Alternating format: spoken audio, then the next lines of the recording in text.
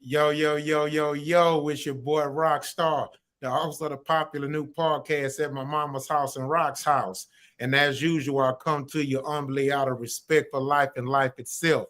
But if you get out of line, we'll get your ass. We knocking at your door, nigga. Now I'm talking about gang gang. Yeah. Clip. All right, niggas hot. See, no more. And as usual, I got my goons with me.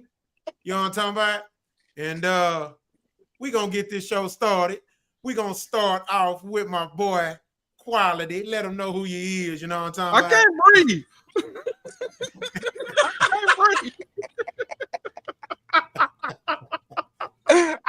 Yo, world. What's happening, y'all? What's happening? I am NAT, Silent E, aka Quality. I can't breathe.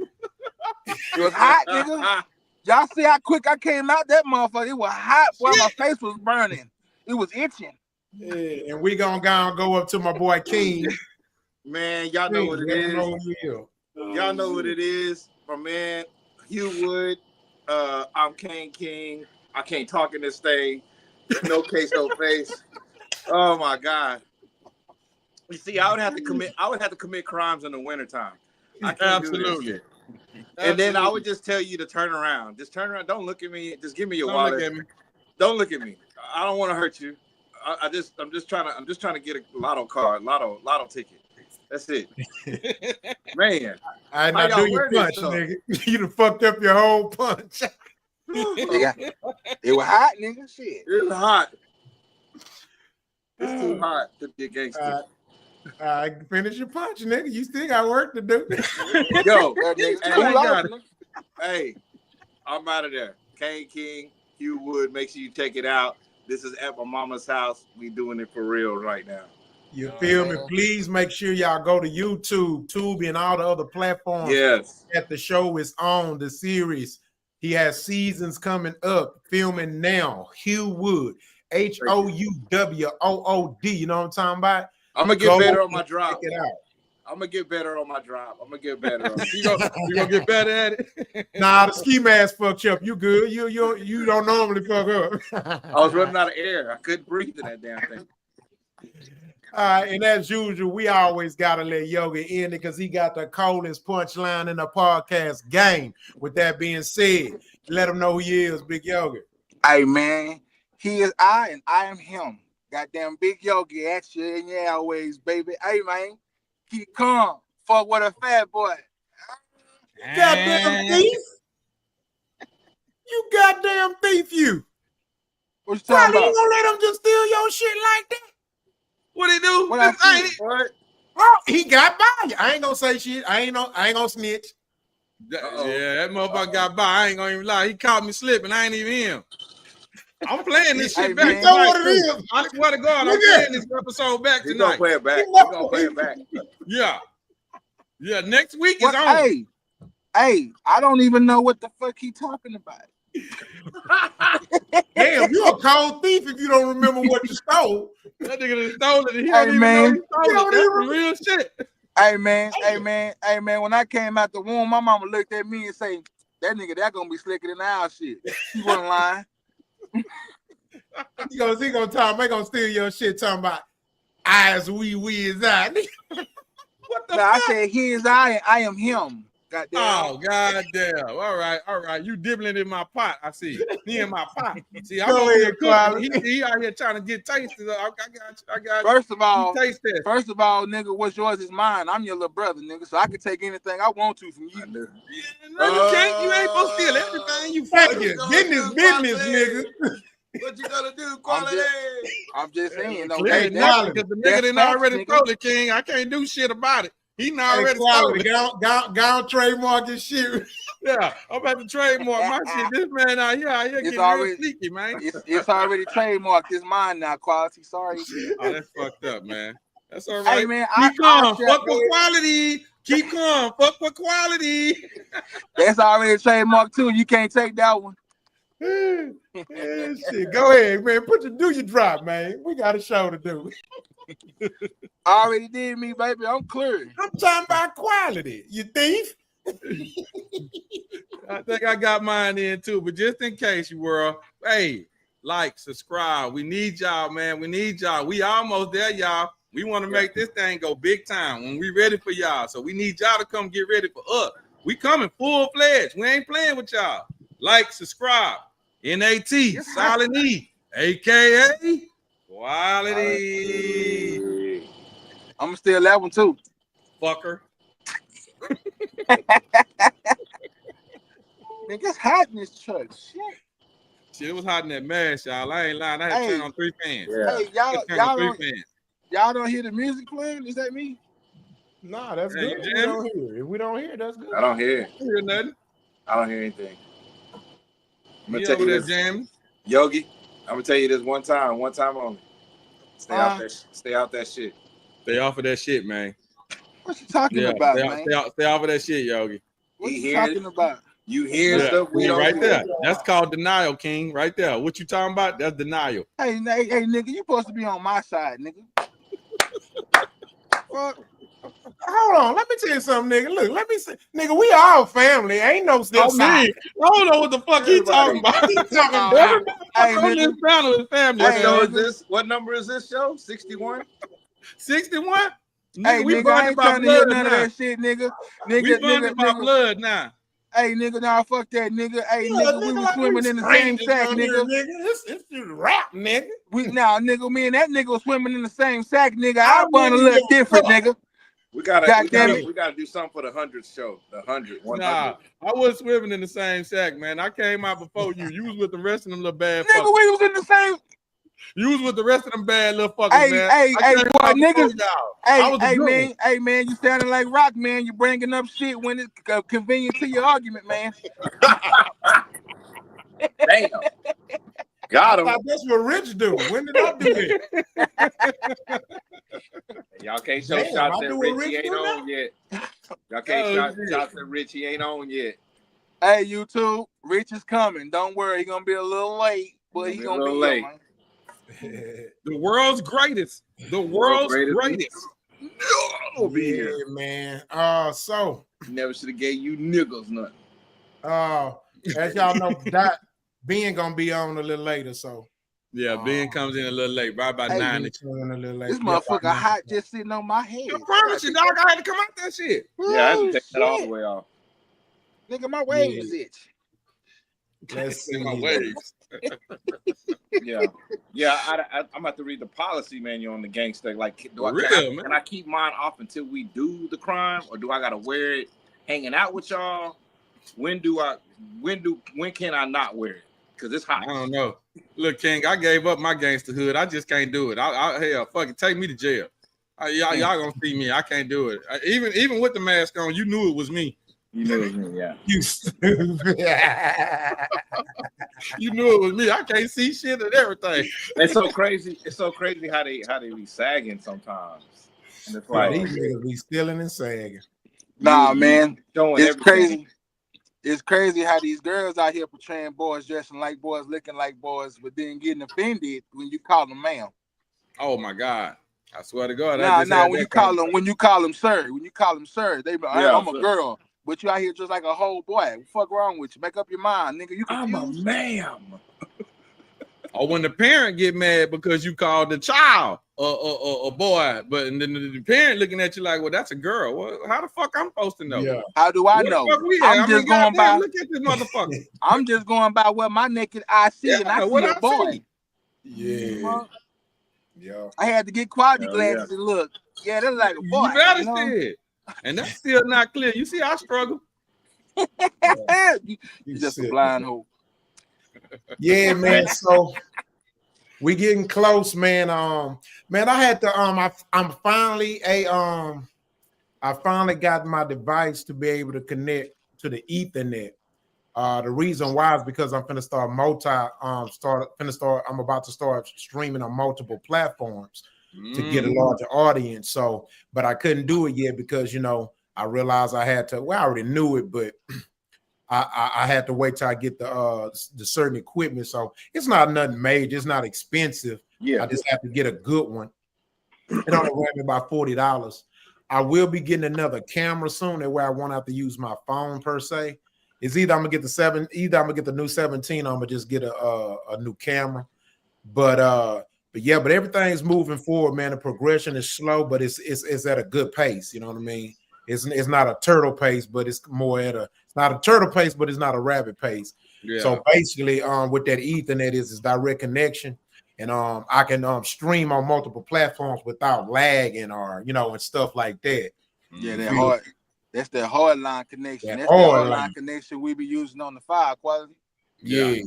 That's gonna be a plus, Ken folks. So y'all, that's also gonna prevent some of the times where I am my stuff acting up. So yeah. I will be upgrading my mic, but I'm not gonna do it until I start getting monetized. That's gonna be sort of like my little accomplishment present. Yeah, so, yeah.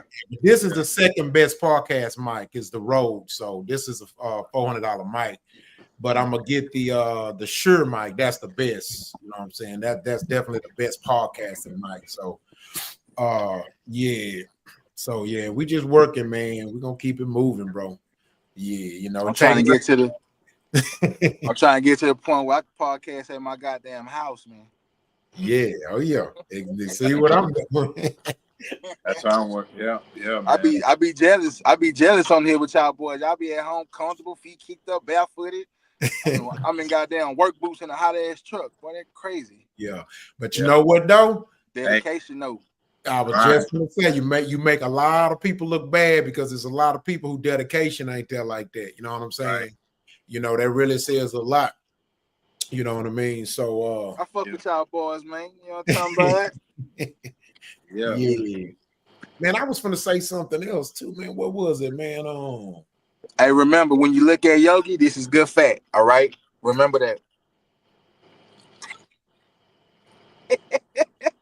I never know what's gonna come out you niggas' mouth. Yeah. All right, Mr. Avocado. Hey, you feel me? You know I was about to say that same thing. Hey, call me guacamole. You feel? Guacamole. Mr. Guac. Guacamole. Oh man, got that guac, baby. Guac. Hey, it ain't even a rapper with that name, Mr. Guac, man. Yeah, you know what I'm talking about? You know what I'm saying? Sprinkle a little razzle dazzle on it. You know what I'm saying? Look, now you got something else to say, nigga. Keep going fuck with a fat boy, Mr. Guap. We're gonna keep this shit going. Hey man, look, man, let me tell you something my brother told me. He say, nigga, you are great because you are good, full of good punchlines. I was like, yeah, man, I know. Yeah. I be talking that little slick shit, man. I told you my mama told me I was gonna be slicker than owl shit when I was born, man. She wasn't lying, you know what I'm saying? That owl shit. Damn. Yeah, I'm trying. Quality, we cannot hear you. I don't know what you're saying, bro. We can't hear nothing you're saying, G. No. He looked like Rich when I be muting him. Yeah, that's exactly how you be looking too, man. That nigga be able to going off on mute. Straight up. Hey, I ain't gonna tell nobody to rock. Your secret's safe with me, man. Oh, he done bailed out. He done bailed out. Put us on fire. Yeah, he gonna come back in. Yeah, man. Yeah, man. Yeah, man. Everything going good. I checked the numbers today. It's crazy because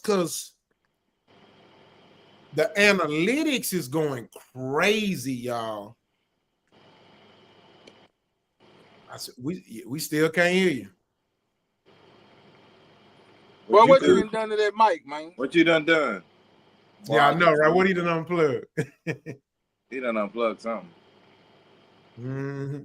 But yeah, go ahead and call the analytics. The analytics, you said. Yeah.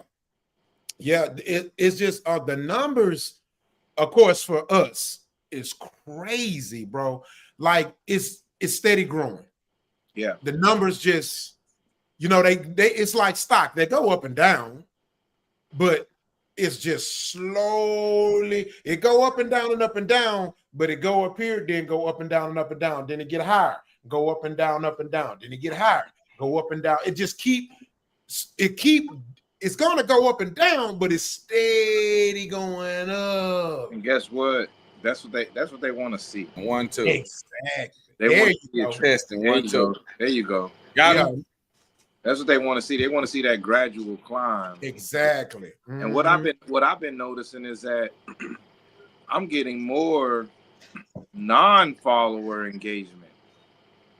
Yeah. My follower engagement has been low. For my the members, or Yeah. followers, it's low, but the non-followers high. But High. just recently, my most strongest one that I collaborated with, 5 Cast Films. Appreciate them. Shout out to them. That one is like almost even Steven. There's 65% of my followers are giving me engagement, and then it's probably like 45 some kind of percent on the non-follower. So I was like, man, the non-follower thing is kind of working, kind of killing it. Well, that's where it's at. It's the same for me. I don't even worry about those likes. I don't even worry about the likes. It's like the views are still there. Like I'll have like 10 likes and it'll be like 800 views. Yeah. I'm like, Well, the thing is, now on YouTube, it matters. Yeah. But what I noticed is the subscriptions, they get you paid quicker, but YouTube understands how that works. Like, for example, what I had found out 7 months ago blew my mind. I have found out that you're not supposed to share your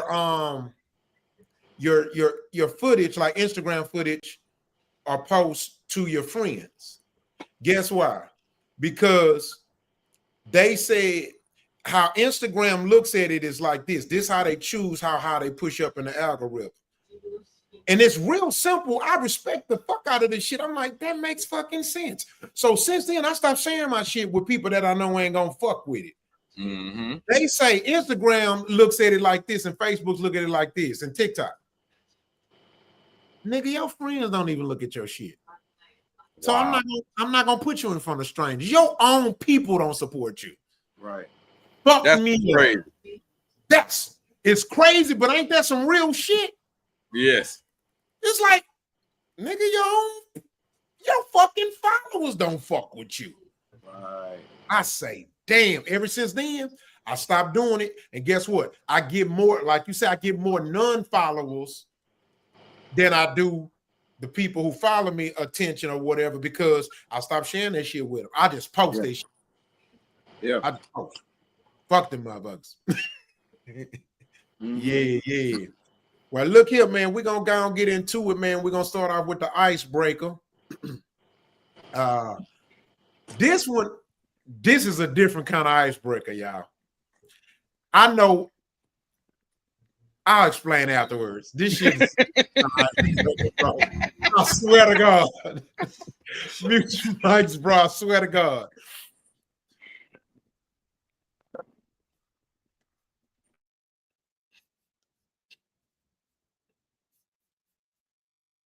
If you can't get out of bed before 5 a.m., it's not because you're not a morning person. It's because you're a bitch. If you can't work out consistently, it's not because you lack motivation. It's because you're a bitch. If you can't control what or how much you eat, it's not because of your relationship with food. It's because you're a bitch. If you can't sacrifice what you want now for what you want most, or do what you need to do regardless of how you're feeling, it's not because you're only human. It's because you're a bitch. If you need pills for your depression, therapy for your trauma, warnings for your triggers, or spaces to feel safe, it's not because you are not healed. It's because you're a bitch. Tell yourself whatever tales that you like, but it doesn't change the fact that you are suffering from nothing other than your own bitch-assery. You can always find ways to try and justify your weakness, but that doesn't make your weakness justifiable, nor does it make you any less weak. It just makes you a bitch with excuses.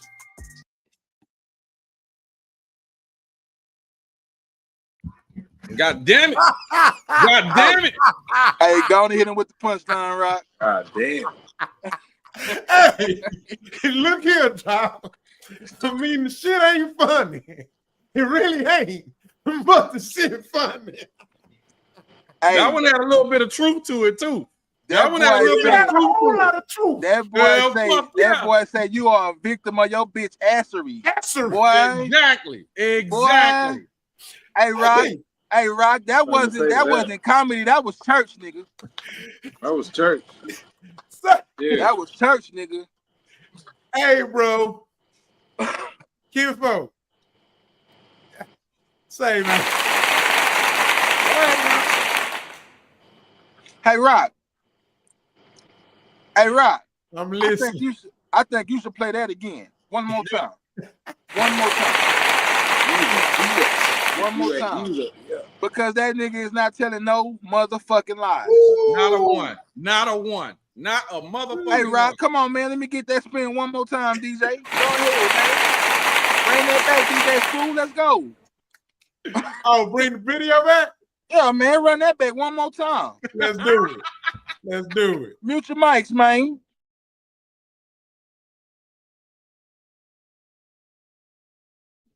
Damn. What happened to Rock?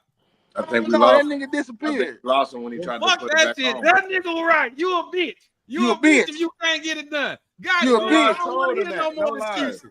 I ain't You a trying to hear bitch. no excuses. It is excuses. It's excuses because you roll around at 4:25, 4:30, and you like, damn, 5 o'clock. I can get up. But you don't. You a bitch. Get your ass up. Get All your right, ass mute your up. mic, y'all. There you go. Get Run your it back, ass nigga. up. Hey, like and subscribe while we take care of these technical difficulties. Like and subscribe. You running it again? Mute your mic. Yeah, I'm gonna run it again. You can't get out of bed before 5 a.m. It's not because you're not a morning person. It's because you're a bitch. If you can't work out consistently, it's not because you lack motivation. It's because you're a bitch. If you can't control what or how much you eat, it's not because of your relationship with food. It's because you're a bitch. If you can't sacrifice what you want now for what you want most, or do what you need to do regardless of how you're feeling, it's not because you're only human. It's because you're a bitch. If you need pills for your depression, therapy for your trauma, warnings for your triggers, or spaces to feel safe, it's not because you are not healed. It's because you're a bitch. Tell yourself whatever tales that you like, but it doesn't change the fact that you are suffering from nothing other than your own bitch-assery. You can always find ways to try and justify your weakness, but that doesn't make your weakness justifiable, nor does it make you any less weak. It just makes you a bitch with excuses. If you Say, Perfect. say, Hey, bro. Rock. Hey, Rock, I'm gonna need Yeah. you to send that to the group chat. I need to say that in my videos. Yeah, I need that for the personal files right there, brother. Gotcha. I got you. I'll send it to you, man. Cause as soon as the motherfucker get the one nickel playing, I'm gonna turn that bitch on in my Turn that phone and bitch turn on. my phone around. Yep. Perfect. Hey, it's crazy because I like to use whenever I can use myself as an example to justify my argument or whatever, or my stance on something. I love doing it because it's hard to argue with the person who can say, "Hey, it affected me." Listen, a lot of that shit he say I do, but I don't always get up at no goddamn 5 a.m. But when that nigga said that, I'm like, you motherfucker. I want to fight you, nigga. But look, it's not about getting up at 5 a.m. It's about the fact that you get it done. See, that's what don't put you in that category. Yeah. You still get your shit done. I know you, little nigga. I know you. And I And know that- you get it done. You take care of the business. So Hey. you ain't in that category. That's But the ones that don't do it. Yeah, They yeah. give you Hey, look, excuses hey. why they can't do it. Yeah. It's a difference. It's a yeah, difference. Harvey. It's a difference between not getting up and getting up 30 minutes later, getting up at 5:30. You know what I'm saying? Because you laying down and you can't even sleep comfortably because you know I'm supposed to be getting my man. Let me get my supposed to be ass getting up and go do this. You know. You know what I'm You saying? know. Go on ahead and go get it over with. Come back, take a shower, and then whatever we got planned for the rest of the day, there it go. You know what I'm saying? But long as you know you got it done, you good. Yeah. Right on. But this my point though with it, right? My point is even though I live that lifestyle, I can take something that somebody says, even if it's the hard truth, even if I take it personal, I can still process it, digest it, and not go against it simply because of how it made me feel. Exactly. I mean, you said that perfect. You said that perfect. Yep, I agree. You know what I'm saying? To God, I had a conversation today with a few people today about that there. They take it personal because of who it came from, or who's saying it, or the way it's being said to them. That shouldn't matter. That fucking shit shouldn't matter. If it fits your motherfucking ass, goddamn it, take it. I don't care about nothing about how it sounds, what it looks like, where it came from. None of that mean nothing. Just chew on the meat, spit out the bone, man.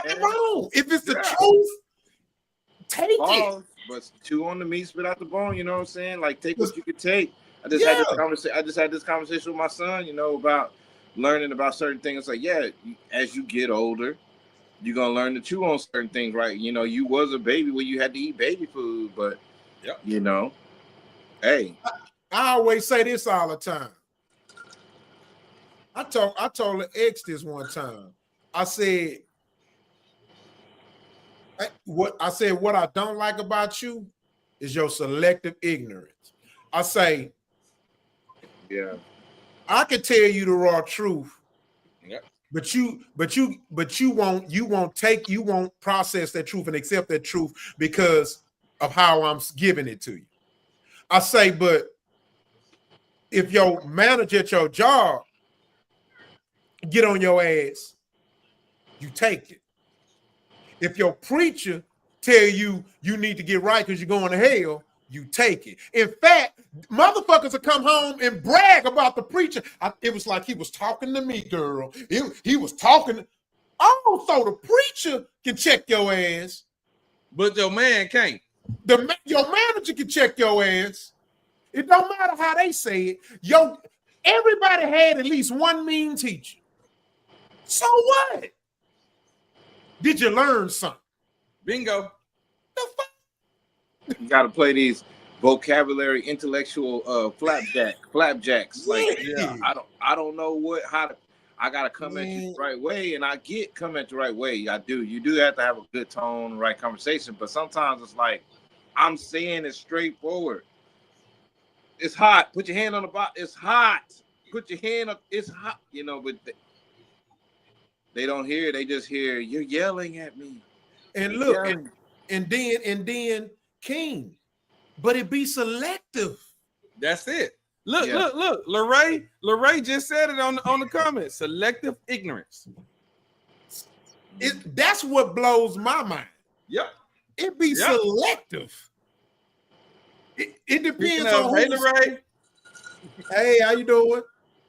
Yeah, so that's what kills me about it. So it's not that they can't do it. It's not that they can't take it.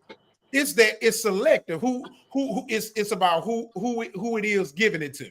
Right. Yeah. So you know what I'm saying? In the step away, because I don't want to make this a woman thing. I hate to say it, but it's a problem with a lot of men. Yeah. It's a major problem with a lot of women. And then look, Rock, you made this point right here. That woman can go to work, and at her job, they'll tell her what she can wear, how she can have her nails, how much she can do this, how much she can do that, and she will comply to every goddamn situation at that job.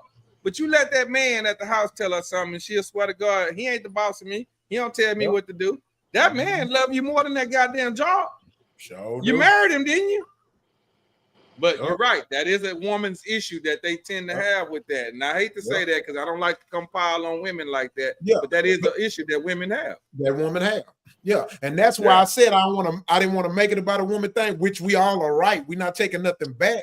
But I see a lot of men like that now. And I'm like, man, let me give you a story about my boxing coach one. Oh, I already told that story. But anyway.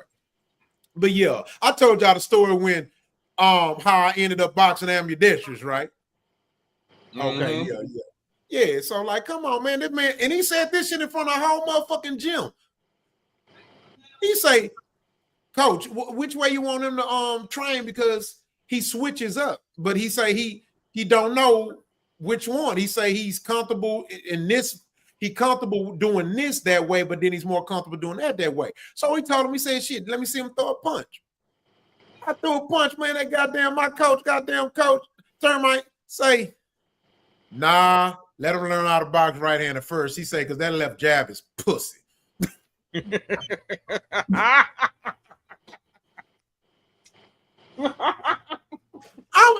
in the ring like this. Like, what?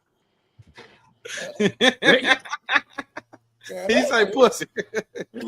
Get got it straight. You got to get that right. But guess what, though?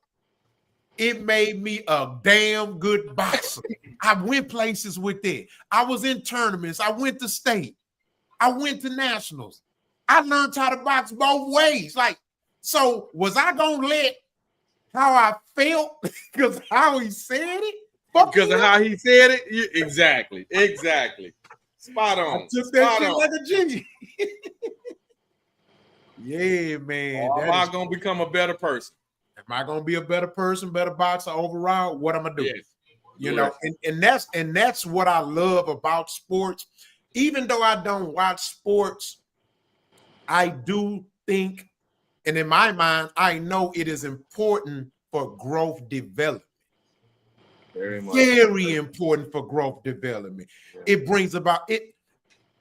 It's a kid learning how to be a part of a community outside of his direct family. Mm-hmm. Correct. You know what I'm saying? It's really the community in which we grow up to live in. You got white teammates, black teammates, Indian teammates, Hispanic teammates. You got rich teammates. You got poor teammates. You got teammates with both parents. You got teammates who ain't got none. You got teammates with one. You got you know what I'm saying? Different backgrounds, cultures, and you already know when it comes to differences, it can easily bring about friction because you're just so different from each other. It's not intentional, but it brings about friction, and you're gonna get into it. You might have fights and stuff like that, but sports brings about, it forces you, hey, we on the same team, nigga. On the same team. We got the same objective. I may not like you, but we got the same objective. We got to get this done. We got to get this done. Yeah. All right. So, man, we're going to go and get into it. I've been a few weeks without flowers, so let's give our flowers a day. And so mute your mics. Let me put this on the screen.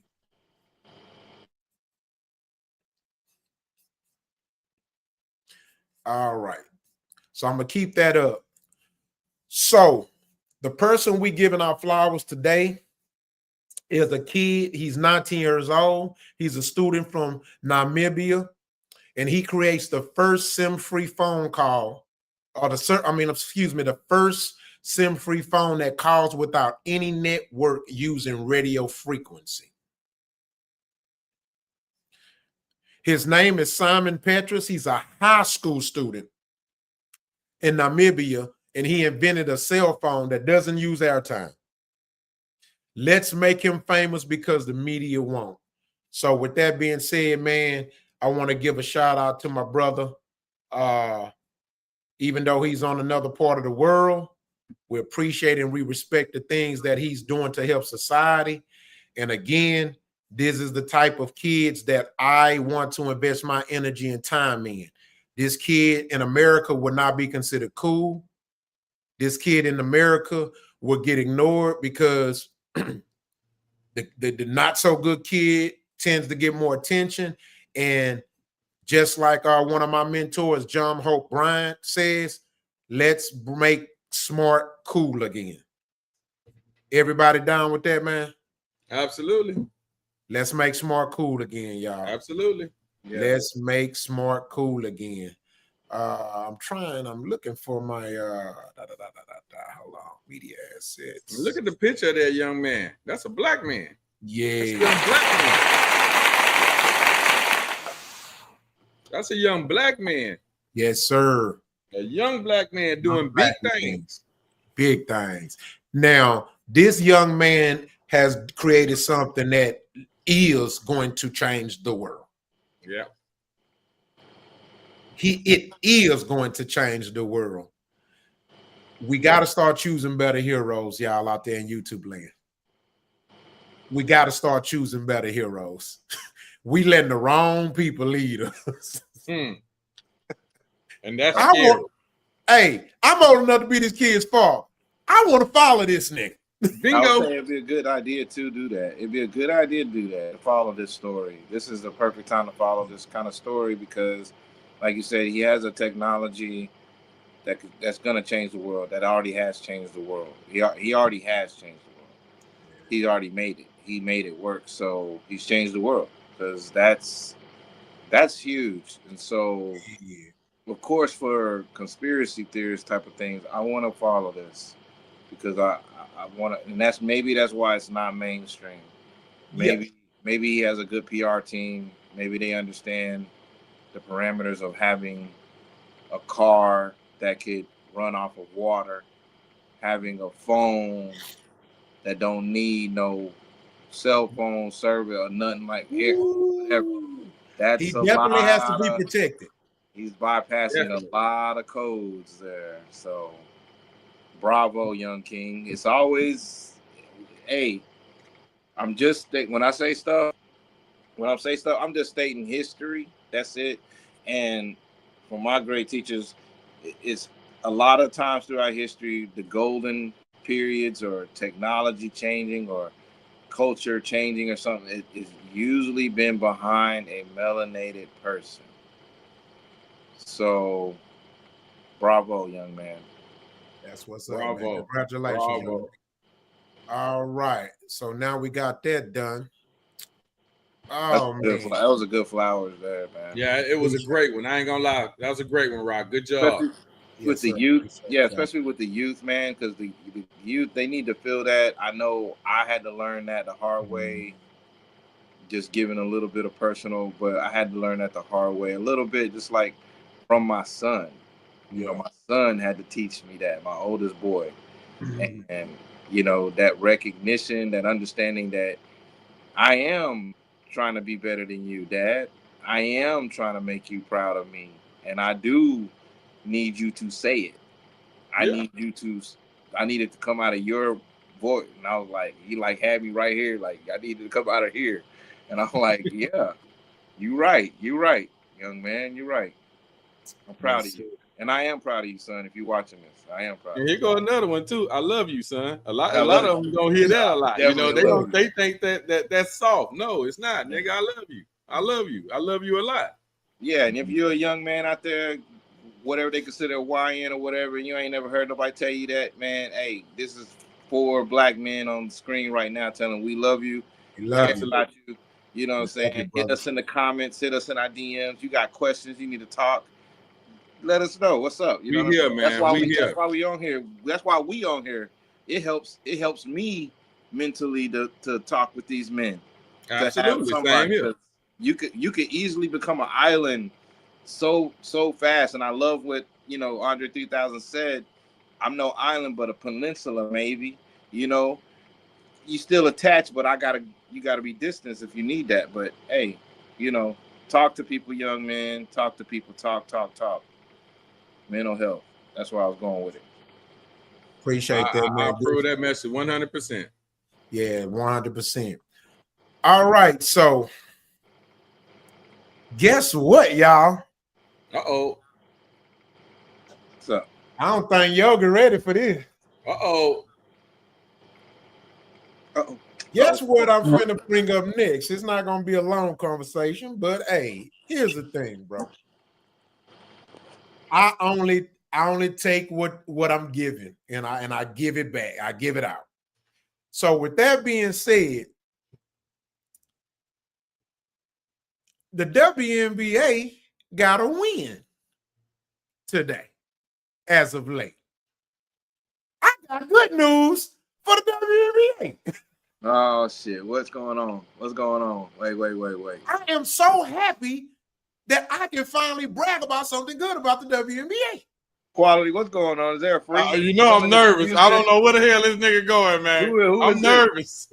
Who is this? Is this Rock? I feel so related today about this. Like, I was so ecstatic when I got the news. Somebody sent it to me because they know I'll be going in on the WNBA. But man, this was some good news, bro. I mean, I feel so empowered as a man. So with that being said, this kind of like a double flower segment. But anyway, let me go and add it in. Yeah, I'm talking about mute your mics. Oh shit. Oh shit. So this young sister, she plays for the Lady Rebels. Her name is, I think, Simone. I'm not sure. Forgive me if I'm wrong. All right. So she's gone viral for being pregnant on her media day pics. And she also is pretty good. And here is some of her in action. Summers got to her. Summers will stop and pop it. See if San Jose State can stop the bleeding. Open corner, Simmons. Simmons gets downhill, a drive and a kick. Summers. One more time and gets a great shot off. Back on track type of thing. I like that. Very making sure her team is staying locked in and constantly knows what's going on. And there's a good, and then going down slow there was Froby, a little slow to get up. Spartans don't delay. Came together quick over the summer, and you've seen it here during the regular year. Oh, that's Von Schaik right there. And then in transition, the three-pointer. Goes to the right, elbow kicks out the Summers from way downtown. Caitlin Clark range, and she hit the defensive end, as you said, active hands, creating turnovers and making it into off. Catch by Watt, the free throw line after the pass from the left mid block. Now Summers at the top, boy to the right mid block, running this season. Ain't that so feminine? Now that's the WNBA I like. She like men. I knew your ass had an angle. Oh my God. Bro, look here, man. God damn it. Rock, this what's wrong with you? You ain't bro. right. Come on, bro. Yeah. What's wrong with you? You ain't right. God damn it. That girl be pregnant. Now, so because she's pregnant, that's feminine. Full of shit, man. She was hooping pregnant like that. Well, before she was pregnant. Before she was showing. So it's feminine because she's pregnant. Let me explain. Now, please, y'all seen? Please do. Okay, now watch this. Now, y'all seen how I reacted when I was watching her play basketball? That's what femininity does. What? You lost me, Rock. What? I can't lie, Rock. There's a lot of feminine women in the WNBA, man. I didn't say it wasn't. Okay. You saying the way she was moving wasn't feminine? I think he's giving her because she's pregnant. That showed feminism to him. But that is not all. That's not just that's not all. Okay. I'm trying to follow. The fact that she went against what's not of the social norm in that type of world. We're talking about basketball or sports or like entertainment, where if y'all don't know this now, King know this. When a woman is pregnant, it's kind of taboo to exploit the pregnancy or show it. You see what I'm saying? It's almost taboo. She didn't give a damn about going against the grain. And like, I'm gonna let the world know I'm pregnant. And this is what it is. She didn't care about risking her career or nothing. And she expounded just her femininity. And all I'm saying is, this shit is energy, bro. We work in everything is energy. You know what I'm saying?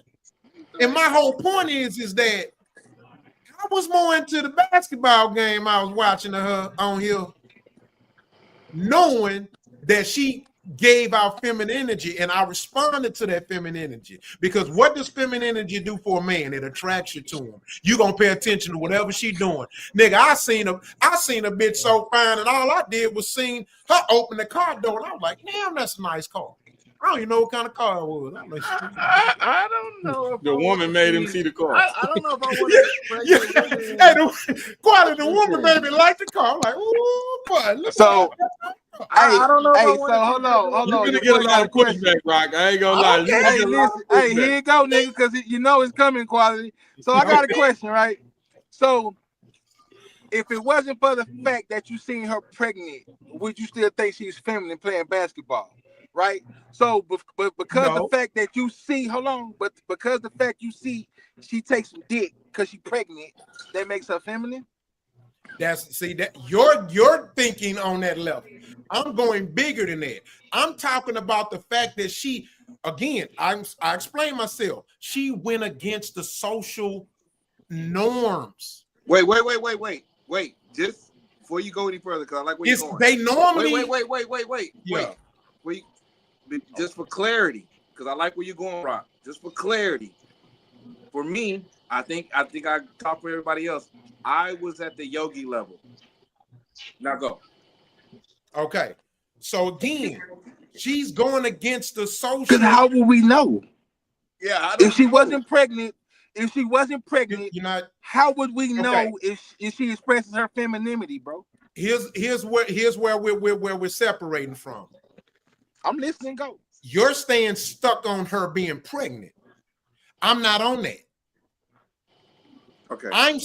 Where I'm at is she went against the grain. What grain? The grain.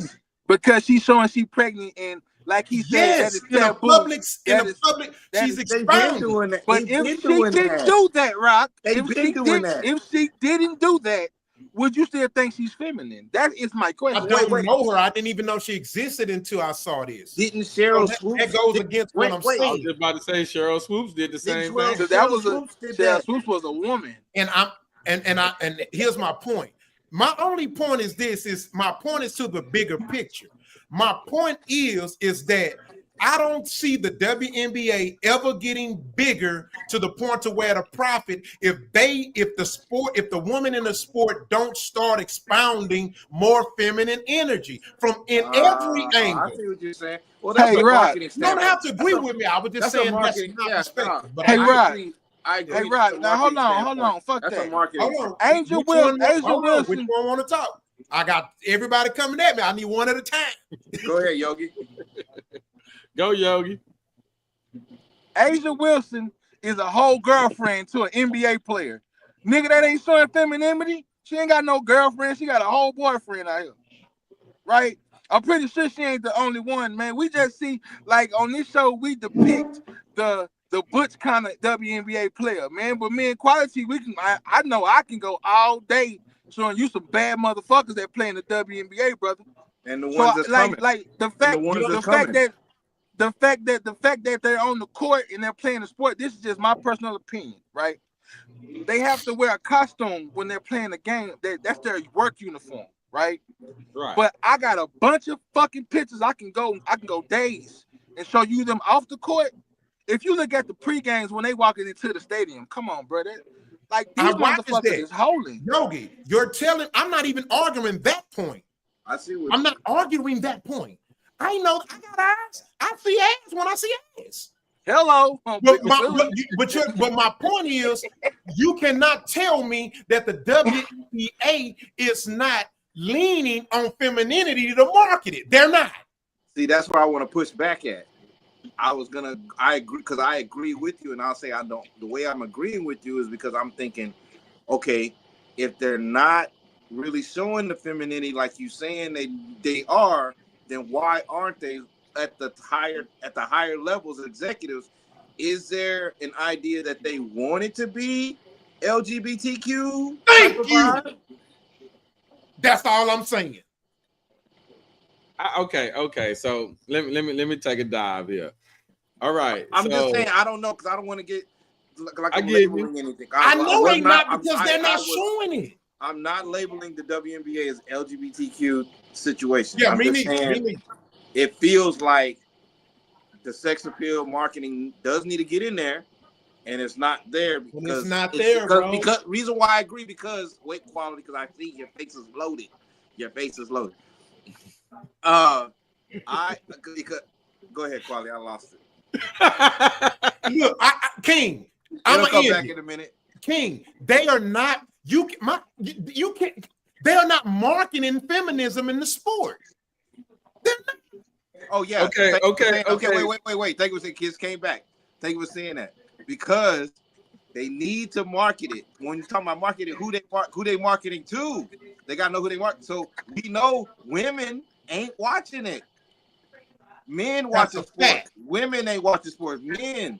So they need to market to us, and they know that they need to, but they're not. So what do they want the WNBA to be? Boom. Okay. So look, let me try to break it down here. Okay. So if I have a model and the model, it just happens to be a gay woman, but she's good at being a model. No matter that, like, to you, that's marketing, as she's being marketed off as a beautiful woman because she's a model. That the fact that she's gay doesn't play anything in it. So when we talk about the WNBA, which y'all are noticing the pregnancy and the feminism and all that there. Well, what y'all did notice, did y'all see that girl shooting from half court? Did y'all see that girl coming around that pick, throwing that goddamn jump up and swishing that some gun? Did y'all see that girl take the 2 steps to the basket and throw that layup up like that? See, those are the things that I feel like we tend to not notice because we want what we want. It's not about what we want. This girl is talented. Now, one more point. There's a Chelsea Gray girl. She plays with Angel Wilson. Las Vegas Aces. Right. Chelsea Gray. She's probably a manly type girl. She looks kind of manly. I put it in the chat the other day. Did y'all see the way that girl was handling that ball? I mean, she's just dribbling away. Boom, boom, boom, boom, boom. 2 balls at the same time. That is talent.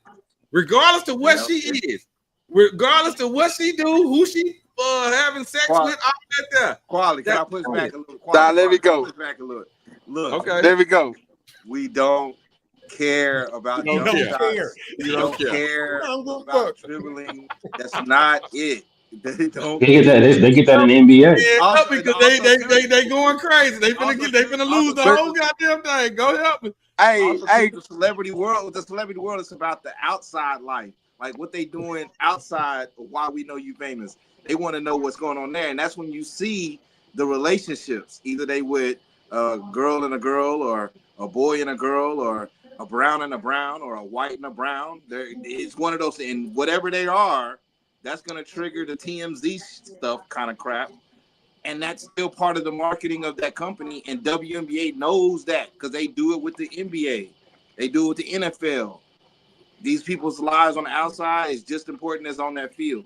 It's the same quality. It's the same quality. To be a WNBA basketball player, you can't have a personal relationship.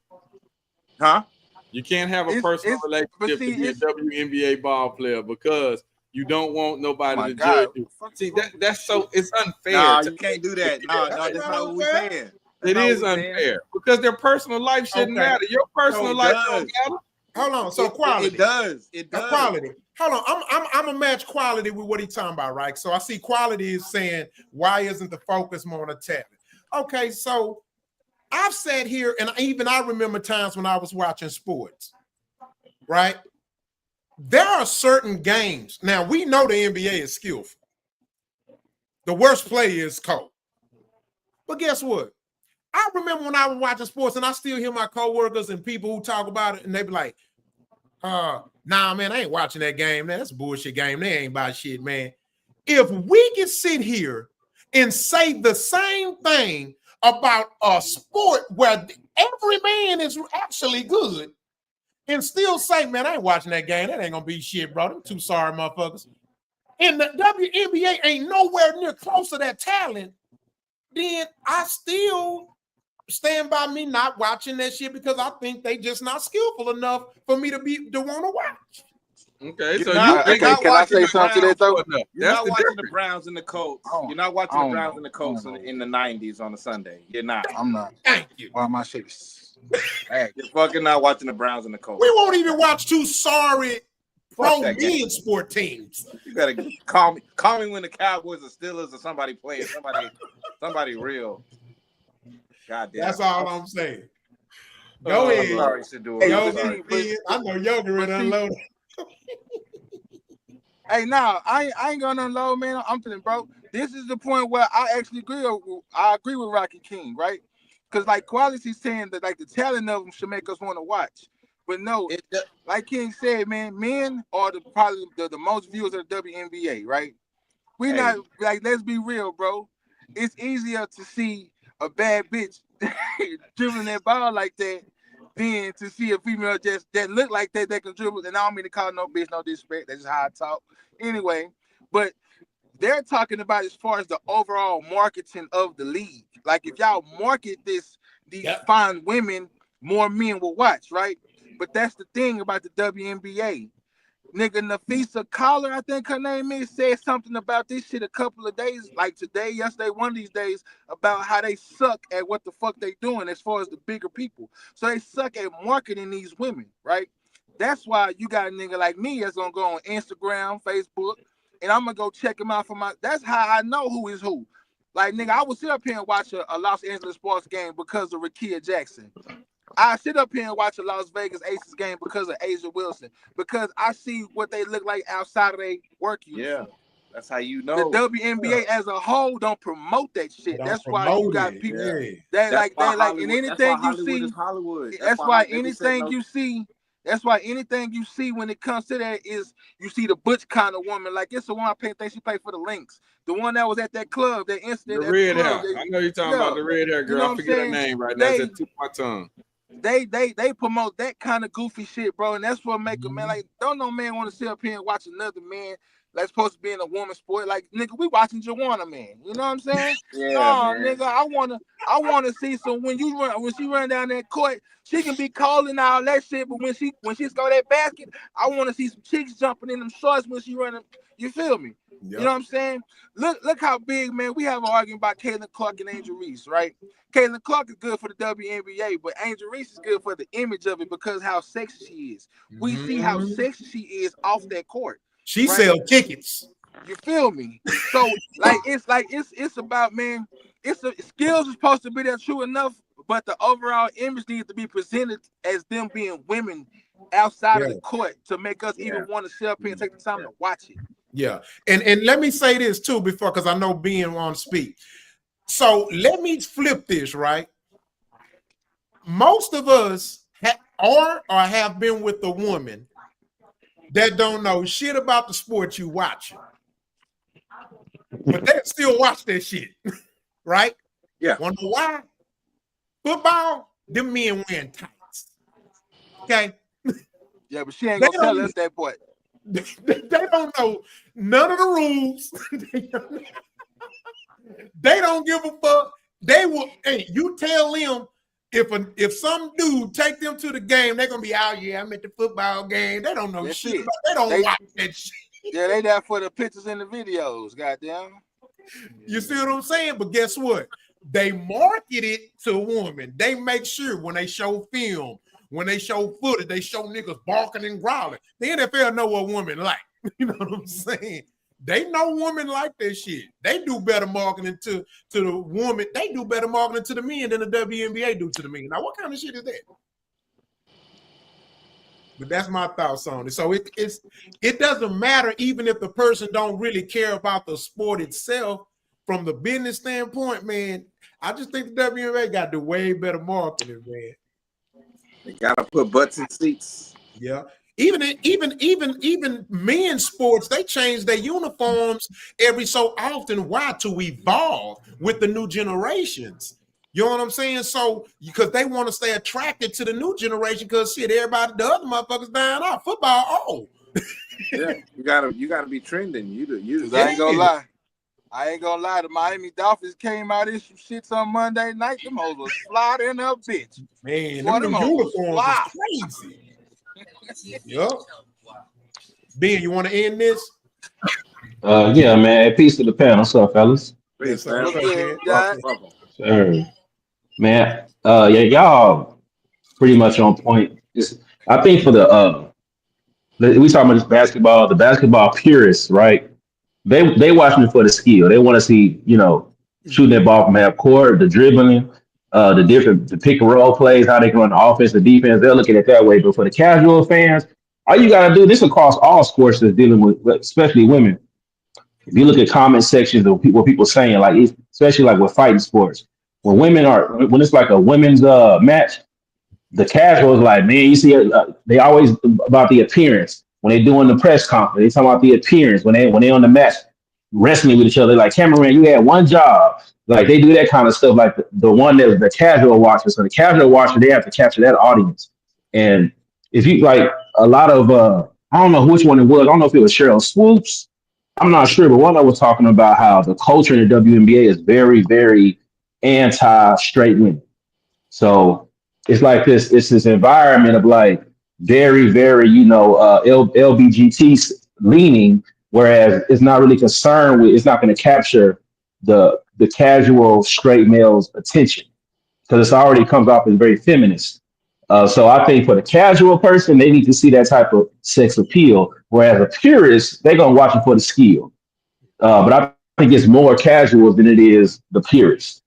So yeah, I think they got to do better at marketing.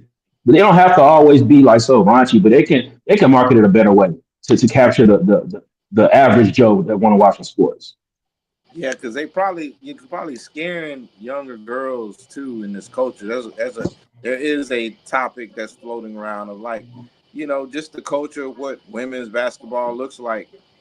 That's a lot of stuff that young girls are gonna have to face and deal with that may not be in that lifestyle. You know what I'm saying? Probably don't even know what the hell it is, when you're coming up in these sports. Because, a lot of girls when they get into it, even the boys, but they're really focused on playing basketball. They really want to play basketball. They're not there for the extracurricular stuff that comes with when you're in an organization with people and dealing with stuff like that. And I think that the WNBA, if we're noticing it, WNBA definitely knows it.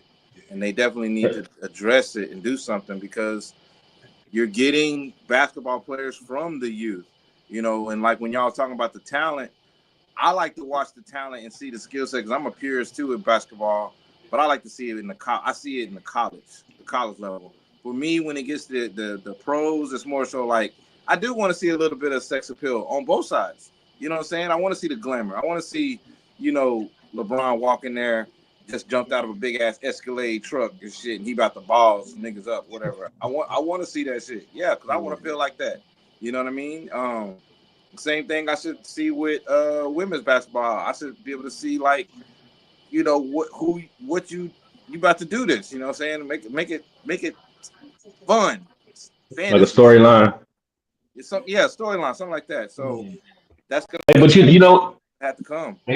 You know what, King? Also, man, and I think part of it is it's not exciting enough. Whereas you can get all the skills with just watching the NBA because it's faster. You're gonna see it's more aggressive.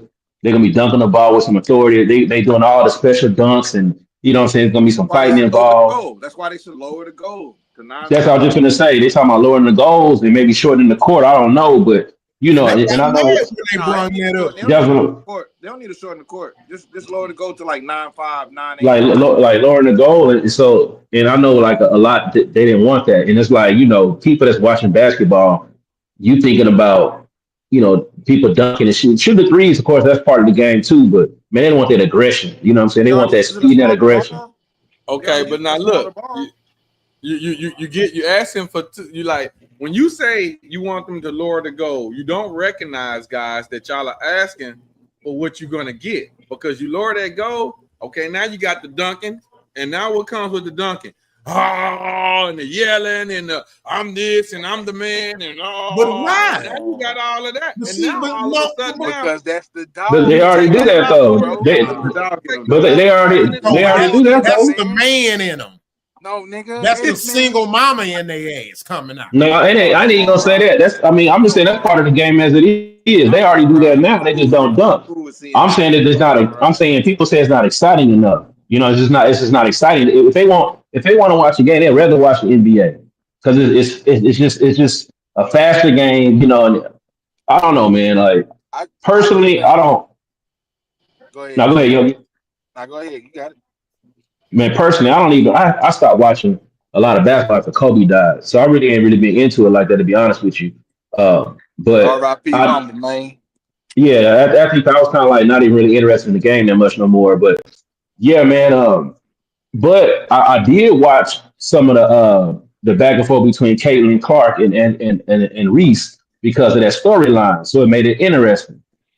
It didn't have to be about the sex appeal with me. It was more like I want to see that story. I want to see who's gonna win. You know, it's like a Larry Bird, Magic Johnson kind of situation. You know, so it kind of made it more interesting at that time. But that's how you prime somebody into a series, into something. You know, you play with the stereotypes. And it started from college too. Yeah, it's the business model hasn't changed. I'm using the same business model with Hugh would. I created some characters and I created them off of stereotypes. What I seen, what people want to see on. And I'm just now, right now, coming out with chapter 2, and I'm just now introducing some of the main characters of Hugh would. Just now, I haven't even shown them yet because I'm using the business model to attract people in, to get them interested. To get them interested, like, oh, what's going on? You may feel lost right now, but it still got you attracted. And I think WNBA, they're gonna have to do something to reel in an audience getting them seats. Track and field, women track and field is on point. The TV sponsorships, the TV stuff. I think that's what the real thing is. See that? I think. First of all, I wanted volleyball too, nigga. Volleyball too, nigga. And tennis. Here's my pushback. I'm gonna be honest with you. Now I wanted you to go and get the girl name off the links because that girl that you talking about, she got the red hair. Yeah, she plays like she's gonna come across you as a little boy girl. But when I tell you the heart that girl plays with on the defensive side of the ball, see, these are the things because we've blinded ourselves, and it's what I happen to like basketball, so I see that, and I know everybody ain't all gonna be me. So that's the part where I gotta kind of understand when it comes to this. That's why I understand y'all views of what y'all are saying and how they do need to better market it. But for a person like me, I see that girl, and that girl, she is probably the Kawhi Leonard of the WNBA because of how she covers the floor. I mean, steals, going down the floor, laying the ball up. I mean, just tenacity all over the floor. She is a dog, and not in the sense of a girl, but you know, that grit. So quality. Let me say this: I played basketball, elementary, middle school, high school. My daughter, college, which is really good. Your daughter good. You know what I'm saying? Yeah. The sport they just haven't. There's not enough players whose skill level is good enough for me to be consistent with watching the sport, even if I was still watching sports anymore. And then again, I can't go without this because it's all about marketing. And I got proof to prove this. You can look at any sport. Any woman's sport, these women in general, in real life and in sports, they are becoming way too masculine. And that's just not a turn on for me, bro. You know what I'm saying? Even track. When them girls used to run track, you talking about FloJo and all them and shit. Man, when they win that race, they celebrated, but it was feminine. Now they doing everything that they're doing. Doing a gorilla stomp and shit. No, bitch, don't do that. So what's a feminine celebration? We're gonna play semantics, so you don't understand what I'm saying. Nah, I get what you're saying, but like, what is it? These niggas be doing feminine celebrations too, niggas. So because they doing that automatically turns it match. Come on. You prove my point. It's a catch-22, nigga. Look, no, it ain't a catch-22. We all saying the same thing because it's a real thing. Why do you think Danica Patrick was a driver of a NASCAR? She couldn't race. She couldn't win a race to save her fucking life, man. But she was cute. She had women watching. They knew it was too much of a masculine sport. They want to get more because they knew women spend money. Spend money. So that's they why I said, say I understand y'all point. I get what y'all saying. Yeah. Cause we like you, we sport purists too, and we want to see them keep playing. We want to see them keep doing. We want this to get exciting, like make it exciting. I don't know. Yeah. Put some neon lights on the. I'm gonna use Jordan as an example, right? God, man. Jordan, before Jordan, the NBA was about to go bankrupt. Yeah, it was boring. Yeah. Jordan come. I thought Magic and Bird. I thought Magic and Bird saved it. Yeah, before Magic and Bird, it was about to go bankrupt. Yeah, Okay, my bad. Yeah, I'll take it back. But what I'm saying is, he took the NBA global because he came in. He had the new generation. He came. Do you know he was getting fined $2,000 a game for wearing baggy shorts? And Nike said, "Fuck that shit. We'll pay for that fine." No, that was the shoes. He wasn't wearing. He wasn't wearing the right shoes. It was the shorts. It was the shorts too. The shorts too. Google it. Yes, the shorts. They was finding them. They were like, no, you couldn't have black. You couldn't have black nowhere on the shoe. You couldn't have black. And with the shorts, and with the shorts, it was quote unquote not correct NBA attire. They wanted them in them coochie cutters. Yeah, they want them in them coochie cutters. Exactly. But look what happened. You know what I'm saying? And tell me, every last one of us had a pair of basketball shorts. We wore that shit for fashion. Underneath our pants. So what happened? The NBA changed the shorts. They like, damn, everybody buying this bag of shorts. We gotta make some money off this shit. Let's fuck it. Hey, y'all can wear this shit. And let me add to it. What else Jordan started doing? Tongue out. He started making the shit. He added cool to the shit. Charisma. Another thing, what else did Jordan do that nobody done? Jordan was the first person. He was the first person to walk down that motherfucker cool like he jaywalking. He was the first person to do that in the NBA. Everybody else was kind of robot. You know what I'm saying? Mm-hmm. Oh no, Isaiah Thomas. Come on now. Not like Jordan. Jordan. Magic had some sauce too, nigga. Yeah, but it wasn't like Mike though. It wasn't like the Black Cat. Mike, look, man. Mike was Black just a Cat, cool man. ass nigga. He was anything Mike overall been considered cool. Jordan is Jordan came out though. But did they market anybody like Jordan? Did they market anybody like Jordan, like with the Light Mike song? And did they market anybody else like that? They tried.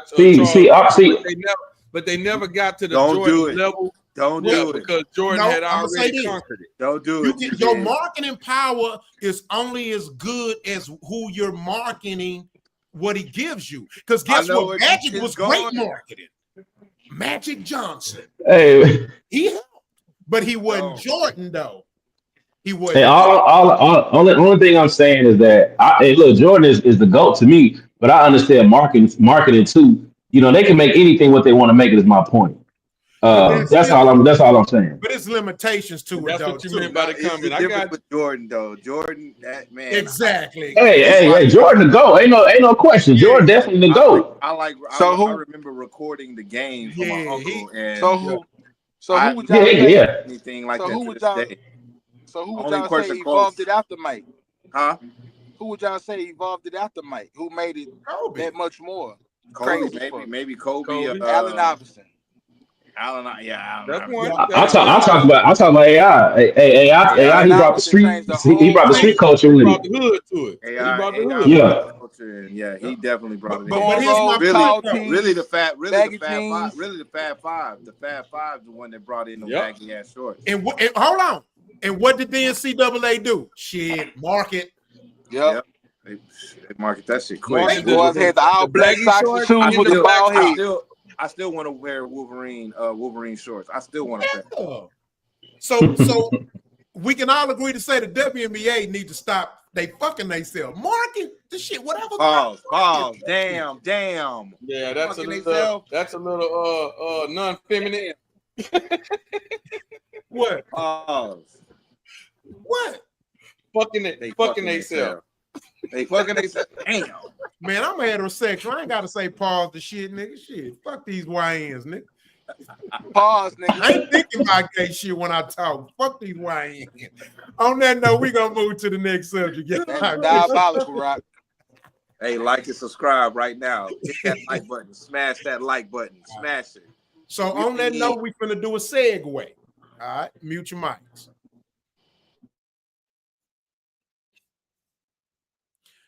So a popular Puerto Rican Latin/Hispanic artist, and I'm saying that because of his fan base, named Bad Bunny is headlining the Super Bowl of 2026. People are up in arms about it, and it's definitely went viral.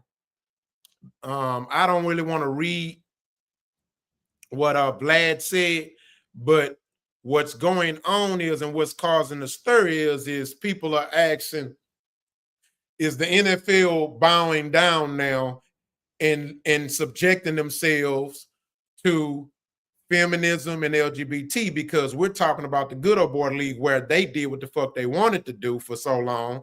They went by their rules. The NFL was damn near second to the government. You got the government, then the NFL. Then you got church. These motherfuckers done took over Sundays.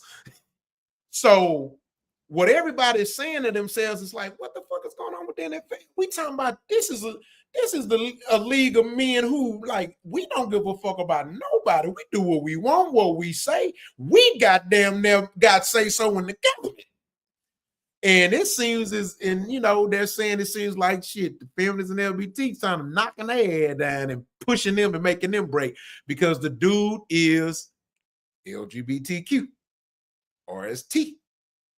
Well, I didn't even know. I was like, what's it got to do with him? I don't even know. Okay. Yeah, I didn't know who he was either. I didn't know who he was. I knew who he was, and I didn't know that. Oh, I didn't know.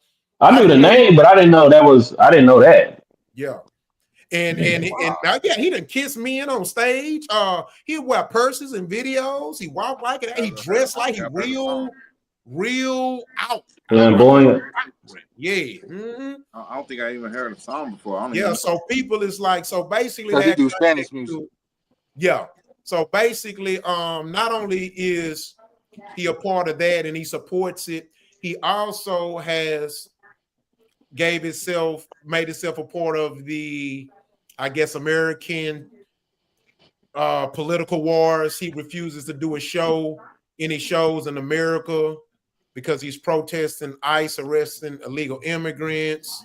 The NFL is basically. Hold on, y'all. Let me finish. We're gonna talk about it. See, I can't edit. Y'all fucking up my editing. I can't make this shit up. So basically, people are like, damn, the NFL going from letting gay men cheerleader, and now they're pushing this. Is it overreaction or is it justified? Who want to go first? Man, let me get mine out the way, please. Get him, T-Dot. Get on there. Yeah, look, hey. I just looked there, look. What it seems like to me is everybody just getting their opportunity, man. Because I'm looking at the last 10 Super Bowl performances, right?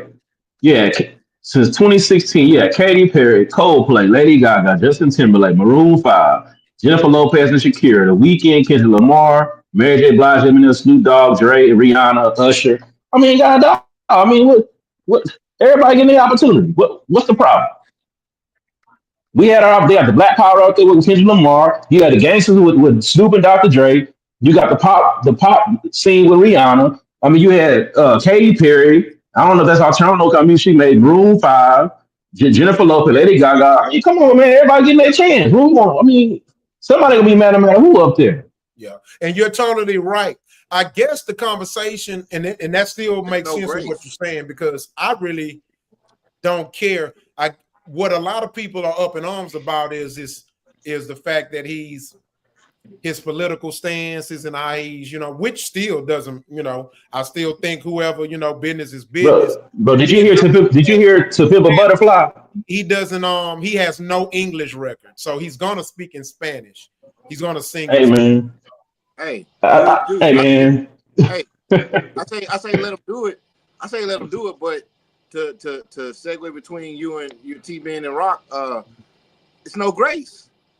we seeing it because I think it's no grace. Like everybody's trying to have I think Raz was saying it the other day, like points on each other, trying to have a point.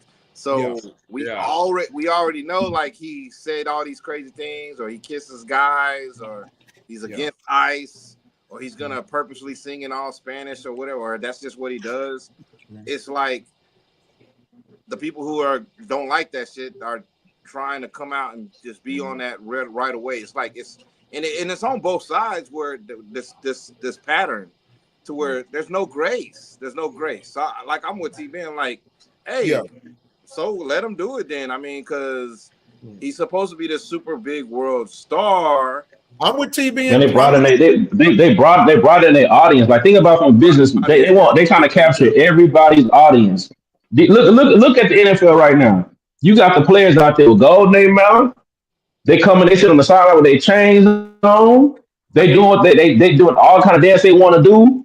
I mean, they're trying to broaden their audience. So I think at this point with the Kaepernick situation, they realize like, man, like we gonna try to hold the line as much as possible. But they start to realize like, man, we losing people. We get this bad publicity, and it make too much money to be that strong as a league. Like certain teams, like you got Jerry Jones, who's gonna do what he want to do, right? That's their brand. But across the board, they gotta be a little more lenient and let more welcoming to different groups. Because now, if they capture LGBT, man, hey man, that money's gonna go way up from where it's at now. If they capture that audience. Yeah, and I totally agree. Look, here's my thing. I ain't watched pro sports since Kaepernick, so I really don't give a fuck. And I don't support nothing the NFL, NBA, or Major League Baseball does. You know what I'm saying? So, yeah, I don't care. You know what I mean? But it's a topic, and we have to talk about it with podcasters. You know what I'm saying? Now, what I want to add some context to is that somebody said this too, and again, it doesn't change the fact that I agree totally with TB and King, but this is a good conversational piece. I heard some people talk about it's funny how they will knowingly allow Bad Bunny, who clearly has a problem with American policies and inject themselves heavy into the political, and he's publicly said things about certain presidents, officials, and this and that, but then they would consider Kanye a risk. Interesting. That's interesting. Now that's interesting. But we're public enemy number one anyways. I mean, it's about money, man. We public enemy number one. So. But I still agree in what you call it. But I ain't gonna lie, when I was like, damn, because when you Kanye willing to do anything because he got money like that, he willing to do it. You really can't. You don't know what to get out of. He tell him what he'll do on TV. watch the Bad Bunny either. What if he Bad Bunny the same? I didn't even know that. He the same? I didn't even know that. I know he was like Kanye. What if he pull his balls out? We don't know. This dude Bad Bunny is like the Kanye of his music. I didn't even know. But watch what they allow him to do. Watch. Yeah. And then T-Dot shout out all of them names, man. And not once did I hear Lil Wayne. Why the fuck he ain't put Lil Wayne on that stage yet, man? Yeah, see, they risky. Hey, come on. Hey, look. Hey, man, we all love Lil Wayne, but, man, you ever seen Lil Wayne perform? It's a drug nightmare. It's a drug and what songs would he perform? I'm single, bitch. I had to cancel that bitch like me now. And why? We gotta go to the next one. We gotta go in there. We got a lot of topics, y'all. Good way to end the goddamn subject. All right, y'all. Let's go into the next. All right, man. Here we go. All right. Hit like and subscribe.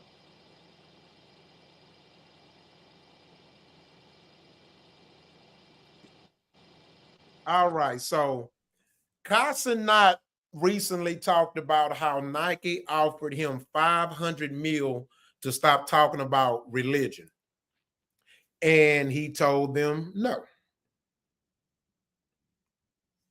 And so he say during his marathon, he was asked by guest Gideon how much Nike had offered him to stop speaking about his faith. Excuse me. Carr responded that Nike offered him $500 million to stop talking online about Jesus Christ and Christianity, an offer he refused, choosing to remain faithful to his beliefs. This conversation has brought renewed attention to earlier reports that Nike ended his partnership with Cenat after concerns that his outspoken Christian faith appeared too spiritual for the brand. While Nike never officially cited religion as the reason, the situation has led many Christians to reflect on the challenges of living out their faith while navigating the expectations of major corporations. All right. And we have a conversation. So let's talk about what is y'all thoughts on that and what do you think about it? And what would you do if you were in that position and you had a particular faith that, you know what I mean, what would you do? Who want to speak on it? I'll start. Okay, so here we go. I've always been an advocate of telling people or anyone that I can help learn anything, stop allowing money to control you. Stop allowing the dollar bill to change your views or anything like that. If you've gotten to where you're at and you did that doing the way that you did, then why stop? So with Nike offering that money to him to stop, I think it's noble of him, and it shows you his character that says that money you can't buy me. You can't buy me. I don't give a fuck what kind of dollar amount you put out there. You cannot buy me. And the reason why people allow themselves to be bought is because you want this life, or you want to live a certain life that allows you to be in a look of luxury. You can have tons. Well, I'll say it this way. There are tons and tons of people that have plenty of money that you won't even know that they got money because they don't live that type of life. They don't show it. Real people with money don't show you they got it. Because if they do, you know what's going to happen? Somebody's going to ask for it. Just that simple. Somebody's going to ask for the money that you showing everybody you got. Or if they don't ask for it, they're going to try to get it from you in some type of way. So my thing is, you don't show money. You don't, real people that got it don't show it. But for his particular, I just think this kid, that's amazing. That's amazing. And it shows me that I'm dealing with a noble young man. I would do business with that guy. Y'all remember we had a conversation once before about if you were married and the man cheat on his wife, would you do business with him? See, that part, I don't give a fuck about that. But I give a fuck about this man right here telling me that that dollar meant nothing to him for me to turn my back on my Lord Savior God. Hey, hey, applause for him, to me. Applause. Yeah. I want to say something, man. I'm Appreciate that, Rock. I agree. I heard applause. I heard that a little bit. That's what. I agree with how quality is coming at it, and I'm more so looking at it more so like not necessarily just that he stood on his faith, and it's more so like what Qual was saying. I'm already doing this. I'm already good. This is why you want to be around me. This is why you gave me what you gave me. And now you're coming in and telling me to stop something that's been on go. So I'm looking at it more like I'm glad that he stood his ground about his product and who he is and what it is that made him be where it is. And also, yes, the faith of it is strong. And I can see how courageous that can look with when you're in that walk of faith and the other folks who are in the walk of faith of the Jesus of Nazareth and everything of that sort. I could totally respect that. And like Wally's saying, yeah, it could be like, I could work with this. That kind of stuff tells you can kind of work with this guy. He has some integrity. You could tell that work ethic that he had to do when nobody knew who Cenat was and him posting and things, you could see that work ethic is still there. Like he knows what his worth is. And that's crazy that Nike may have did that, because I'm like, you didn't do your research on who this cat is before you got in bed with her. So that's That's crazy. But one more thing, I'm about to land my plane. But that's a layer right there on. Let's take it to just the regular layer. Cenat is up there in the stratosphere. Let's take it to the regular man. That stuff still happens on the regular man level.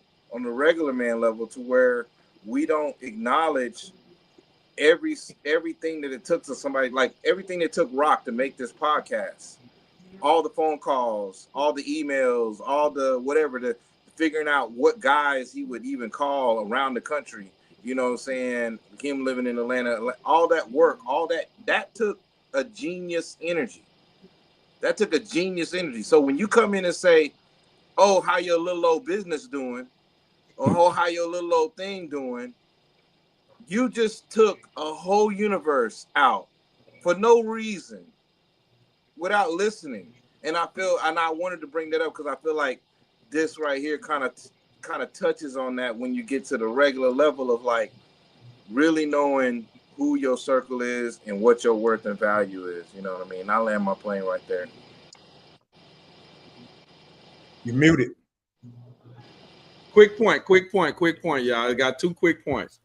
I'm gonna tell y'all something. This is one that's funny. When T-Ben turns that head this way, I can guarantee you he is sacrificing every fucking thing that y'all are saying. T-Ben is Nah, but he multitasking. He probably working. yeah, and I like that. And now another thing. This is the last one. The fact that Nike did that, and I'm feeling really bad right now because I got a Nike hat on, I got a Nike shirt on. I'm finna cut my camera off right quick, and I'm about to take this off because I don't like the fact that Nike did that. And these are the type of things that we have to stand up for that makes us a better society right here. Don't support stuff like that when they do things like that to people like that. That's how you hit them back. That's my plane. I'm gonna land it. Like I say, Mike, finna be off right quick. I ain't got too much to say on it, bro. I'm gonna be honest. How true is this shit?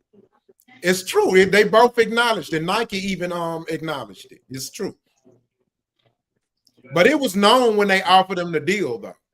There was public news. Anybody see? I follow Cenat, so it's true. Definitely true. So, like, hey, let me ask you this, Yogi. Go ahead. So if it, because that's a good question, because a lot of stuff I question when it's like on the internet, because I'm thinking everybody is for clicks and views, right? But let's say it was false, right? Let's say it was false. Do you think it's false in a bad way because it's like, well, if somebody is offered that much, they're gonna take it, or do you think, or could it be good, like just the point if it's a fake story, they're saying like stand on principle coming from Cenat? Cloudy is a hell of a drug, T-Dot. But I fact checked it. It's true. Nike acknowledged. For real. Nowadays, man, it's hard to believe anything. Just believe anything you see on the internet, man, because a lot of shit be for clout. Yeah, that's why I research. That's why you have to cross reference. That's why you have to look at 2 or 3 different sources. There you go. Both sides. You can't look at just the red side, the blue side. You gotta look at. But Yogi saying even if Cenat came out and said, "Yeah, this is true," he still could be lying. I guess that's what he's saying. Like if it coming up from the source's mouth, they still could be lying. We really don't know. Nike acknowledged. Lying.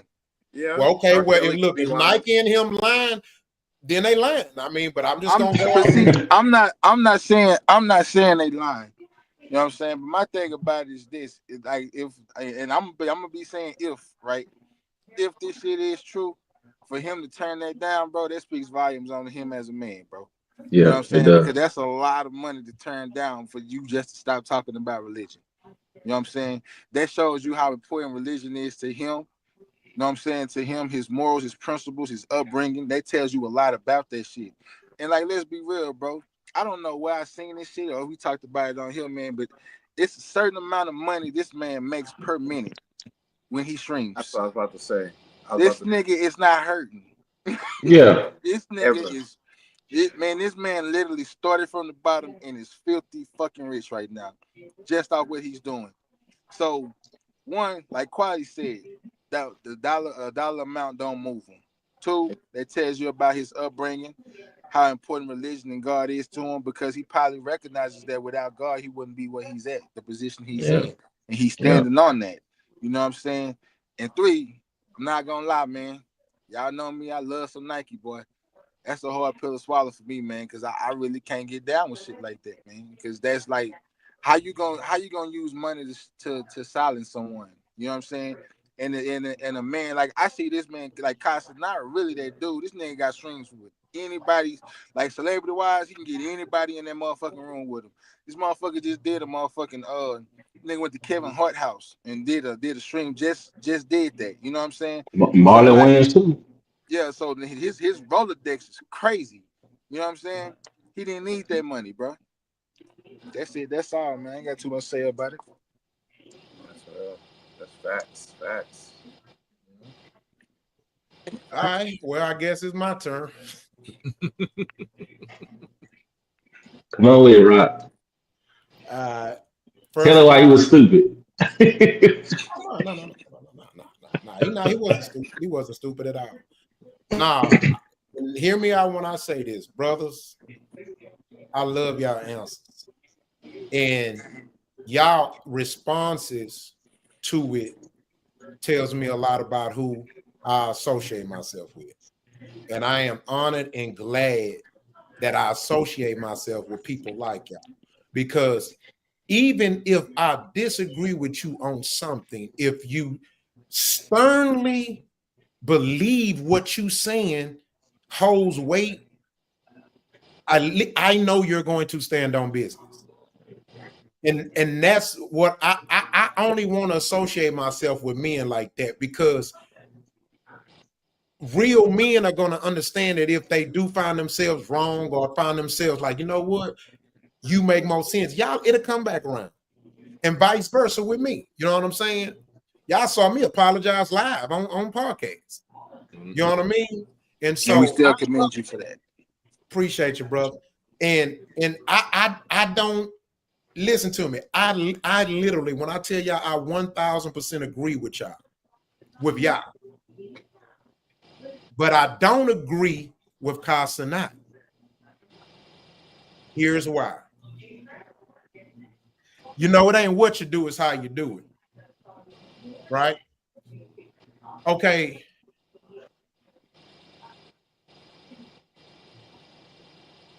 When you watch Cenat streams, he smokes weed, he smokes cigarettes, he drink, he gets drunk. Nothing wrong with that. I'm not holding that against him. Okay. You do what you want to do. Bro, you $1 million dude. You got it out the mud. You come from nothing. You never sold drugs. You never hurt nobody. You never robbed nobody. So I'm not going to hold those things against you. It's not me that's the problem, that has the problem with that. Here's the problem I have with this. You work for Twitch. You work for YouTube. Now, as much as you are a businessman and you are entrepreneur, and you got enough money now till you can walk away from them, all them motherfuckers say, fuck y'all and live your life out. You did what you were supposed to do. And I wish more blacks do that, because that's how you fight the battle. What do I mean when I say, how do you fight the battle? Sometimes in the rules of war, you gotta understand the power of negotiation, which means that sometimes you shouldn't be quick to reveal your hand or yourself in order to get past this element of war. You see what I'm saying? It's almost like this. Who's more dangerous? The man that's letting everybody know he got a weapon, or the nigga that got the weapon and don't nobody know it? The one that don't nobody know. The one that don't nobody know. It's the element of surprise. So here's my problem with Cenat. You love your faith, quote unquote, enough to turn down $500 million, but you don't love your faith enough to be disciplined by the rules that you're supposed to abide by.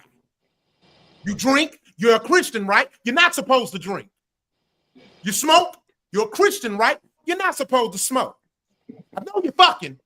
You're not supposed to fuck, but you're fucking. You're not mad. I'm saying about Christian rights. We talking to somebody who holds his faith so firm he'll turn down half a bill.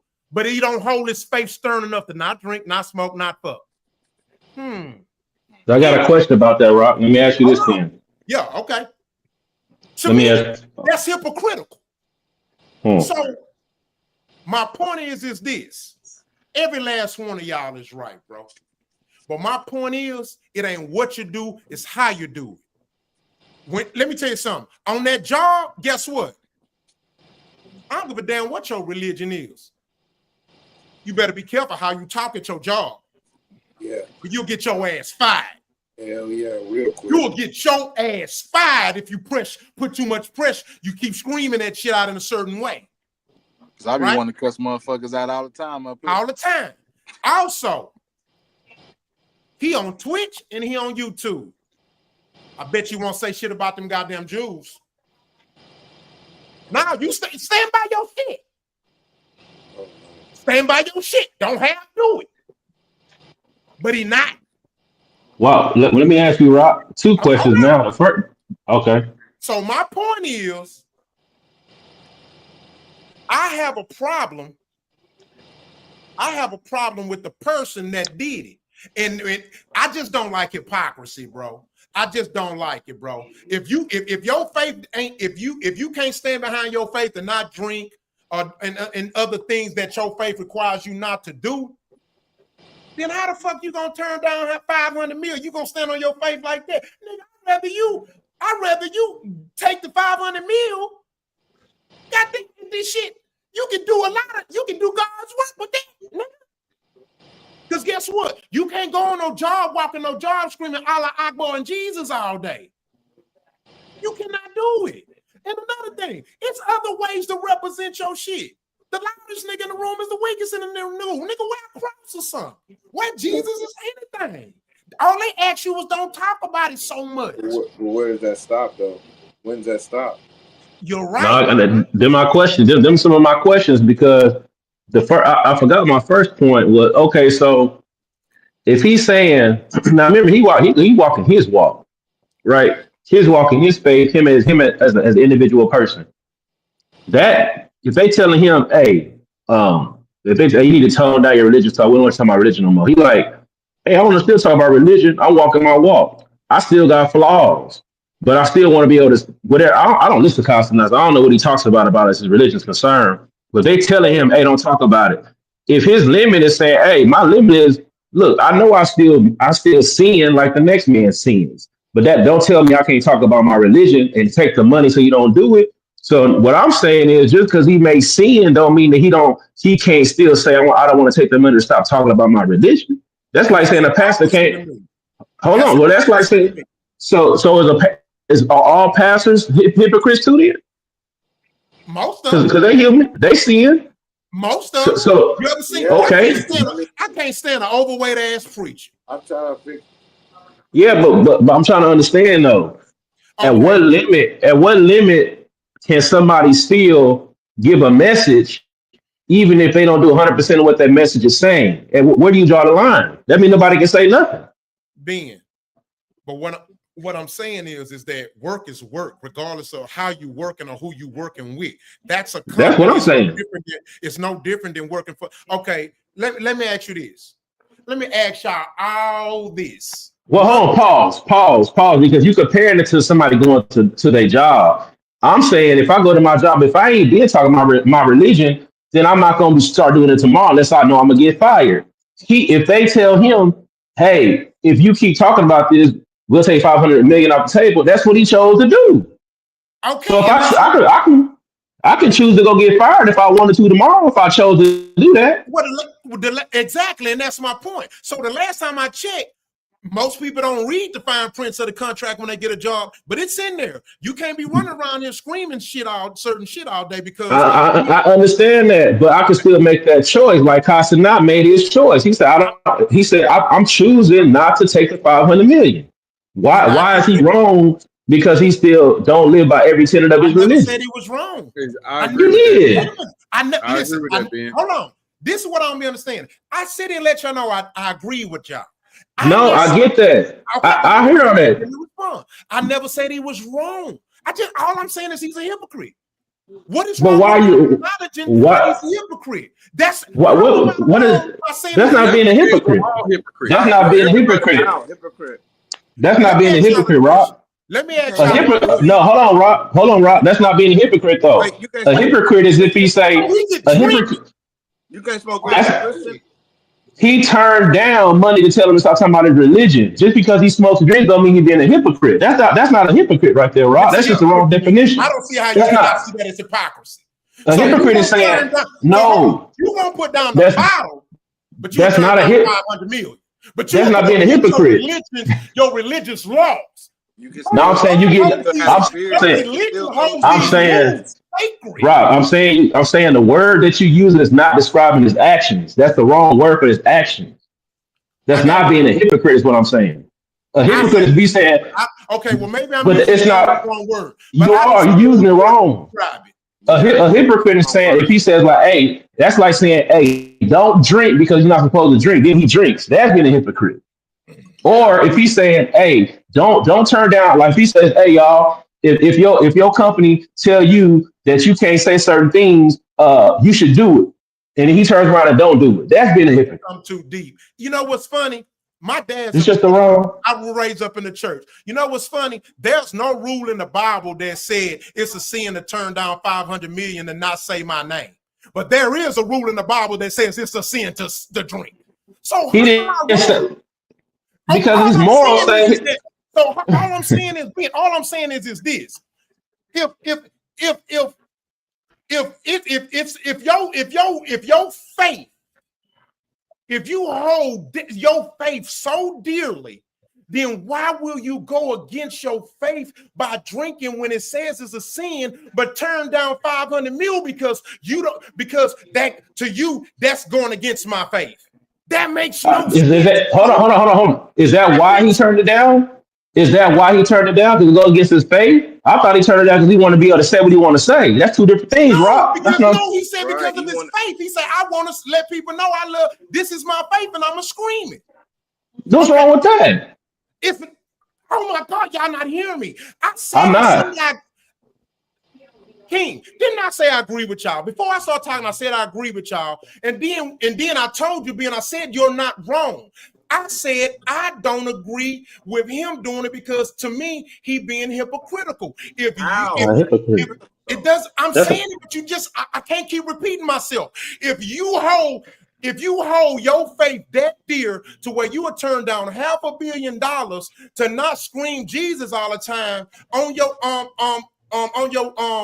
when it comes to you promoting the brand, but you will go against your same faith that you say you hold dear to down a bottle when you know it's a sin. You're a hypocrite to me. Now, man, he's still a work in progress, Rob. He's still working. Okay, so we'll agree to disagree. But I got one question. He's still a work in progress, Rob. Bro, what if he stopped drinking next year? What if he stopped drinking next year? What if he stopped drinking tomorrow? And he's stupid for turning down $500 million, but he wouldn't put down the bottle. So now he's stupid for doing it right. I thought he was right. You're not hearing what I'm saying. I'm not. Okay, well, we agree to disagree, but I'm gonna prove my point in one question, and I know y'all gonna keep it real if y'all ask the question. Have y'all ever met a Jew that told you he was a Jew? Yeah. Huh? What is going on? Wait a minute. So you mean to tell me these Jewish people are running around screaming to you that they Jewish? That's a screaming to me that they are that? Boy, we gonna keep it a bean or what? But they'll tell me. Nah, Rod. Hey, Rod, I'm be real with you, bro. You kind of all over the place with that one, Rod. You wrong on that one, Rod. No, here's you my wrong point. with that one, bro. Here's my point. They shut up and they make their money and they control this bitch. We don't know. This is what I don't like about. But he turned it down. He turned it down. But he turned it down, Rod. They can't control him. They turned him down. They can't. He turned the money. I'm saying he turned the money down. I'm not hearing what I'm saying.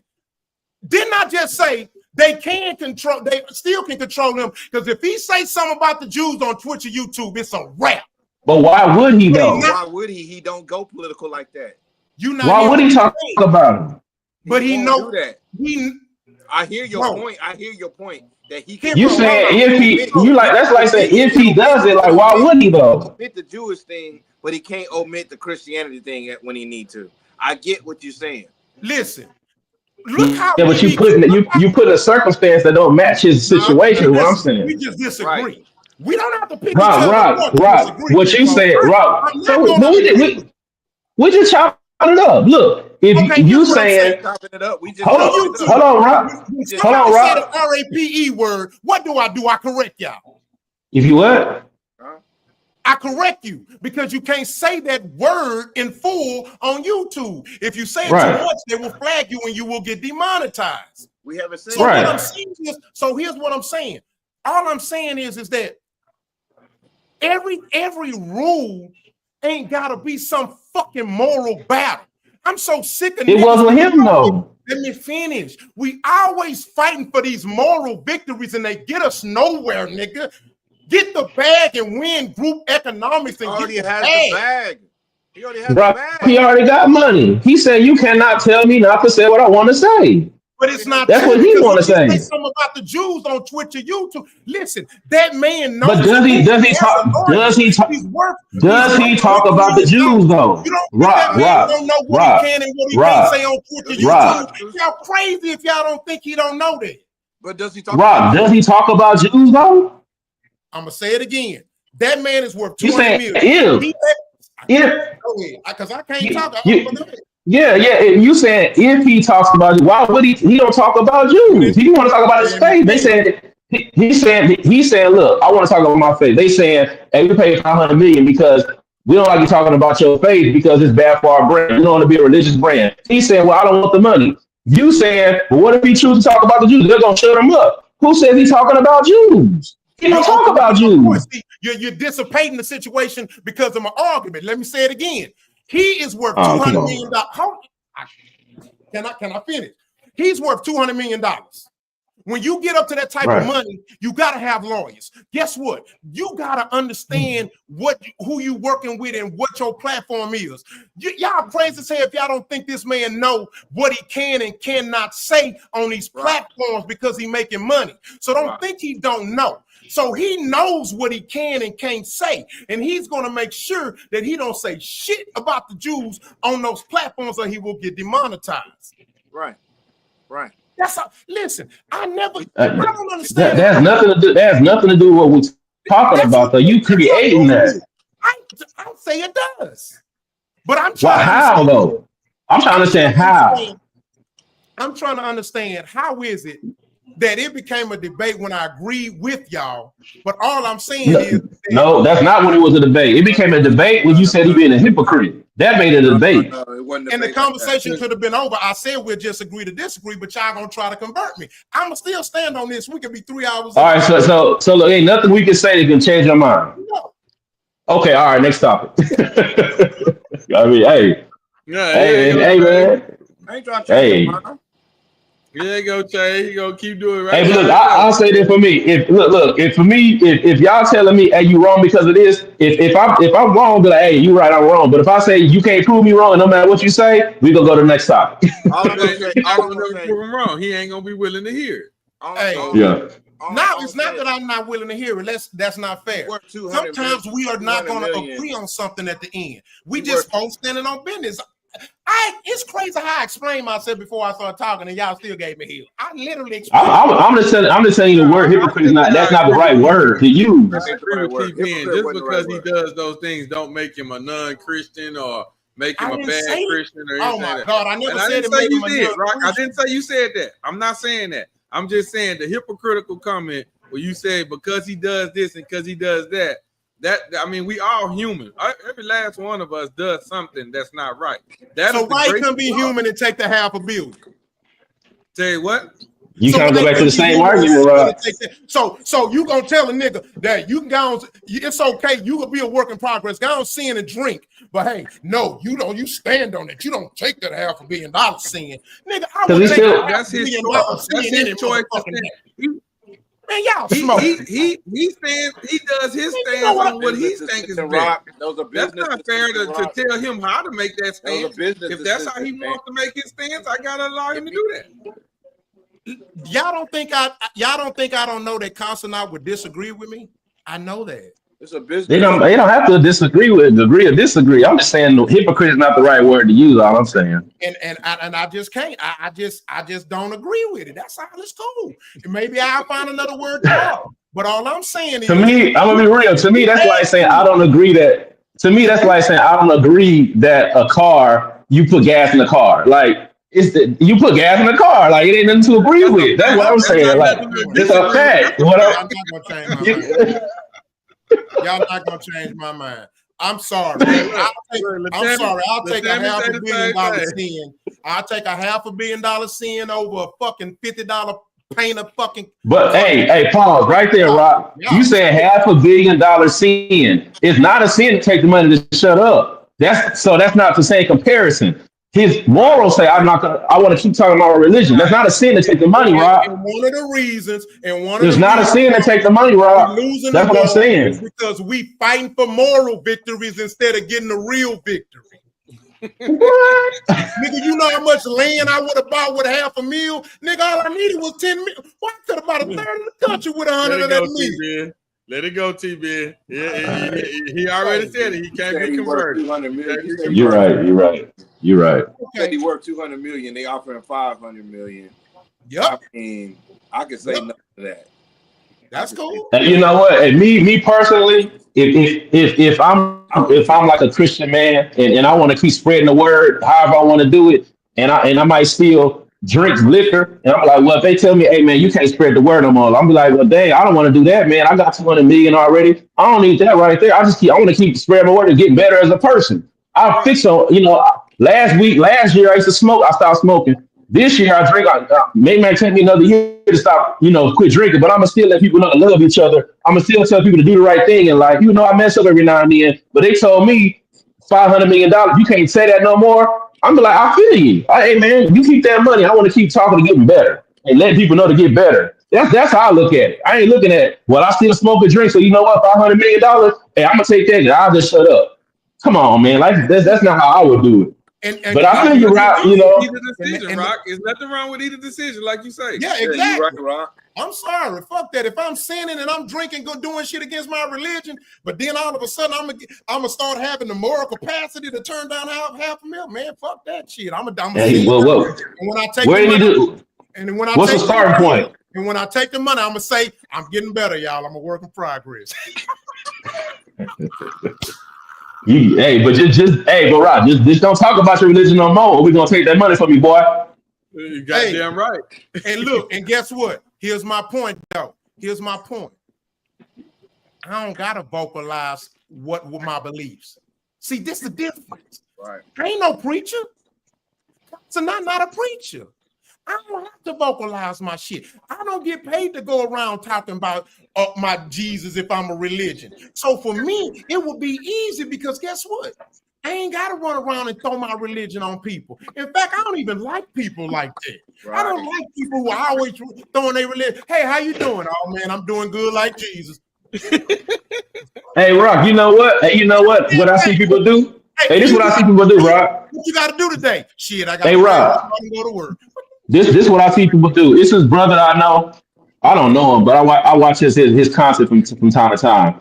It's this cat out of LA or out of California. His name is Will something, but he always open up his dialogue with a prayer. That's just what he does. He's I'm open this up with a prayer. He give a prayer and he go about his business. If Cenat decided, hey man, we gonna open up with a prayer. I ain't trying to push him. If you ain't no Christian, you can click off of whatever. To me, that's him spreading the word and being a faithful man the way he want to do it. I don't have to agree with it. And to me, it ain't pushing it off on nobody. He ain't saying do this or go or die. He's saying, hey, I'm gonna open up with a prayer, then we're gonna get started. Nike saying, hey, you can't even do that. And he's like, well, I don't need the money. That's how I look at it. And I agree with that. That's what I'm saying. All I did was just stated my stance on it. I wouldn't have did it. We got you. Both of y'all gonna have your views on it. Hey, all y'all was right. I commended y'all before I started talking. Hey, I told you. Shout out, y'all. I gotta send a special shout out. My friend Latina Magnia. Hey there, how you doing? Thank you much. All right. All right. Hey, So Latina, thank you much. Thank you much. Yeah, my girl there, y'all. Make sure you subscribe, Latina. Got there, got right, but she's already go. there. Trust me. I know mine. She's already there. What I miss? What I miss? I was in Mama's kitchen, man. Woo, she threw down. You was over there pulling up that good shit. I hear that cup. Man. Yeah. All right. Y'all mute your mics. Make sure y'all like and subscribe.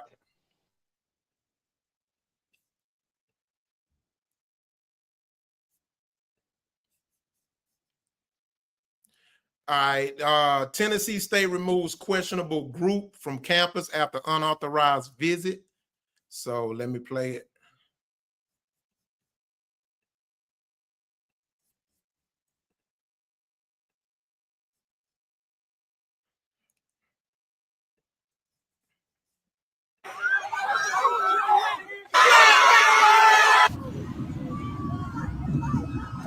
They threw a drink up top. Oh my gosh, they threw a drink up top. Yeah. Yeah.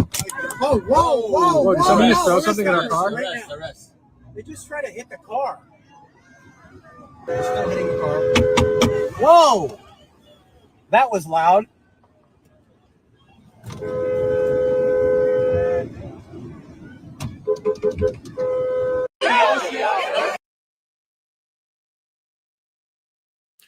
All right. So that happened recently.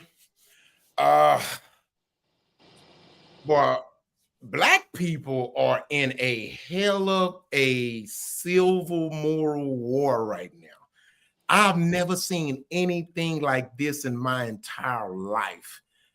I almost want to call it the Charlie Kirk effect because I've never seen black people in such a divided disposition. It may have happened before my time, but I wasn't there to see it. No. But it is offset. It's not evenly divided.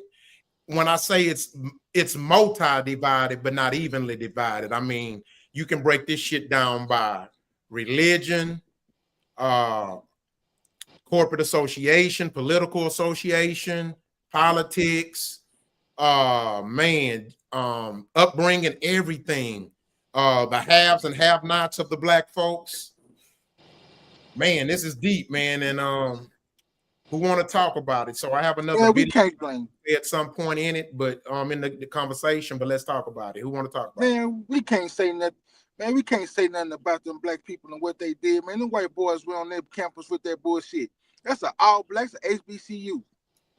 Why would you go on their campus and, you know what I'm saying? Like, you can't really. To antagonize. You know what I'm saying? That's exactly Cloud what is it a was fucking hell of a drug, man. These niggas out here doing shit for clicks, and they gonna get themselves fucked out, bro. Man, something we do on here, bro, and I'm gonna speak on this shit, man, is we take a lot of situations that black people in. Now, don't get me wrong. Some shit we do be bullshitting on, man, but there's a lot of shit we don't. And that was one of them situations, man. You can't say nothing about them black people, man. They went on their campus to start some bullshit. That's it. That's all, man. They on there playing signs and shit up. 4 white boys will make America. Man, come on, bro. They lucky they didn't get their ass whooped. Straight up. Because if that would have happened to them, that would have been their fucking fault. They going to take your asses over there to them motherfucking PIs. I think it's what you call them, other colleges. Take your ass over there with that bullshit. Don't come on an all black campus and with bullshit and don't expect smoke, man. Now let me especially right now, what's going on. I gotta add context to it based off what he said. One, they go to different colleges. The colleges they pick, they be random. They go to all kind of campuses. Two, I mean, I've been to college. I see that. I saw that from every race. This is that type of atmosphere is a college created thing. You know what I'm saying? That's normal. It's been like that forever. Yeah. So we're not talking about some other colleges. What? You saw the video. No, what you talking about? Other colleges? That's every college. What do you mean? That's a college thing. I'm not speaking on all colleges. I'm speaking on what I just seen with my 2 eyes on the video you just played. Hey, but I That's was, all I went to Prairie View, and it was during my time, social media wasn't really there yet. So I don't know what they do now on the college campus. But I didn't see that when I was on the college campus. There wasn't no white people on campus to have no debates about nothing like that during my time. Now I went. today, now hold on, today, now right now, you gotta like read the room. Like right now, buddy just got killed on camera. It's been a bunch of racial tension about going on different campuses and talking and having freedom of speech, and they chose to go to that school to antagonize. Man, let's just be real, Rock. We know what's going on. I can't say that because who are Come you on, to say Rock. that's what they came for, to purposely antagonize? How do you? Man, maybe that's just me having street smarts. I don't know. No, They just see it's just kind of odd to me. I think No, the reason being why you know biased. it's You're being antagonizing because purposely look at where they biased. came to make their point. Look at where they came to. They didn't have to go there to say what they wanted to say. They came there for a reason. That's how you know it's antagonizing. No. That's not how you know. I don't even want to talk about it. They came to that school because it's a college, and colleges are supposed to be think tanks. They're supposed to Hey, be I'm with you, yo. no matter what color you are, and especially if it is our black folks and it's a think tank, our black folks should be able to be mature enough to think and figure out what this is and see what it is. Exactly. So I agree with you there. I agree with you. Oh, he came here to antagonize. If he came here to antagonize and you know that, then why are you feeding into the antagonization? You're right. I agree with you there. I'm going to give you 100% credit on that one. You are 100% right. But the fact of the matter is, like you just said, if you know they came there to antagonize, which we probably would have, like, in my opinion, me, Yogi, and it seems like T-Ben, we agree that was something he was there to antagonize. Now, our problem as our people is, why are we there? If he's there doing that, then we move somewhere else. We go somewhere else. We get away from that. We don't put a crowd around that to give him clout so that he can antagonize us. See, and I agree with that part right there. But he is antagonizing y'all. I don't give a damn what you're talking about. He's antagonizing. That's a question. Just prove me wrong. It's just a think tank. It's people do things like that. Just like Dr. Umar Johnson. He's been to white colleges and he's lectured to white people. And they didn't do that to him. And Fuck that. They didn't do that. They didn't run him off. They didn't run him off. They didn't run him off. Thank you. I'm saying read the room. Given the circumstance of the temperature in the nation today, they know what's going. They understand what's going on today. If you just had what you just had is this huge event, you decide right now to go to a HBCU to have a dialogue with MAGA hats on, understanding that the majority of black folks don't fool with MAGA like that. Understand this racial tension right now. Then college is smarter to know that's antagonizing today. I'm just saying it was in bad taste today. They don't know. They don't know that it's going to bother black people like that. They didn't even. Come on. If it was however many students that was, if that was the number of black people going to a fucking white college, they would damn near be lynched. No, they. Hey, this is my thing. I'm all about look. I'm all about look. Come on, bro. Come on, they just I'm all- nigga at a fucking HBCU a couple of weeks ago, man. Hey, I'm all about accountability for our people, right? I'm all about it. That's what I'm known for, holding our people accountable and doing the right thing. But at some point, we start overcorrecting ourselves to where we don't see nothing wrong with the other side is ever doing, and I don't see like my spirit. That's where y'all get weak at when y'all say that kind of Hold stuff. on, wait, pause. Let me finish. Man, that's just that bullshit. No. I'm gonna keep talking because I hate that phrase because nobody has. You just said they want to. You just said they want to have dialogue. You just said they wanted to have dialogue. One at a time so we can. Hey, I was the one talking. I was the one talking. I'm still talking. You said what? You was talking or not? No, you cut me off. I was the one talking. You off. I'm still. All right. Well, I need one of y'all to be the bigger man right now and allow the other two speak. Come on now, y'all. Come on. There we go. Here we go. Come on. Now, which one of y'all gonna speak? Goddamn. Come on, shit. Hey, this is what I'm saying right here.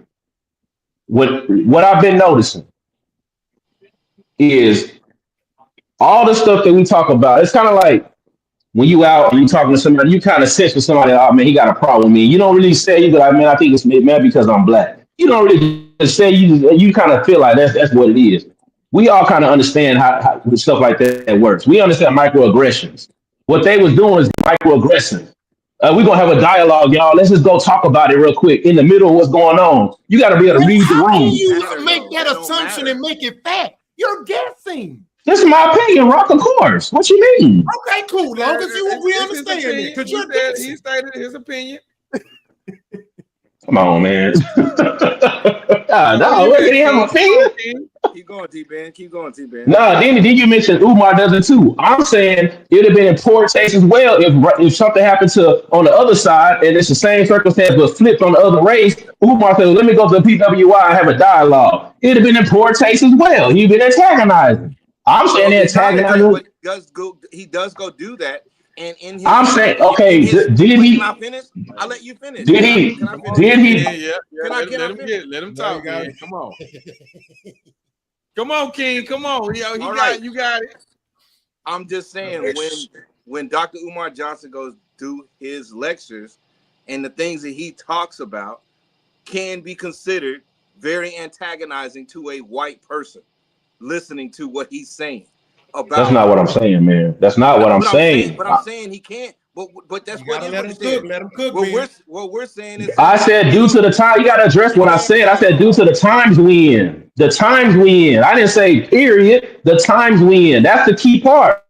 I said read the room. Look what just happened less than a month ago.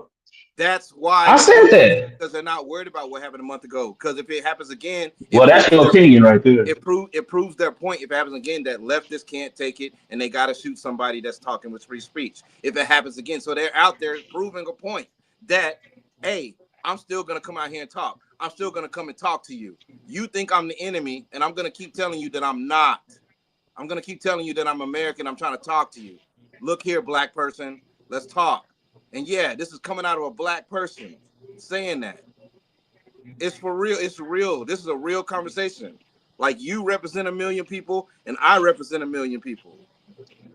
Real. In our culture, I represent 1 million black people. You represent 1 million black people in our culture right now. That thinking just like how we're thinking right now. Like we got to figure out how we're gonna come together. Because I'm just explaining how Umar can do his situation in peace at a white situation. These white boys couldn't do what they was doing in peace at a black situation. Because our black situation took an emotional value, took their emotions and got emotional instead of getting logical and thinking what this is and seeing how we can respond to it to make sure that if we don't want that to come to be in a think tank, that we relay that information to the other party. We don't need you here. But it's not like that. Not what we saw on that video. Man, look, I hear what you're saying on that point, right? I hear what you're saying on that point. This is when I'm looking at the bigger picture. I'm looking at the totality. Right now, hold on. That's not the bigger picture. Look, I'm looking at this other picture. Let me put it that way. Having good behavior, good emotional. Listen, hold on. I'm looking at a different picture. This is what I see. This is looking for is not the bigger picture. I'm just asking. Why? So look, 2 questions. Well, 1 statement. Right now, you just had what happened with old buddy that got shot on front of everybody. That's 1 thing. Immediately after that, HBCU started getting threatening letters about what happened, right? So this is all going at the same time. Man, hold on, man. Taxes that Democrats do. They've been doing but that's in the minds of the youth, though. That's in the minds of the youth. You not the youth no more, bro. That's in the minds of the youth. You still got it by the elders. So why is responsibility on us to have the emotional intelligence but not them showing up at their college campus though? During this time right now. Their emotional intelligence to go and talk to who people perceive to be the enemy when they're trying to let them know we're not the enemy. We're trying. No, that's not emotional intelligence, man. They not understand. They didn't do Come that. on, man. They didn't do that shit on. I feel like that shit wasn't done in the right way. They did that shit to be like. What do you mean? They set up a tent. They set up a bro, fucking desk. What are you talking about? I'm trying to think about what I'm saying. They didn't do I nothing. don't feel like the ground of what they did, bro. They didn't do that shit on the right ground, bro. They did that to antagonize and shit, bro. Why would you go to an HBCU, bro? Like T-Ben said, knowing the fucking. There's an HBCU that has a 98% white population. There's an HBCU that has a 98% white population. Bro. So when you keep saying HBCU is just predominantly black, a lot of different races go to HBCU. It's called a historical black college or university, nigga. That was built by white people. White people. Named after white people. What are you talking about? They're named after crackers. Spellman is what to call his wife, nigga. That's a white woman. You know what? First of all, let me say this. Hold on. About white people. Let me say this. First of all, what we talking about? Listen, I just looked up the word antagonist. It is a person who actively opposes or is hostile to someone or something or adversary. Them people were not hostile. They went and sat on the college campus, opened some damn folding chairs, opened a damn folding table, put a sign out, and asked to have nonviolent debate about. What's the definition? Hey, what's the definition of a hypocrite, Rob? Let me finish. And ask about DEI. T-Ben took it back. Now, what's the question? You went way back. But see, that's what you got to do, that to try to get off the argument, because we got you right on there. On the my argument stands. My argument stands. You see what they wanted to go talk about? They went to talk about politics and ask and to have a conversation with them about why are they still staying on the Democratic plantation. They went to talk about kitchen table issues that two cultures need to talk about. What is so bad about that? What is so antagonizing about that? The white and I believe I'm the one that's straddling the fence with this particular topic. This is unbelievable. Man, I never. It's just so crazy to me how all of a sudden, man, that's crazy. Black America and white America needs to talk. That's what happened. And look what happened. Nobody said they don't need to talk. I'm talking about they chose the wrong time to do it. This is when they do it. Wait, it's at college. Not when. You don't do it right now. It's the wrong time to be doing it. At college, you don't discuss at a college. Are you not listening? Are you getting obtuse on purpose, bro? Ben, I've watched world leaders go in and work with each other. What are you talking about? We talking about college kids, man. You talking about world leaders. Two different things. Oh my God, what's the difference? If two motherfuckers is at war, the mentality is different. The mentality is different. Oh now you want to Now you want to son college people. Now you want to son college people. You want to son of bro, but y'all tripping right now, bro. I think y'all just trolling. Y'all trolling, man. Y'all trolling, man. This is crazy. It's a think tank. Nah, I think I'm the we one. playing nice. We cool. I see it from both sides. Let me tell you something. This is proof that one of the reasons we lose is because we fighting bullets with emotions. This is insane. We just trying, man. We fighting bullets with emotions. We fighting economics with emotions. Yeah. We ain't sure. Hey, bullets with emotions. Bullets with emotions. Rock, bullets with emotions. Bullets with emotions. No, this is just talk. We love moral victories. Who got shot? All those kids running behind them, emotionally shot. They got shot with emotion. Thank you. Oh, emotionally shot. Thank you, Rock. Man, y'all just talking, man. No, I know. Okay, hold on. Watch this. Okay, but hold on. Okay, so let me kill be an argument about this, right? I think King is antagonizing right now. Washington on training day. Hey, hold on. Check this out. You know what's funny about this shit? Majority of the niggas that's talking about how they can't stand Charlie Kirk, hire racists, and all the hoopla that's after it, they didn't even know this nigga existed before then. I don't know nothing about that. I don't know nothing about that. I'm talking about myself. I ain't talking about nobody else. I'm talking about they chose to antagonize you in the wrong time. Read the room is what I'm saying. Have a conversation, but read the room. I just read to you what it is. You say what? But they didn't. Again, you're making a subjective guess. You saying you don't know they were antagonizing, and from the videos I seen, they didn't antagonize nobody. Hey, you don't know either, Rock. You don't know either, Rock. Sat down. Soon as they sat down, open up their tables, put the post down. They start getting antagonized. They got trolling. antagonized. Them motherfuckers was trolling because why would you go to an all-black campus with that shit? You know what, trolling, bro? People can sit here and watch videos and shit and see shit and still will be selectively blind to the shit. Well, I ain't selectively blind or nothing. I just my thing. I ain't selectively blind or nothing. I ain't selectively blind or nothing. I'm just my opinion on the situation. I see what I see, Rock. I ain't blind or nothing. Just open up a new room. Hey, Rock. I ain't blind or nothing. I'm just seeing what I'm seeing. This is my take on it. I ain't blind or nothing. Hold on. But listen to what I'm saying. So you're saying the video you just saw, you're saying that the white guys were antagonizing them and not the other way around. Tell me what you say. Give me your answer. I done told you already. I already told you. I said it already. Answer the question. Who was antagonizing who in the video? The kids. Antagonizing is being there on that campus with MAGA hats on during this time right now.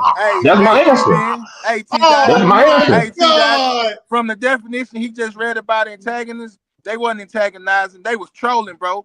They went over there to start some shit. Moving the goalpost. Now we want to play with words. Ain't nobody moving no goalposts. It's the same. We ain't talking about trolling. Hey, if it ain't attack, hey, look, hey, Rock.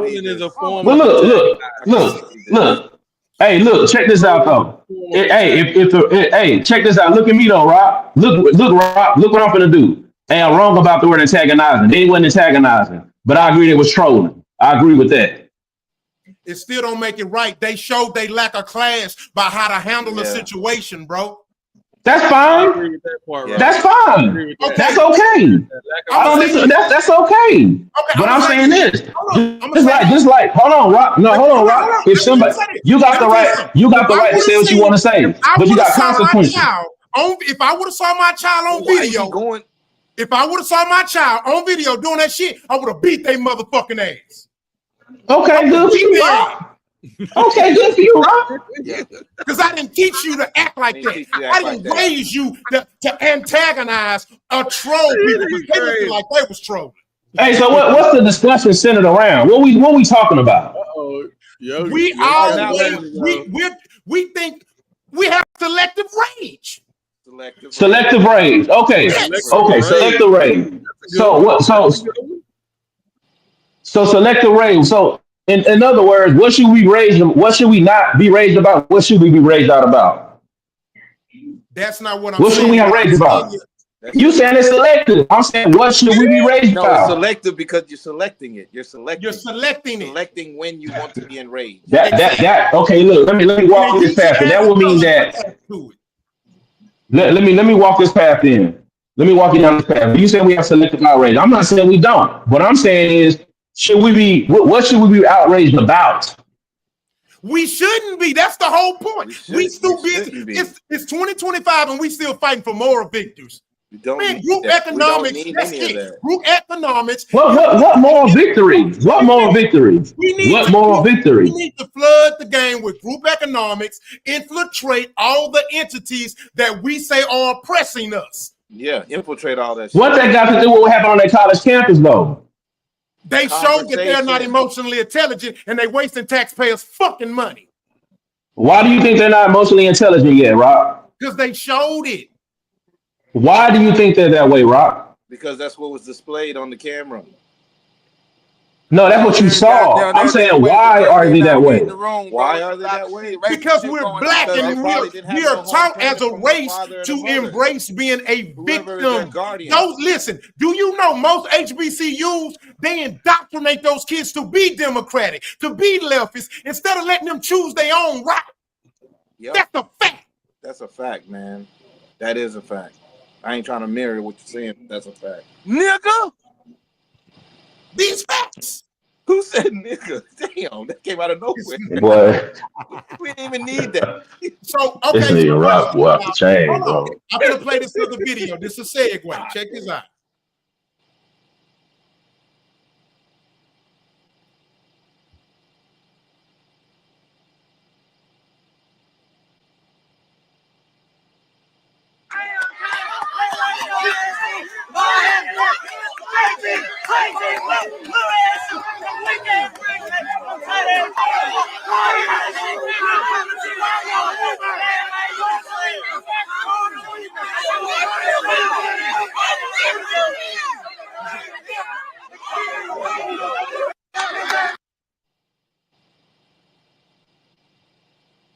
Them was the same disrespectful ass students that was antagonizing them white boys. Them son of a bitches need to be expelled with their bad ass.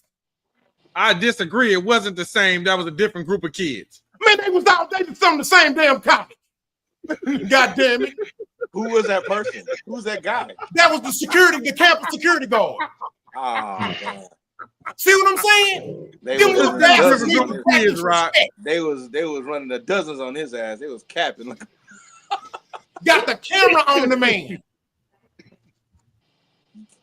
No home training. No home training. No home training. Okay. In fairness to the discussion, though, I'm going to say this here. Why they doing it? It's easy to take these two videos of this bad acting and use this as the media point. It's easy to take the two videos and use that, but we can probably come up with some other videos that we probably show some difference of that. So And come on, we're not denouncing it. All of them shit.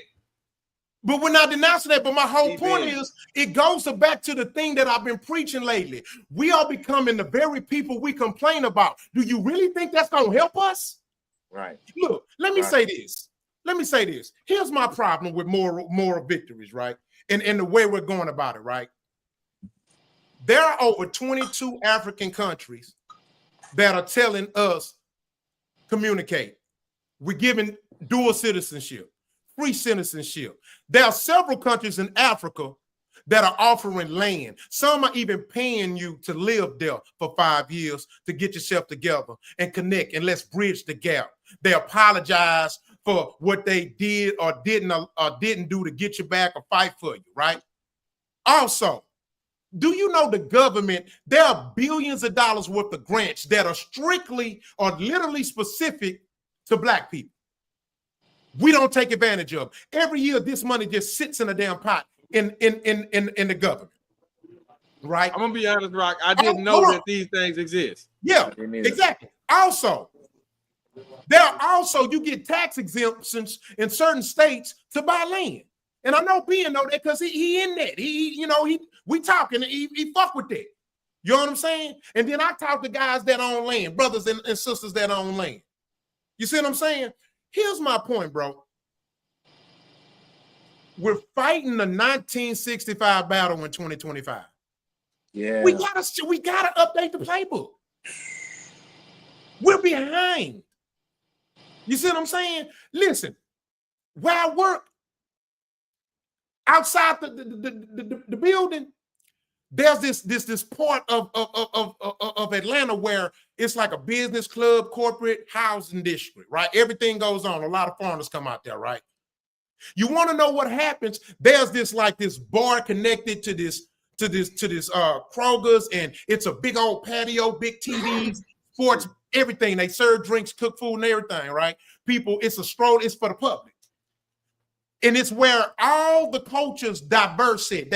All the cultures come together and they just hang. People walk their pets, people jog, everything, eat, club.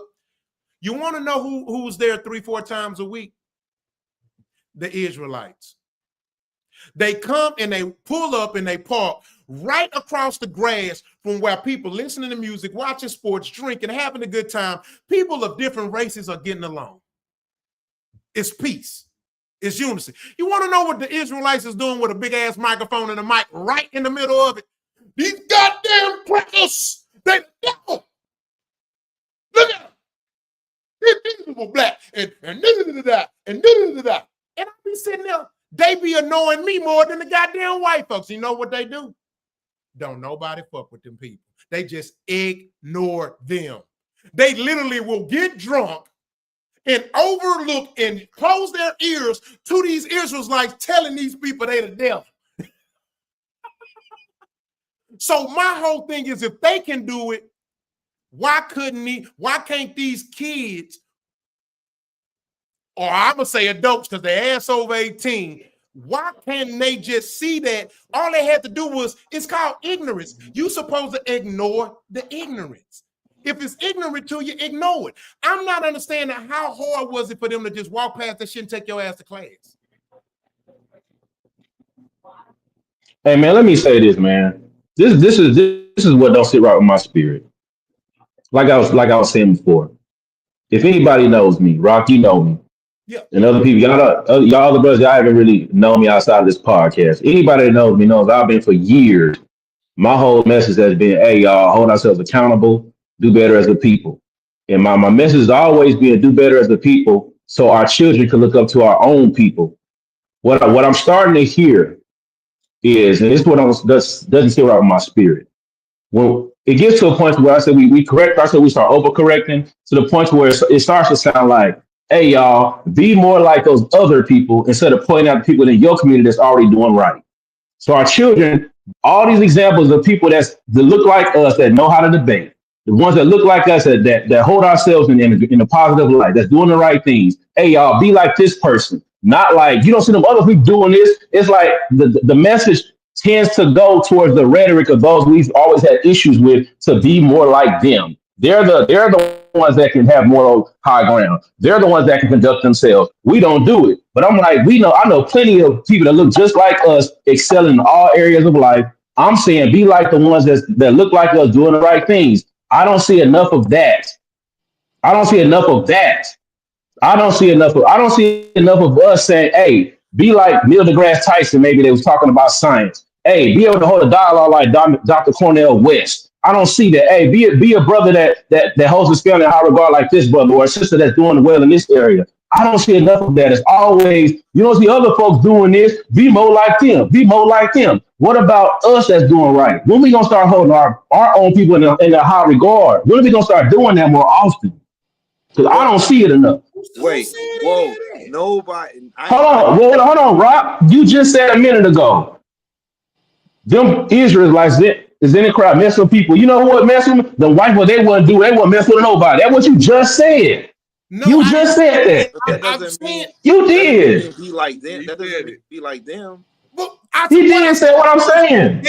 They look, not only the white people ignore them, the niggas ignore them. I'm talking about people in general. Just had a contrite to be able to overlook ignorance. Don't enter. What I'm saying is that what I'm saying is this. Let me give this is a story. This happened. This was like about a month ago, right? I'm in HEB. I'm in HEB coming home from work. It's a young brother walked past me, early 20s, maybe about 19, maybe he probably was in high school. He had his pants sagging. He just walked past. Wasn't nobody paying no attention to him. An older brother was coming the same direction, but coming the other way. He was like, the other brother's like 60, 70 years old. He was like, man, I can't stand got his pants sagging like that, embarrassing us in front of all these white folks. I hate that mentality. Why not? Why is he not embarrassing us in front of our own children? Why got to be about white people? Why do we always have to carry that? That's the mentality when somebody's trying to correct us. When we don't see that somebody that's trying to correct us looks like us. Because when I look at Rock, I don't see a white dude. When I look at me, I definitely don't see a white dude. That's not what I'm saying, King. No, this is what I'm saying. That's not what I'm saying, King. It's usually like-minded men like us who are pointing this out and saying what's going on, that this behavior is non-emotional intelligence. It's not. No, I'm saying the example to do better is never us again. I'm saying this. We're trying to say that white folk, you need to be like the other folks and be like that is what you need to behave yourself, just like where we learned at Big Mama House. Get your ass up, go wash your ass, and you go to school. And but my question is, look, that's fine and dandy, but it's always a point of contention to bring up how the other people ain't doing it. I'm saying change the rhetoric to say be more like the ones that look like you that's doing the right thing. I said that's two different lanes.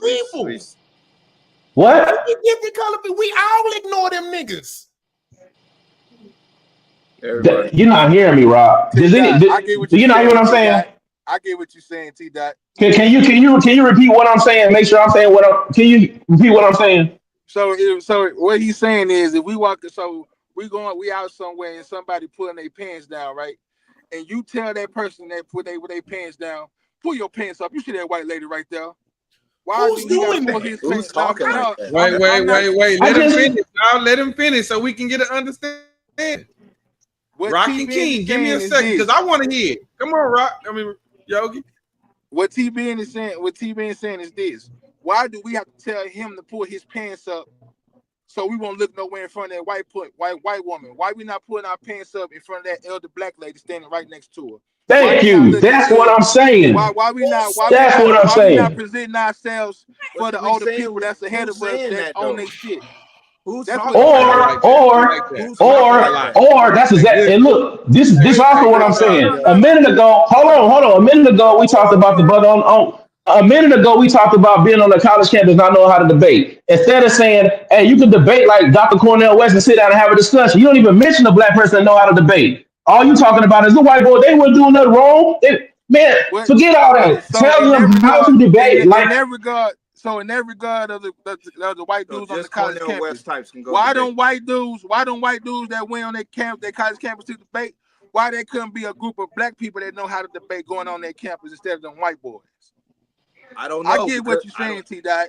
I don't know. That's what I'm saying. If we're gonna correct ourselves, give us the examples of us as doing the right thing so they can see it. We don't. What I'm saying is that I got you. That makes a lot of a child, quality. A child like they look like our children. They have to be able to look up to something and say, "Let me be like that. Let me be like that." They gotta see it. They gotta see it. Something as if we seen it. And who does? Let me tell you something. When I check niggas, I'm basing it off how I was raised by black people, not no fucking white people. I'm lost. That's not what your rhetoric is saying. That's not. Look, we watch these videos, Rob. We watch these videos every week showing us how dumb and stupid we and how ignorant we acting, but we never show who to act like.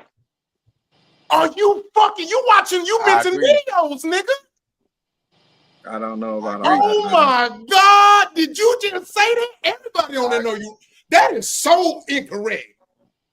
Okay, hold on. I mean, who do we show to be like? Who's the example of who to be like that we can show? I mean, when he do the flower segment, he do that. Hold on, y'all. Hold on. Now y'all know there's a section. Hold on. Y'all know there's. Yeah, you need an example, King. You need an example, King.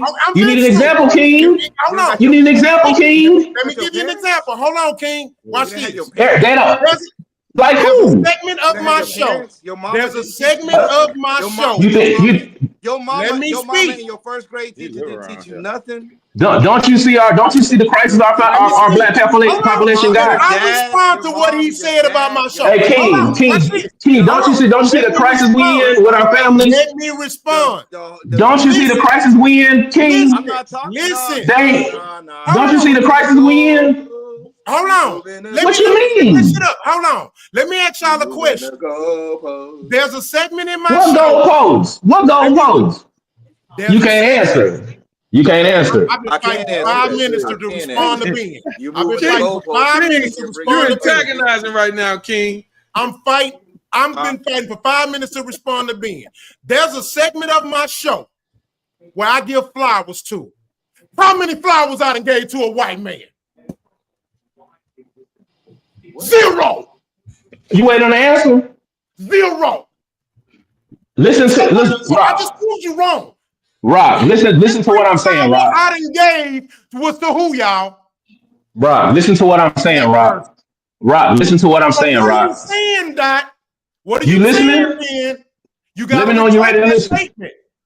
Let me know you're ready to listen. How many black folks have I given flowers to out of all my flower sections? We know the numbers has been pretty high for the black folks. So now I need this right. I need to hear what TBN saying too. So come on, TBN. Okay, come on. Don't stop on me. Come on.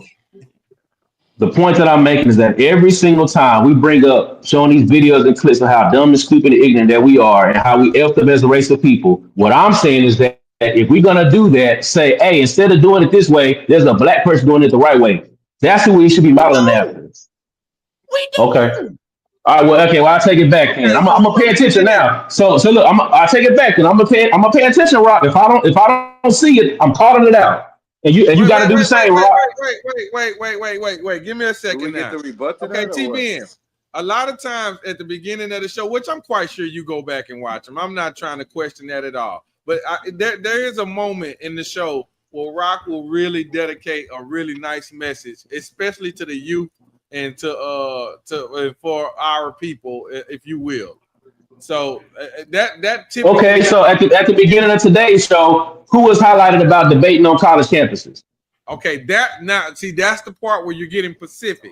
And right now, okay, no, he hadn't came up with that particular person yet. Now, who's to say what I'm saying is in the future? What I'm saying, it has to be in line. If we gonna have hold on. If we gonna have listen. All right, well, all right, cool. If I'm telling the truth, what's the problem? If I'm telling the truth, what's the problem? That's all that matters. Are you asking or not? You asking or not, Rob? We got you want to answer? I'm not here to babysit no black folks. Babysitting? Come on, Rob. That's what I'm saying. Because you basically asking me to babysit. Yeah, you got to do it like this, and here's an example. That's not right now. Here's Martin Luther King. Here's Malcolm X. Give a good. So y'all not sitting there babysitting them white boys? What? Oh my! Y'all not sitting up here. Y'all ain't sitting up here. Y'all do get very. Y'all. When we talked about Charlie Kirk, y'all niggas didn't babysit that white boy. He's making a man, good come on, point. bro. It's the same fucking thing. Making a really good point. Nobody. Oh man, come on, bro. Real equality. Lost their life. He makes a good point because we did give. But we babysitting the nigga because we respect life regardless of color. That's what you telling me. Dedicated 2 shows to Charlie Kirk. No, I didn't. I dedicate these shows to what's in the news, my nigga. We talk about shit that I don't care to ever talk about. Those arguments went on for 2 days about that dude. These niggas is literally judging me by me giving the news. If it's in the news, if it's still in the news, I'm gonna talk about it. What are you talking about? No one is judging you. That's not what I'm saying. I'm not saying it as a bad thing, but I am saying it as a fact of what they're saying, guys. Y'all, it's not a fact, quality. It's not a fucking fact. That's not a good substantial fact to do it at all. Because that was a hot topic, and they hadn't even caught the killer by the time we did the second show. They had just caught the killer. They had just speculated on it. So it was still, it was 2 shows. But if you're gonna say that's like 2 shows because you're showing homage to white supremacists, white people, nah. It ain't nothing like that. And nobody's babysitting. But nobody's look at it babysitting from by this point, saying King. It's wrong for a human being to get his life taken in front of other younger human beings at a college. That was wrong. Crazy, bro. That was horrible. Now look at it from this point, King. I agree with what you're saying. And once again, it's wrong. It's wrong. Wait, guys. Still walking around. It's wrong that Zimmerman is still walking around. It's wrong that he killed that boy over Skittles. It's wrong. So what? We gotta every time we talk about something opposing, we gotta talk about our own stuff so everybody will feel equally fair. We gotta make sure we talk about it in the right way so we all fair. We gotta give ourselves an example. Black folks sensitive than a motherfucker. That's sensitive. Bro. This That's shit is crazy, bro. That's sensitive shit. Murder is murder. It's wrong. Your mom and your guardian told you right from wrong. That's how you got into that college. You couldn't get into the college with bad behavior. You guys, we asked for 1 minute, and it is to the point where we can't say nothing. I took these minutes because I sat back and I listened. I tried to talk. I tried to get in, but T-Ben was still going. Rock was going. You was going. Oh, so I never really said much. Y'all know me. I'm gonna keep talking. I never really said much. This is my first time kind of being a little vocal on it. And the only thing I'm pretty much saying is this here. I see the point that they're making. When y'all said that the show it was a popular topic and all that, yes, it was. But we've never ever spent practically a whole show on that topic. We've never done that before. So that's their point. Wait. That's their point. Now, you saying that shit happens, I understand it. I understand why we did it. It was a very hot topic. I do. And I'm not going to lie to you. I'm one of them that didn't want to do it that way because I kept thinking that it was turning hostile against the panel because we were so passionate about it. But that same passion is what makes us who we are. So now here we are in the same statement right now with the same passion. You guys have your passion for what you're talking about. They have their passion for what they're talking about. And I can see both sides of it. I can see it. No one is wrong here. No one is wrong. We just have different ways of seeing it. I don't see both sides. We just have different ways of seeing it. We understand. We're gonna eventually go to the next topic, but it's just one of them subjects. I'm standing on business. We too emotional as a people, bro. How we expect? Okay, look. Let me say this. Here's what I'm saying. Imagine living in a house, and you got somebody living in your house. They house you, regardless of how they got the house, but you live with them. They took you in. But they running around talking about how they don't like you and voicing their opinion about how they don't like how you do your house and shit like this. Now, this is going to be a scorching, painful reality, and that's that. Look, yes, we were quote-unquote slaves. Yes, we went through all this shit, which I will never forget, right?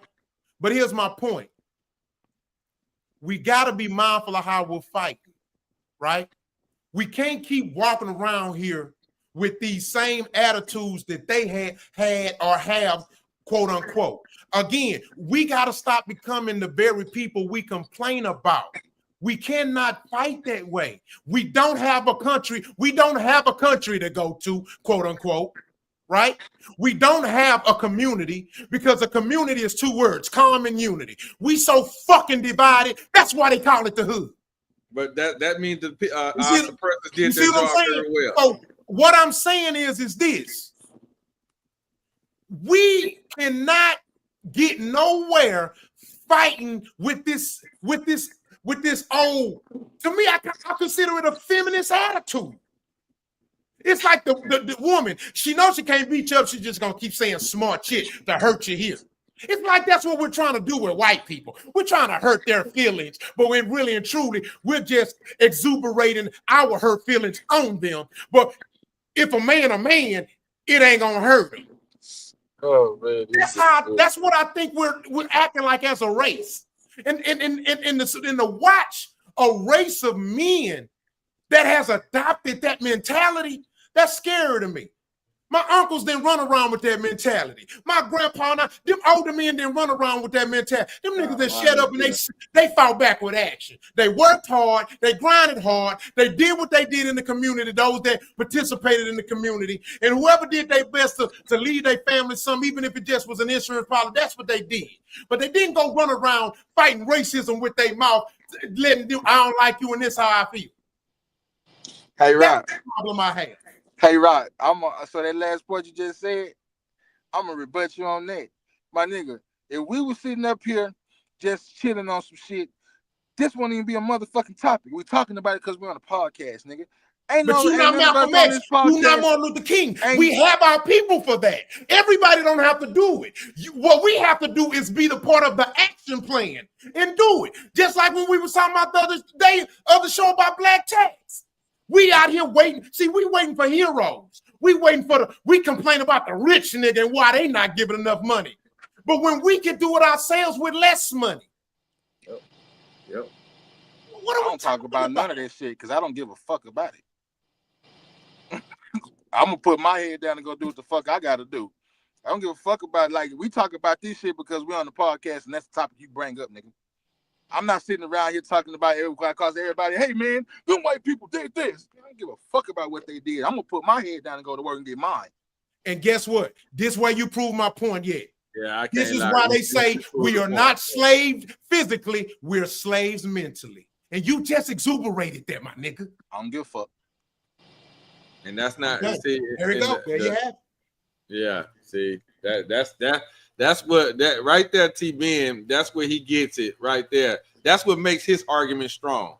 Because when you have a person like that that'll have that mentality of thinking, then he's only for self. He's not willing to help his own people. He's only for self. He don't even care. His only thing is only about himself. That because of what you said, when you say you don't give a fuck and all that there, it hurts. Cool. It hurts. Cool. It hurts. Make y'all points. I'm cool. Make y'all points, bro. All right, and then you can turn it into that right there. Sensitive. Hey, well, look. I've been kind of quiet, right? I've been kind of quiet. The past about 5 minutes, man, because I don't know, like maybe I'm not explaining myself properly. So what I'm saying is really nothing to really disagree about. I'm just suggesting that, hey, I'm a solution-oriented kind of person. That's I'm known as that. Being part of solutions, being about action. What I'm saying is that, hey, if we're gonna talk about our ignorance, I understand it. Hey, man, this is messed up. We need to do better. What I'm saying is the solution should be pointed towards somebody that looks like us doing the right thing. To give an example, to say, hey, this is how you're supposed to do it, and he looks like you, so we can do it ourselves. What I'm saying is that what we shouldn't be doing is saying, hey, we messing up because you don't see nobody else doing this. I understand that. I understand y'all saying, hey, you don't see nobody else doing it this way. What I'm saying is that, hey, we need to work with economics. Hey, there's a group of people that's did some economics. There they go right there. Be more like that. If this person is not debating properly, hey, debate more like that person that looks like you. So our youth can say, hey, I know I can do it. I see myself in that person. What I don't want is our youth to be saying, oh, we need to be more like them and do it the way they're doing it because we all messed up over here. So that's all I'm saying. If y'all don't agree with that, okay, but don't misconstrue what I'm saying. I ain't talking about no emotion. I'm talking about solution oriented, based on people that look like us doing the right thing. That's all I'm saying. What's wrong with that? There's nothing wrong with equality. Just acknowledge. That's all I'm saying, though. That's all I'm saying. And also, like I mentioned before, Rob. I'm just saying that, brother. You know, look, that is what I said, and I said, look, if you that is what he's been saying. That he has TBN. No, bro, that is what I've been saying. What you mean? Okay, he's just saying that he wants you to have a person that, like, for our young community. And I said okay, Rob. And I said okay, Rob. But let's not you act highlight like a young black. Go ahead. No, I said. And I said okay. You highlight a young black gentleman or woman, depending on whatever state that they're doing. You do a wonderful job of that. So we're not saying that you don't do it. No, we're having a general conversation. I ain't worried about the. I know what being do. So I ain't worried about that. Yeah. But what we're saying is we want to see more of it. We want to see more of it to where we're showing our community that there are other people that are doing it. Right now, the worst part about our community is the people that we're seeing is NBA young. We can have a conversation about NBA young boy and watch how we get fly. I mean, it get popping. But here we are having a conversation about this, and you probably couldn't find a young person around. Because they don't understand, they don't want to be, they don't want to see it this way. They want the action and all that there, which is bad on our part. It's really bad. We damn near seek violence. All I know as far as this podcast, I don't see where we're missing the ball at. No, not here. Absolutely not. Bro, Rob, I've been cleared that up. Rob. I'm gonna say this. Let me say this. I'm not knocking nothing you're saying, right? You know, I really been trying to keep from saying this, but I got to. For one, let me say this. I can't choose no niggas leaders for them. Let's get that straight. Okay? Two, here's just the truth of the matter, bro. This is the problem that I'm having with a lot of black people, and I've been fighting not to say that. I've been fighting not to say this, but you want to know where one of the biggest problems I have with us is I'm starting to be convinced that we are fucking racist now. I'm just going to be said that before. I've never seen this in my life to where I would ever get to think that I could say that. But I'm starting to really start to agree that we are fucking just as racist as these motherfuckers. That's why I keep saying we are becoming the very people we complain about and then complain about why they're getting treated like this. You see what I'm saying? Okay, because you got to think about it. It makes me wonder or think. Let me give an example. I remember being in school and black people did say, let's keep it the same color. Watch this shit. I remember being in school, and you want to know who the niggas that had less than hated on and sometimes bullied? The nerd and the person that had more shoes and clothes and had better parents who could take care of, right? Also, I remember growing up, I remember the energy, and I remember being looked at funny because I had a goddamn daddy. And I'm black. So what I'm starting to see is damn, if we come in power, will we be the same as them? It's a scary thing to think about, bro. Because look at it. Look at our communities. Despite what has been injected into our community, our hood now. I'm going to say this again. Niggas was getting lynched in the 50s. They still had a community. Even in the 80s, the drugs, it was still a community that existed.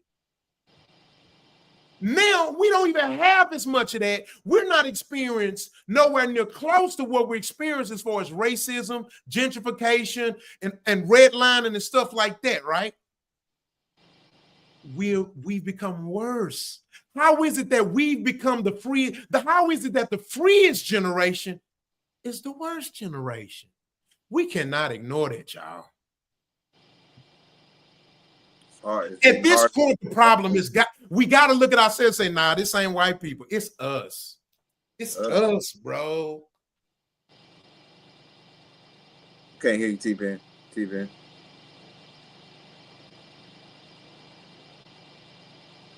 We gotta be able to be okay for us to talk about us. If we really say that, we say all the time they shouldn't be able to talk about us, but we need to be able. But then when we do, we gotta hear from we can't even talk about how we should detailed talk about us. And it's like, no, I'm just talking about us because I know us. I grew up in us. That's why I taught in Fifth Ward, because I grew up in that kind of environment in Oklahoma. And I wanted to give back. So it's kind of like, when do we get to just have an open 2-way, 4-way, 5-way street conversation amongst ourselves about ourselves, and then say we do have all the kitchen table black folks taboo conversations amongst ourselves. Say we solve all that amongst us. Then the next conversation is going to be, when do we at all go talk to the others? Now that we're healed, do we do that? Right now, since technology is here, that question or that feeling is coming around a little bit faster, because a lot of us have not caught up with the knowledge that we need to be able to go to that negotiating table to talk to the others, because we need to. And we know it's not happening because Ice Cube tried to get our own selves to talk to us, and everybody else talked to him but us. And even right now, Democrats have a stance. And I use the Democrat because we know that the base of Democrats is the black man and the black woman. That's the base. I just did flowers for a 19-year-old kid that comes from one of the poorest countries in Africa. And he invented a phone that don't need a damn cell phone service.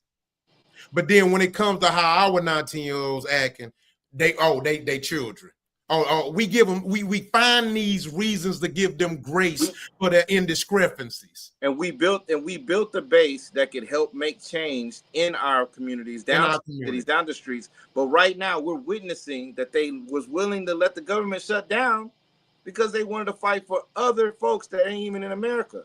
When the base, they're showing that they're willing to fight, but they're not willing to fight for the base, which is black men and black women in America, is the Democratic base. But they don't want to defend that. They do everything. You can go all the way back to the 80s. They do everything to not talk about us. But y'all keep defending this party, these talking points. Y'all keep defending that instead of, and I'm bringing that up because I feel like it's involved in that psychosis of us. Yeah, it is. Not being able to talk about us.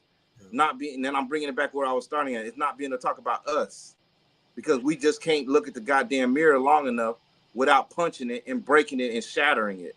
Yeah. If you go to a black get together and you bring and you say you Republican, man, you might want to leave. They'll damn near jump you. Yeah. They'll damn near fucking fight you, bro.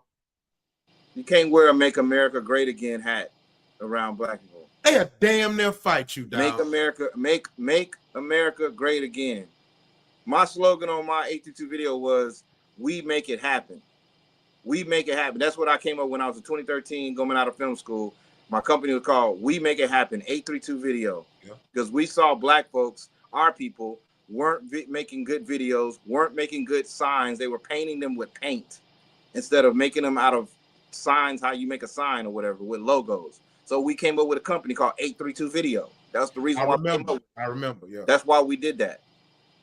And so it's just like, when do we have that conversation? When do we come across that bridge of like, when do we talk to the others? When do we let the others talk to us? When do we deal with those hard conversations? That's why we never got the reparations dealt with, because the others didn't want to have that conversation. Nancy Pelosi, John Conyers been wanting to talk to you about it since the 1980s. That's a black man, a congressman. That's a black man that made that HR 40 about the study of slavery and on America, the effects of it. Nancy Pelosi, a white woman, a Democrat, the leader of the Democrats. She suppressed it before Obama. She suppressed it during Obama. She suppressed it after Obama. She's still suppressing it. So what are we talking about? What are we talking about? Why are black folks loyal? Why do we have that kind of loyalty? We need to have loyalty to us and be able to say, we can look at the mirror and talk to us. And whenever us, I'm talking about us on this panel, whenever us on this panel as black men, we should be able to talk about it and have an open dialogue and not have to have instructions on how we talk about it. Long as we ain't being disrespectful to each other, of course. But I'm just saying. Hey man, what's wrong? What's wrong with giving suggestions though, man? We ain't gotta be instructions. We just bouncing off each other. Hey, I think this okay. We don't want to do that. Cool. We move on. It ain't gotta be like we should be able to talk about it with nobody being able to give instructions. I ain't giving instructions. I'm saying, hey, I suggest this. Well, we got that already. Okay, cool. Hey man, we having a dialogue. If I want to give my input, I should be able to do that too, right? I thought that's what we was doing. I thought we was having dialogue. That's just what we're doing. No, we are having, but based on what you just said, we should be able to talk about this and not give instruction on how we do it. I'm saying if we all come together, meet with the minds, if somebody got an idea, he could have been wrong, but he got an idea, he should be able to do that. Yeah, nobody's saying that that's not fair. What we're talking about right now on the panel is that we are having open dialogue, but sometimes during this open dialogue that we were having with this right here, even with you right now, the dialogue kind of seemed like it was trying to get either sabotaged or cut off by a little bit of nihilism of trying to say, oh, it don't matter. Because we even heard it through Yogi saying, I don't give a fuck about this shit. And that ain't my problem. So it kind of takes away from the actual point of us being on the show of having dialogue whenever we already have a party that's going to cut it off by saying it's whatever. I'm just suggesting things now. But before it sounded very convicted in what you was trying to say, just like what yeah, I'm saying. because I can admit when I was wrong about you. You have to follow what I'm saying. It does. I'm gonna correct you when you say something that's incorrect about what I said. I'm gonna always do that. Yeah, go ahead. So the reason I did this was like, oh, okay, because he said, oh, we do give praise in the beginning. Okay, cool. Well, you know what? You're right. Then I back away with it. Yeah, I get you. I wasn't trying to make fun of your gesture. I was just saying like how you got stood. I wasn't tripping on a gesture. That's just my own gesture. I mean, I ain't tripping on no gesture, brother. That ain't nothing. No, I was saying you didn't have to explain your gesture. I was like, that's cool. That's not what my focus was on what I just said about what you were actually doing when we were heavily debating, when you and Rock were heavily debating, and I was. Yeah, because here's my overall thing. Like I said, what don't sit right with my spirit. I'm all about holding our people accountable, but I don't want to slip into this. I don't want to slip into what I feel like is all we do is talk about how dumb and stupid and ignorant that we are. Like that don't sit right with my spirit. So I know. Come on, man. My bad. It was dumb and ignorant and spirit. My bad, being I apologize. Go ahead, I apologize. We just saying that we just see in the video where we just see. I will keep saying that all I saw in the video was a lack of emotional intelligence on our part as a group of people, and not one person in there that I saw it. That's all it was. It doesn't mean that they can't change. It doesn't mean that they don't have the right to do that. It just means that's what we saw, and we're just explaining what we saw, and we're just trying to say, as fathers, as elders, as leaders in the black community, and done our work too, and got our elbows dirty too. We're saying, hey, straighten up, fly right, tighten up, Tighten up, goddammit. That's what we're saying as unks. It's time to tighten up. I don't give a shit if you think you 18 and you ain't no kid no more. You ain't no kid at 19. No. Yeah, let your mama call you that. Your mama call you a kid. She could hug you. That's not what I'm doing. No, I'm not doing that. I'm telling you the truth of the matter. You got to grow up. If someone's asking you a question that's aggressive to you and you can't deal with it, walk away. Walk away. If you want to deal with it and you see somebody that can, then go do that. Just because that goes back to what you're saying earlier. I don't know why there wasn't a group of black dudes that confronted those group of white dudes and challenged them and debated them and went in dialogue back and forth. I don't know why that didn't happen. They probably ignored their ass and went to class. They probably ignored and went to class. But I'm just saying, in the context of what those white boys was doing on there, they should have confronted them, because I would have been one of those dudes that would have confronted and questioned those white boys and challenged them. It would have been fun to me. The only problem is, but it would have been fun. It would have been fun. I would have shook their and shit. Yeah, I would have. I would agree with that. I think I agree with that. It would have been fun because I would have challenged them. I would have challenged them, but I would have challenged them here. Yeah, I would have challenged them here. Yeah, challenged them here. And I would have shook their hand. I would have shook their hand beforehand, and I would have shook their hand after I left. Yeah. Well, I'm gonna say this, and I don't know, you know what I'm saying, and I can't tell nobody how parent their kids. But I know if I would have saw that video and I would have saw my child that I'm spending money on to be there doing that shit to them, it would have been a fucking problem. That's just me personally, because that's not how I raised you. You don't antagonize or intimidate people, or you don't respond to antagonism if that's what's being thrown at you. So I look at it from that standpoint as far as it's to justify, you know, my stance on it. You know what I'm saying? You feel me? I mean, it's just, but that's just me. You know what I'm saying? This was a good debate. We definitely did it. And go ahead. So I think something I said got misconstrued when I said I don't give a fuck.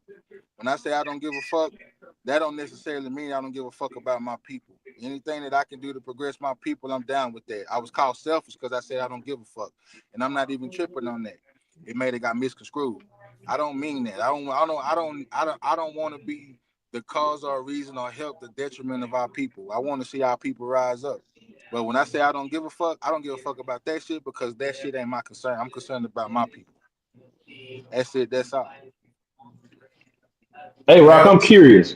What's the racist teacher? What topic is that? I'm curious about that one. Yeah, we finna go to that one next.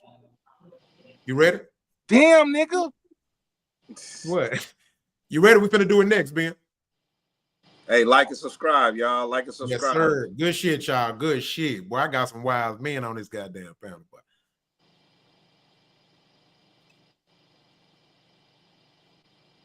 I'm sick. You're sick. Can we sing happy birthday to you? All right, here we go. Happy birthday to you. Happy birthday to you. Happy birthday, dear legend. Happy birthday to you. Would you like the funny song now that I sing to you? Okay, goes like this. Happy birthday to you. You live in the zoo. You look like a monkey, and you smell like one, two. Woo! Give a clap, everybody. Happy birthday, legend.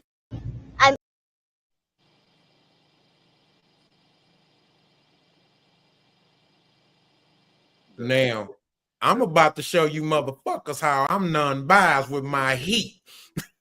I don't give a fuck what color you is. You do some fuck shit, I'm gonna get at your ass.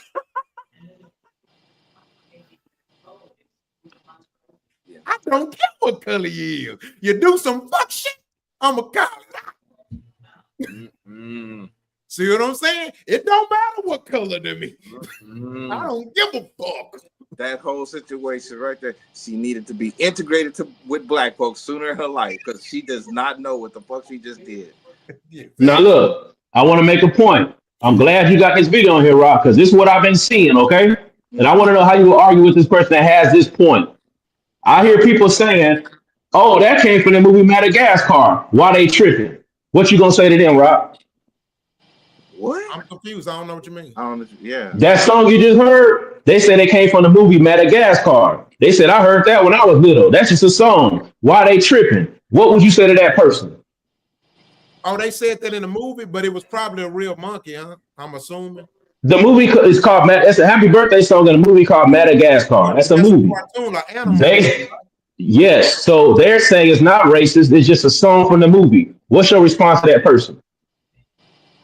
To who? To the person that's. So the song you just heard her singing, they're saying she's mimicking that Happy Birthday song from that movie Madagascar, which is a children's movie. Yeah. So they're saying she's not being racist. So what is your argument to that person? I mean, I don't agree with it. I ain't gonna debate it, but I don't agree with it. I'm sure she probably got fired. I'm sure she's gonna get fired. I'm sure of that. Can I answer, T-Van? Yeah, I want to. Yeah. I'm just curious. What would that say to that person? Yeah.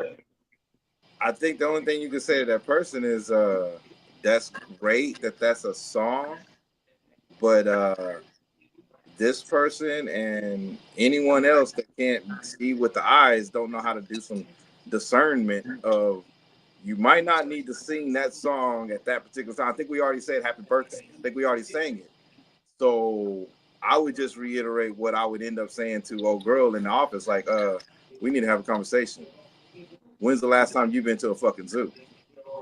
Was it 1918 when they did have black people in zoos? Or was it last week? Because last week they don't have black people in zoos. So what you did was some weird shit. We got to let you fucking go. Okay? So go figure that out. That's just some real shit, because that's just dumb common sense, because you're just not around shit. That's all I would say to that. That's dumb. I agree 100%. I don't give a shit about your Madagascar song. I don't give a shit about your fucking movie, your Pixar movie, whatever. That don't give a rat's ass to me. That's a child, and you're an adult. Place. You it's can understand. That wasn't. You know that they've been calling black folks monkey. You know that they've been calling black folks monkey. Exactly. You know that they've been saying shit like that. So what the fuck are you doing, white lady? What are you doing? Hey, and I agree with what you're saying. And I'm not trying to be that dead horse. I'm not really trying to drum up an old argument, but that's the same point I was making a minute ago about the college campus. Time and the place. That's all I was saying. You gotta read the room, man. Read the room. That's the only point that I'm making. I get what he's saying, guys. Listen. That's all I was saying. We went from kids back to adults. It's not the same. No, I just said read the room. I just said read the room. What you mean? It's a college campus. If you got a right to be there, that's what they do on college. They didn't say nothing derogatory. Hey, but what I'm saying is, nothing racist to them kids. But Rock, what I'm saying, Rock, is that this is what I'm saying. I agree with you about the song. What I'm saying is, I've seen arguments saying that y'all need to stop tripping. It's just a song. They're saying that, like, why they tripping? It's just a song. Why you tripping? The kids ain't tripping. Why the adults tripping? It's just a song. I'm saying, hey, time and the place. Make the place to be doing that. You're trying to connect something that can't be connected, bro. Them white boys are not saying nothing racist to them people. There's no time. There's not ever going to be a time and place for a Caucasian person in this modern age to sing a monkey song to a black song. I agree. Never. I agree. There will always be an occasion for a black person to go to a white PWI, whatever you call them, white college with a tent and ask questions about white people. That will always be welcome. But I don't know if it, because from what y'all saying, it ain't welcome for a white person to go to a black college and ask. No. What I was saying, the parallel was read the room, time and the place. That's what I was saying. I ain't saying they can't do it. I just said read the room, time and the place. That's the only that's the contextual parallel. That's the parallel. Time and the place is the parallel. I didn't say they couldn't do it. I said the parallel is. I don't think that correlates. Yeah, I get what you're saying. I don't think it correlates. I just don't. Okay. All right. Hey. Yeah, we talking about she blatantly said some racist shit. Hey, but Rock, I agree, but what I'm saying is that is an actual birthday song from a movie. I get it. And from what I was seeing, people say like, "Oh, I heard that song growing up." They tripping. I'm saying, how you gonna argue that person saying that if they saying they?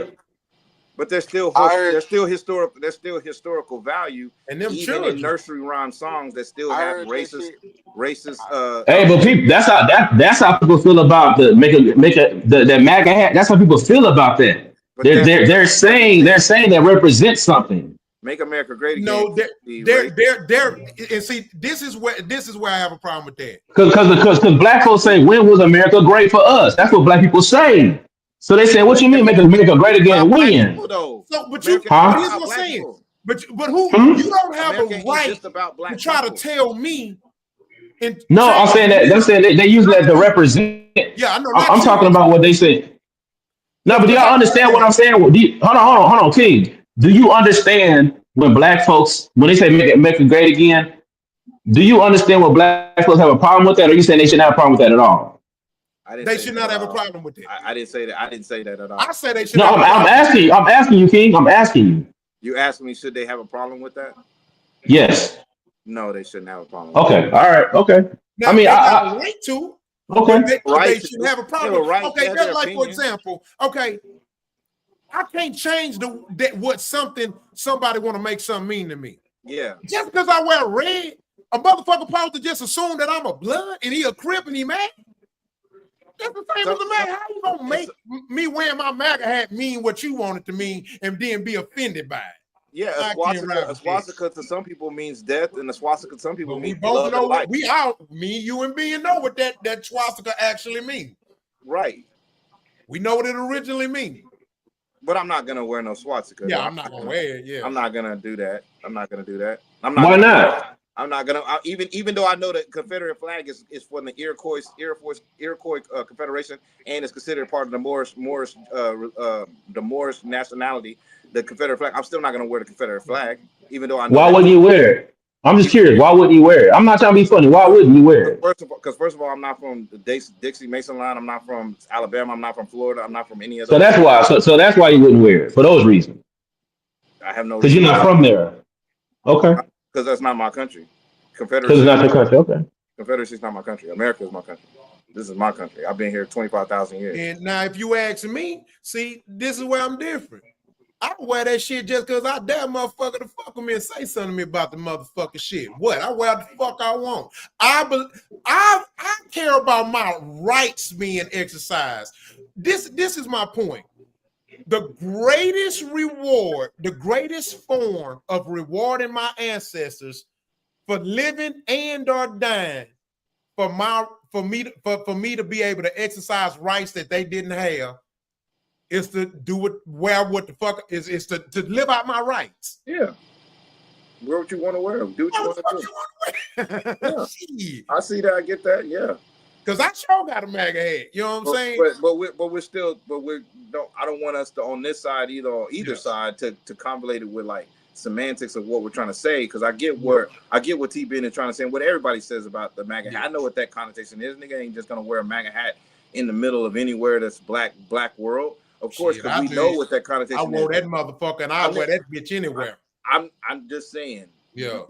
But hey, King, and I agree. I agree with you, King. That sentiment is the point that I'm making, though. That I agree with what you're saying. That's the sentiment I'm trying to push. Like what you just said is the crux of what I'm saying. Like it's like time and the place. That's what I'm going back to. Like you're not gonna wear because you understand. Okay, where am I at? It's not a good idea. Even though I got the right to do it, it's not a good idea. That's what I'm saying. But all I'm trying to say, I don't want to say we. All I'm trying to say is that there is a generation that we see it on that video that don't give a fuck about those rules. They don't care. Right. Just like how we're seeing in our culture, there's a generation that don't give a fuck about the snitching rules, that snitching and all that G code. They don't give a damn. These white boys and Indians, whatever, these newer kids, even some black kids, they want to ask questions. They want to use what we think is taboo as getting at dad. Dad, they don't want to talk about race. Let's talk about race. They don't want to hang out with black people. Let's hang out with black people. They don't want to do. They're pushing those buttons, and we're seeing it. But like Rock said, we're using 1965 tactics to understand it. And then we're coming up with a solution, and we're hearing the solution, but we're saying it might work, it could have worked, but it's still coming from a 1965 filter. We can't use that anymore. I've had a saying that says that we should revolutionize the revolutionary, right? Because I 100% agree. There should be different tactics, different methods here in 2025, right? Yeah, because Marcus Garvey couldn't do what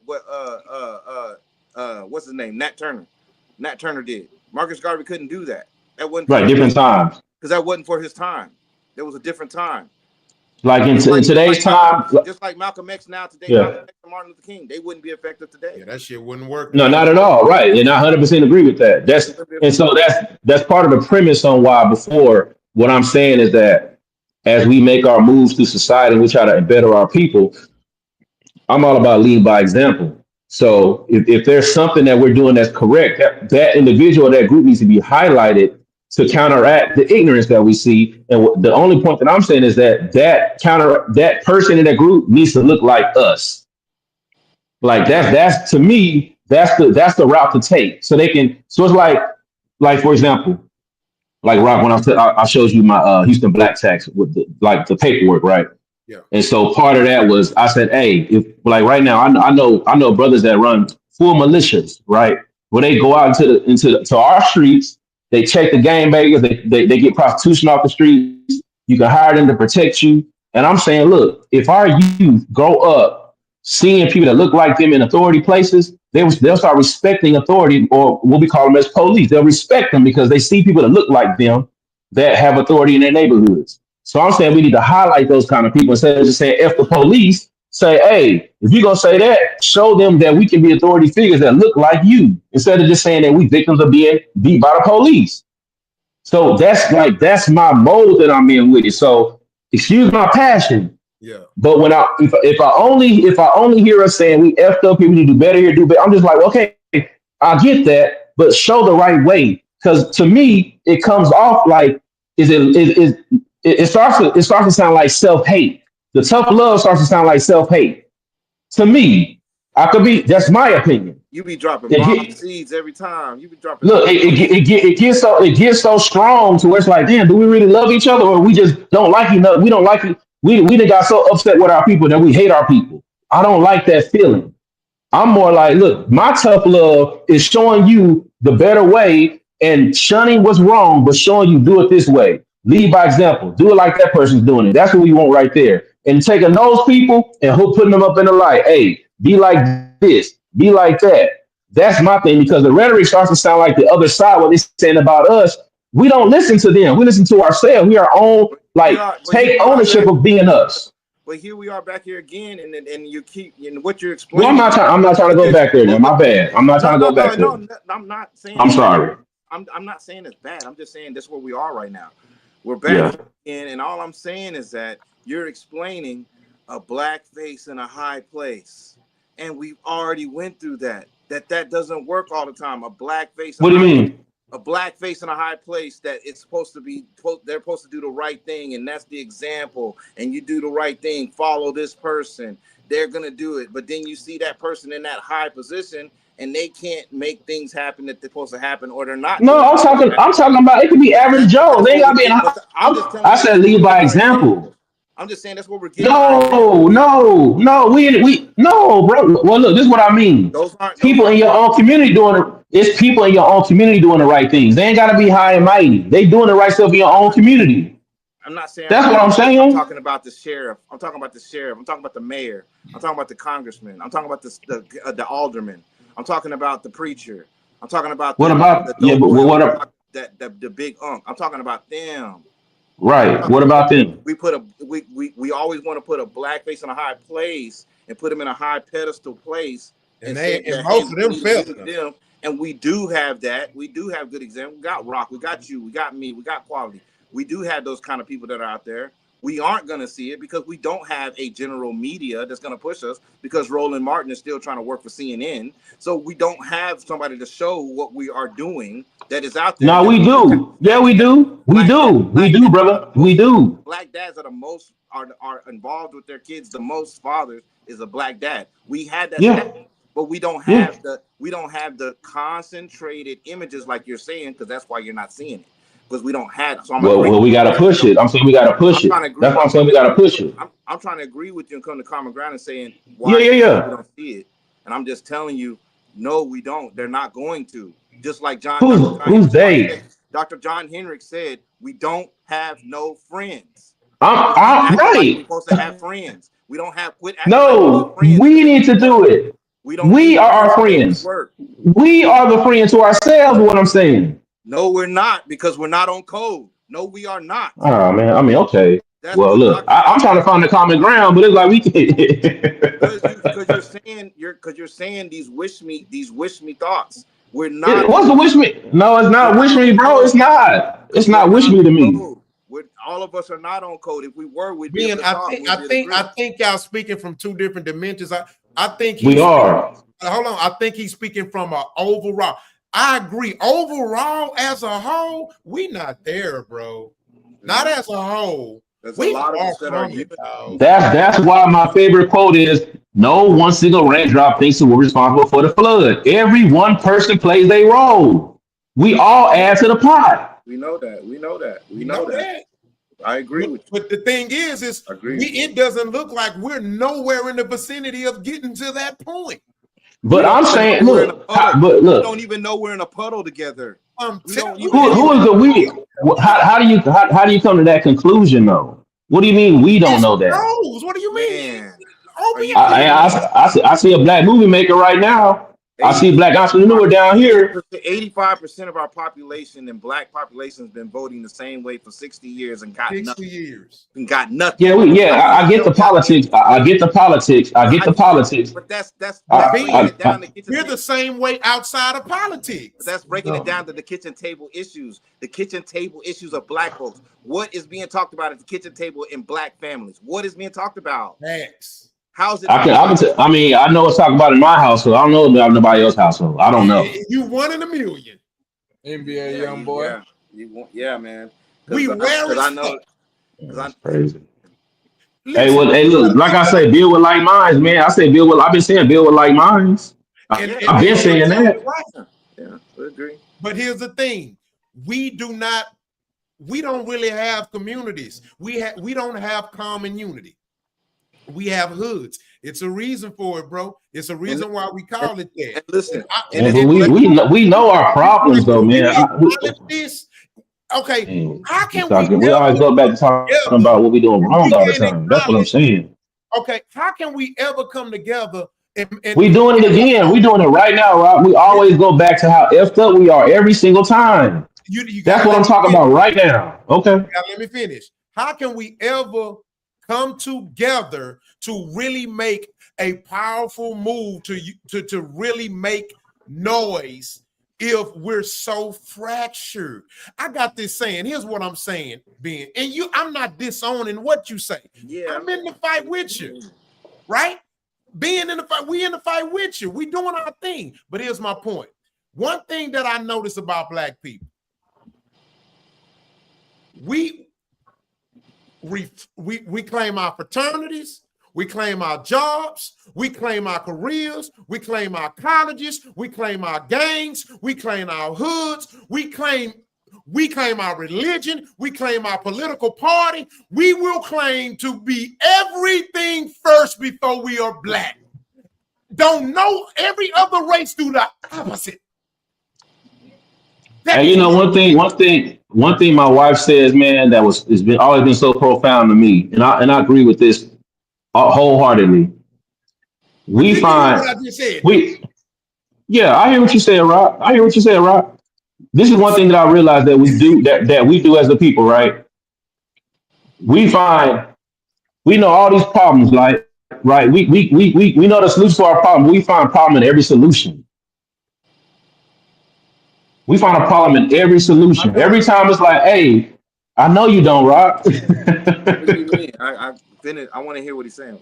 Yeah. So when I say we find a problem in every single solution, if we say, hey, y'all, build with like minds, then it becomes, hey, well, the like minds don't even want to get together. It's like, well, hey, if we can't agree that we got to build with like minds, then how we gonna get past that? Because we can't even agree to.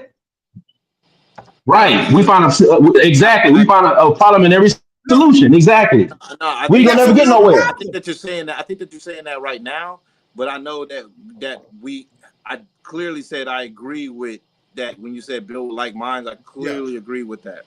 Yeah, but listen, I hear what you're saying, King. But I'm saying every single time we have a solution, we find a problem in the solution. And that problem Because if it ain't that, because if it ain't us coming together, it's like, okay, if it's not that, it's okay, what's your religion? Oh, well, I don't give with your religion, I can't work with you. Oh, well, it's always. Here's my point, Ben. Here's my Ben. The problem that I have with it is real. You want to know what that problem is? We just cannot, for some strange fucking reason, get enough of the masses to drink the goddamn water. We can't even get them to come to the fucking water. Am I lying? That's why I brought up that 80% is exactly. That's why I brought that up, because we could see where we are. So what we supposed to do? Let me ask y'all. So what do you do? It's a painful truth. So what do you do? What do you mean? What do we do? How do you fix it? How do you fix it? Fix what? Hold on. Fix what? The 80% issue. Let's start with 80% vote the wrong way. How do we fix that? It's gonna take another 50, 60 years. First, we got to get the family structure on. We got to get these bitches to want to marry me. I've always said that. We got to attack the third graders right now. We're done. We're cooked. Thank you. We're done. I agree. We're cooked. This, if you're talking about in general as a whole, change the world, change the world. It's the third graders right now. We need to attack the third graders and start there. So that means we need to start at home, which goes to what Rock's saying. We need to get married before you carry. We need to start having better conversations with our children at 11, 12, 13, 14. And getting to understand, we maybe need to take the 16-year-old puppy love more seriously. Maybe that's a good thing. Maybe we should let them be betrothed for 4 or 5 years while they go and let them get married at 22. Maybe that's a good thing because of all these diseases out there. So my son or my daughter don't got to go out here and gallivant with a whole bunch of people and don't know what they get and catch something before they find who they're supposed to be with. Maybe they already with who they're supposed to be with because that person is still kind of pure. We got to start looking at these kind of things. We got to start really looking outside the box. We got to really look outside. I agree with that. We got to. That's all I'm saying, Ben. Here's what he's saying, Ben. Look. I hear what he's saying. Rob. I know, but I just want to add to it. What I don't like is this, right? You know, me and you know each other. We didn't talk like we've been friends we've been brothers for years. We've past friends, right? You don't, when you say you got it out the mud, and when you say you come from nothing, you don't say that because it sounds cool. You don't say that because it make you look good to the other motherfuckers who come from shit. You say it because it's the truth. You don't like it. It's not something you wish you would have had. We all wish we would have grew up rich, right? We all wish that, right? So here's what I'm saying. We got motherfuckers who actually grew up rich and don't come from the mud, but they want to be in the position that me and you was in when we was little. That is something that we can't fix, bro. Like so, I'm trying to say. And look, I ain't trying to. And so that was. Hold on, hear me out. So what I'm saying is when we're talking about the solution, the question we got to ask is where we trying to create the solution at?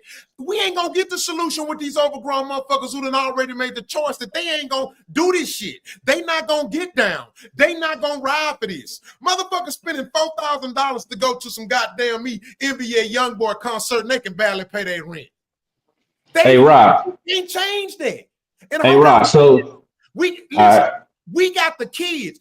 Like with the kids in college. I remember it was a time where kids in college, you can tell the difference between a black college kid and a damn uneducated dropout. What we just saw was a display that we can't even tell the fucking difference no more. I remember when you could tell a difference between a prostitute and a classy lady. They dress the same now. We don't even know the difference no more. Yep. Hey, so you remember when me and good brother Rich sat on here maybe a month ago. We had our back and forth. Yeah. And like I said, one of my other important quotes that I live by is much easier to build strong children than to repair broken men, right? Well, listen, hold on. Hold on. Listen, yeah. And so my entire rhetoric tonight has been about the youth, what the youth need to look up and see. That's all I've been talking about with the youth. I said the youth need to be able to look up and look at adults doing the right things. Yeah. That's my whole premise. So start with the children. So I agree with you 100%. 100%. I'm saying show the children who's doing the right things so they can grow up and see that image and try to be like that. Like we wanted to be like Mike, for example, right? Using that as a segue. But so that's always been my message. Start with the youth. Because hey, when she gets to a certain point, it's look, college, in my opinion, college ain't too old yet. When you get in your 30s, 40s, you little college, you still moldable in college. In college, you can still mold in college. Because you just said yourself, college kids. Why you call them college kids, Rock? You ain't molding nothing. You ain't molding nothing, even when they accept. In college, their brains ain't fully developed yet. Of course you can. That's true. That's true. We gonna run with that semantic when the brain ain't fully developed. Come on, man. Bro, you can't look past the facts, Rob. To let you in. No. I'm saying the youth. This is why they marketing targets certain age demographic because you're very, very impressionable in those years. You can mold people coming to college. Until you turn 26, your frontal lobe of your brain is not developed until you turn 26. That matters though. Y'all act like that don't matter. That matters. That's just not a saying. It does matter, but what we're trying to say is by the time any kid at any adolescence by the time they're at that age, they need to know how to act. They've already made their decisions on who they are. And no, they have not. Yes, they have. They may not. They may not know what it is, but they've already decided what they wanted, who they are, who their person is, who they are, and then they decide. I wanted to be a rapper since 5. They decide to let you. They decide to let you. They decide to open their eyes and take your advice. Just not that you're giving advice and it's molding them. Is that they're deciding to accept your advice at that age. At 20 some years old. I mean, but at college is 18, 19, 20, 21. That's that range. Yeah, bro, military too, 18 to 20, 18, 22. Yeah, we know. We know that, bro. But the point that I'm making is that at that age right there, you can still be molded at that age. Your brain ain't fully developed yet. I bet you them undeveloped brain ass kids wouldn't have acted like that in the military. I didn't mean to say that. See, we choose where we want to be ignorant. It's more. No, we ain't talking about ignorance, Rock. I get it. Hey, what I'm saying is this: when you growing up, like you make your own decisions as you going, right? You say I know what I'm doing. It's not until you get about 35, 40, you like, you know what? That was dumb. You know that now, but while you was doing it, you ain't thinking like that, Rock. That's why wisdom. But you still. That's why it's called wisdom. Maturity. You still a level of maturity should. Bro, you still. But your mentality, your perspective of being mature is way different than when you turn 35 or 40. I know. I wouldn't have did that. I wouldn't have did that at that age when I was in college. I wouldn't have did that. Rock, I ain't never been to jail before. I mean, I ain't never been to prison. I ain't never been on trouble my whole life. I made good decisions in my life. I can still say when I was 20 years old, I made dumb decisions because I see it now. But I still was mature enough to know not to do that type of shit, antagonize motherfuckers. Rob, you mean to tell me you ain't do nothing that you ashamed of when you was in your 20s? Hell yeah, I was a fucking drug. So why you can't extend that same to them ones in their 20s now? Why all of a sudden they gotta know everything? Hold on, I got you now. You want to know why? Because we give motherfuckers too much grace. I'm talking about them. I'm talking about them. We give them too much grace. We give our people too much grace. We're not whooping their ass enough. We're not tightening the strap enough. Okay, let me give an example. Okay, when I was selling drugs, my daddy didn't know, right? He thought it was just all rap. Hey, Quality, am I tripping, Quality? Hold on. I remember when I caught. You're not tripping, bro. I remember when I caught my first y'all case. both on it. I remember when I caught my first case. You know what my daddy did, and he never cussed. When he found out, and he found out why, and he found out how much, and he found out how at what level I was doing it on. He was steaming hot. You want to know what he told me? He said, let me tell you something. If you ever do this bullshit again, I will not bail you out and I will let your ass rot in here. See, that ain't giving grace. That's called, nigga, your ass on your own, nigga, you do some stupid shit again. He did give you grace because he told don't do it again. He did give you grace. We are babying our kids way too much.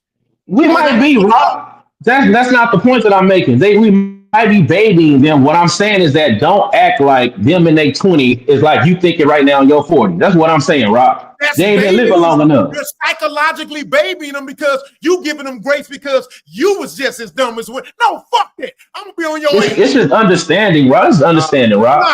That's understanding. I got two different personality of boys that I know for a fact that they would not act that way. At that time. I know not like that, but they gonna still do things today. They're gonna call dumb when they get older. Yeah, they're gonna do some things that may not be appropriate at a younger age. That's all I'm saying. You got quality. I agree with you. Quality. Yeah, that's what I'm saying. Younger, so they're gonna make mistakes in life. So that's. But can we be honest and say y'all kind of use that as leeway to prove your point when y'all understand what we're saying? We gotta. No, you don't understand the we grace are the, part. We are the least militant people in the world when it comes to our people. We let them marry who they want. We let them be what they want to be. Our motherfucking kids go to college and they going to college to be a goddamn me to study goddamn me fucking bullshit. How to just dumb shit. Shit that don't even make no money. We be like, go ahead, do it. Man, them other races, you ain't finna goddamn me go out to college and just be some dumb shit to get a goddamn degree. They gonna say, nigga, that ain't making no money. Right, you better go to school from earlier. You always highlight the other race. That's what Ben was saying earlier. Yeah, right. Hold on. Okay, but guess what? Damn. Guess who's doing it though? It's black people doing it too. So what's the problem? I'm talking about as a whole, it's the truth. But anytime we compare our where we're lacking to where another culture isn't, we always get sensitive about the shit, and that's the fucking problem. We hate when we compare other people to what's real. And I don't understand what's wrong with that. What is wrong with that? And here's my response to what you said earlier, being about we got to become a certain way with these kids or whatever. Let me tell you something. That's for their goddamn mama to do. That's for their mama to do. That's for the woman to do. I'm here to knock you in your chest, holler at you, drill sergeant you, and make your ass do push-ups and not feel sorry for you. If you hit your head, get your ass up. It ain't for me to baby you, my nigga. That's not. I don't know where you hear me talking about babying nobody other than me saying, "Hey, no." I don't hear the babying. Words. I didn't say nothing. I didn't say nothing remotely about babying. I'm talking about understanding as a 40. I didn't even say nothing remotely close to babying nobody, right?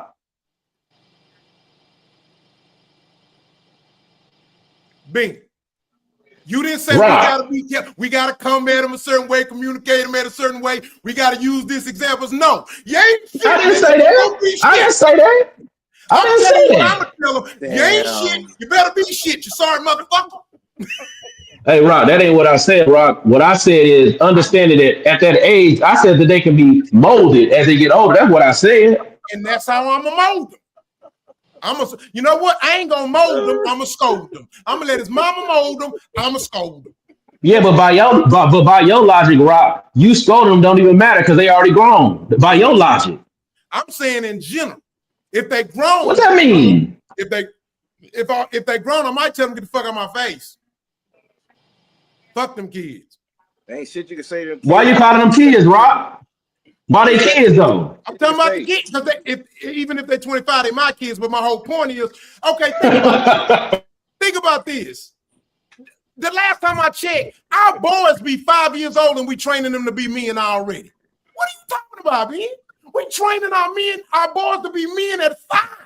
Yeah, calling them little. You think I'm gonna baby them niggas or try to work around their feelings for their ass at 18 or 25? Hey, Rock. Hey, Rock, you look like you're telling a 5-year-old, take that trash out, puss ass nigga. Rock, what's some nicknames? Hey, come here, man. Come here, little man. Yeah, come here, man. Little man. They say, boy, you 5, you ain't changed them tires. You only 5. Man, what's wrong with you? Don't change my goddamn oil. That's my little man right there. Nigga, why you didn't pay that light bill? What you mean you ate? Ate? What you mean you ate? Well, work when I was 2. What you mean? I was working when I came out my mama womb, nigga. Light bill in the baby name. Oh man. Hey, I ain't gonna lie. I'm gonna tell you about my family. I said this before. I'm gonna say it again to kind of just add to it. On my mama's side, if you make it out of 7th grade, they throw a party, right? Yeah, they fucked up. If you make it out of 7th grade, that's how dysfunctional the family on my mama's side is. But on my daddy's side, you could graduate college, and you know what they're gonna look at you and say, "Okay, nigga, what's next?" That's all I'm saying. Hey, man, ain't nothing wrong with that, Rob. Ain't nothing wrong with that, Rob. Ain't nothing wrong with that, Rob. That's not what I'm saying. The point you making ain't got nothing to do with what I was saying. No, I was just adding that. Yeah, I was just adding that. Yeah. But I'm just saying, my daddy's side, the standards were different. They didn't celebrate some of the shit that this side did, if they even celebrated that. This side of the family, everybody go to jail.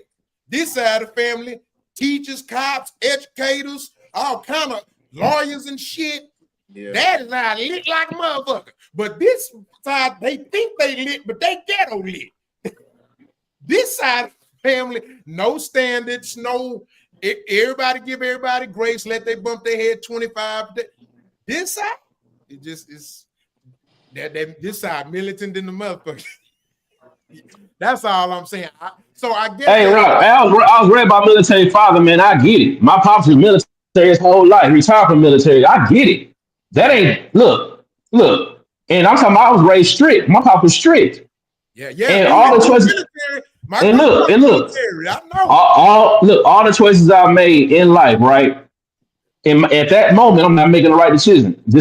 It's not until I got older, like, man, that was dumb. But at that time, it seemed smart, and it probably was at that time. But later on, I'm like, you know what? If I'd have did it different, I would have tried this way. Because I know at that time I was young. I didn't have a developed brain yet.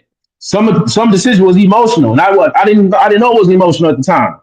But you weren't spraying blocks. They're not. You weren't. No, because I had a father. Hey, I had a father, Rock. I didn't have that. I had a father. But you get my point though. It's hard. You get my point. Grace. It's hard for me to have grace for 16-year-olds with switches. No, we don't. No, don't go extreme, Rock. Ain't nobody got no grace for nobody killing us, bro. Come on now. We ain't talking about nobody. We talking about what we hold on. We really talking about college students and college kids cussing and running some people off campus. That ain't the same as nobody shooting up the block, Rob. That's true. Let's be real, Rob.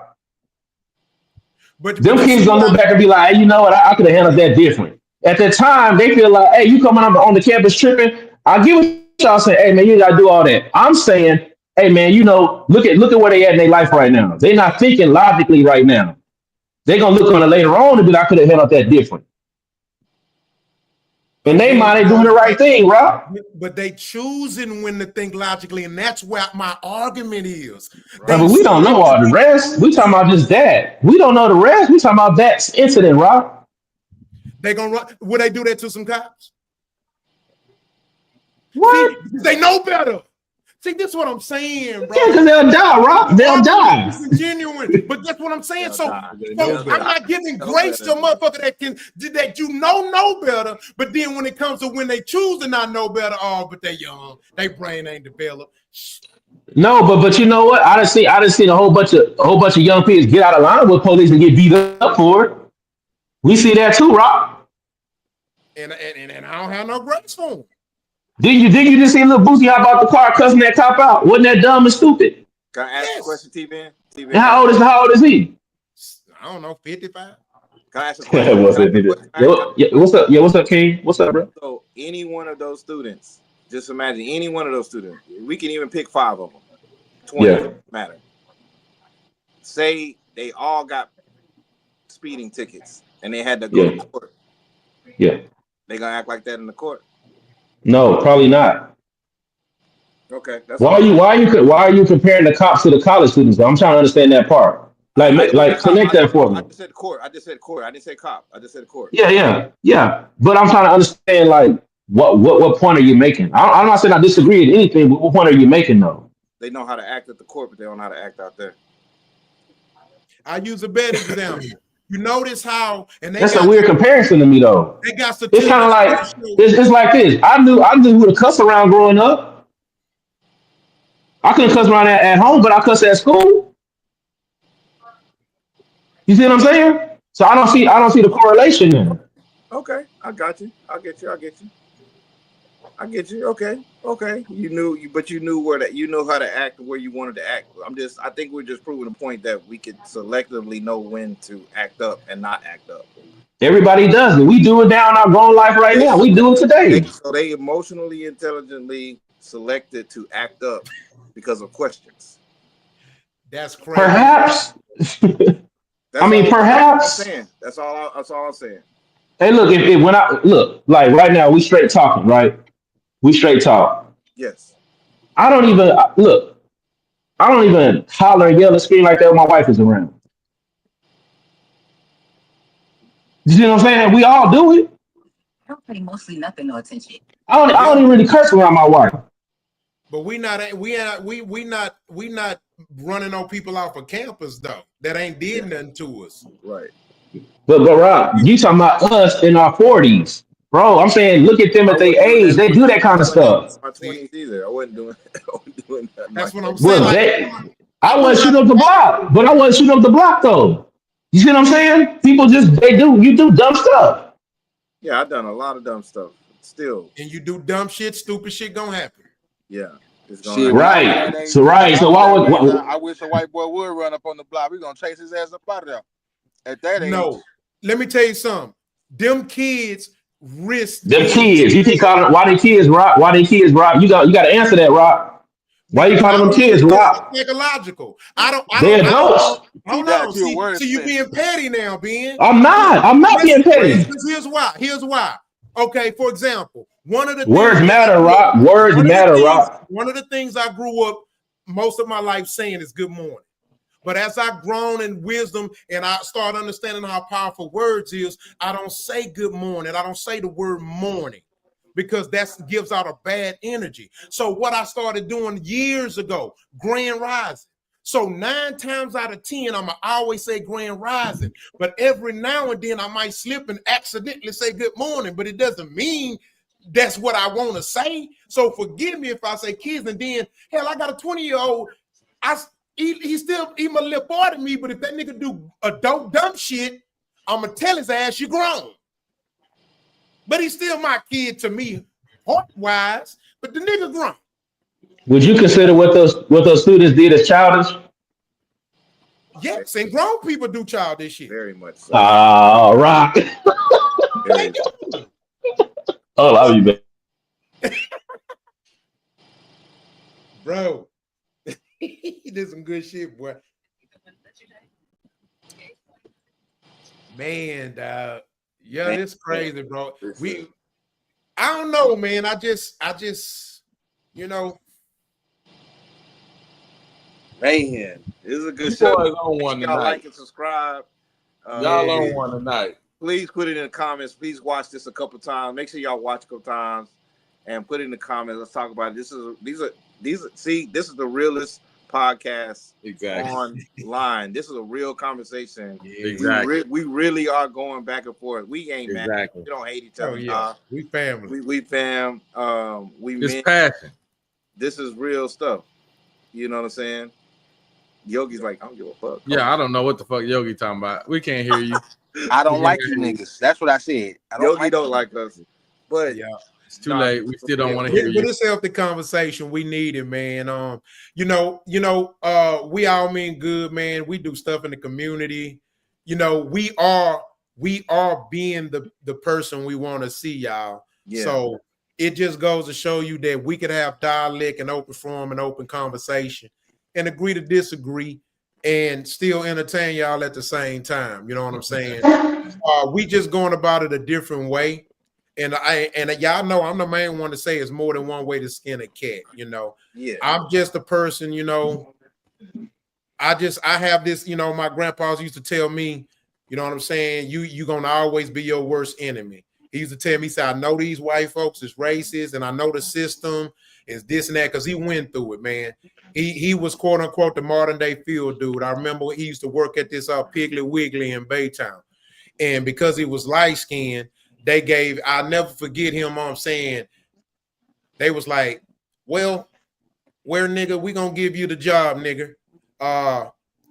We like you.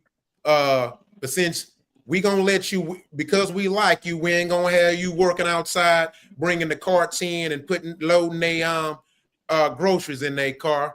We gonna give you the job in the air. You're gonna have some AC, nigga. You a lucky nigga. Now we talking about my grandfather this was before he was in the military, and this was before he got to start associating himself with the Black Panthers. And I guess my point is like he used that fuel to better himself and make sure that his mind, because he used to love chess, and he used to say the rules of chess don't change.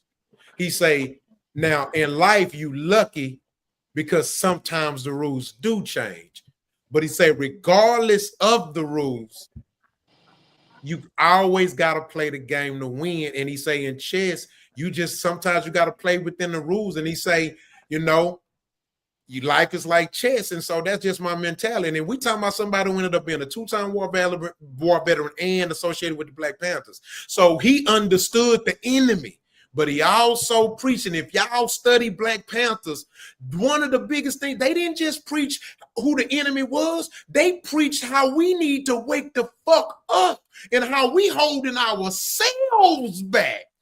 The fact, this is documented. He used to preach that. I mean, the Black Panthers used to say that shit, you know what I'm saying? But again, it's more than one way to skin a cat, man. I love my panel. It's funny because I didn't know this was going to be the makeup of the panel. I didn't know. I knew Di was going to agree to come in here and there. I didn't know it was going to become this consistent. And whether it stays this consistent or not, it doesn't matter. I always told Ben, you come on here whenever you want. I always welcome here because I know how important your message is to the people that are still impressionable. You know what I'm saying? So I appreciate you for always coming on here, man. And I know he's gonna always bring the heat with his debate. So you mean them college kids that still impressionable? Hey, I gotta get a jab in, Rock. He ain't gonna stop, man. He ain't gonna stop. To your defense. As long as they let you in. Yeah, to your defense. And it's sad because we know a statistical fact that most people, once they get a certain age, they stuck in their ways. But the beauty of people like us is guess what?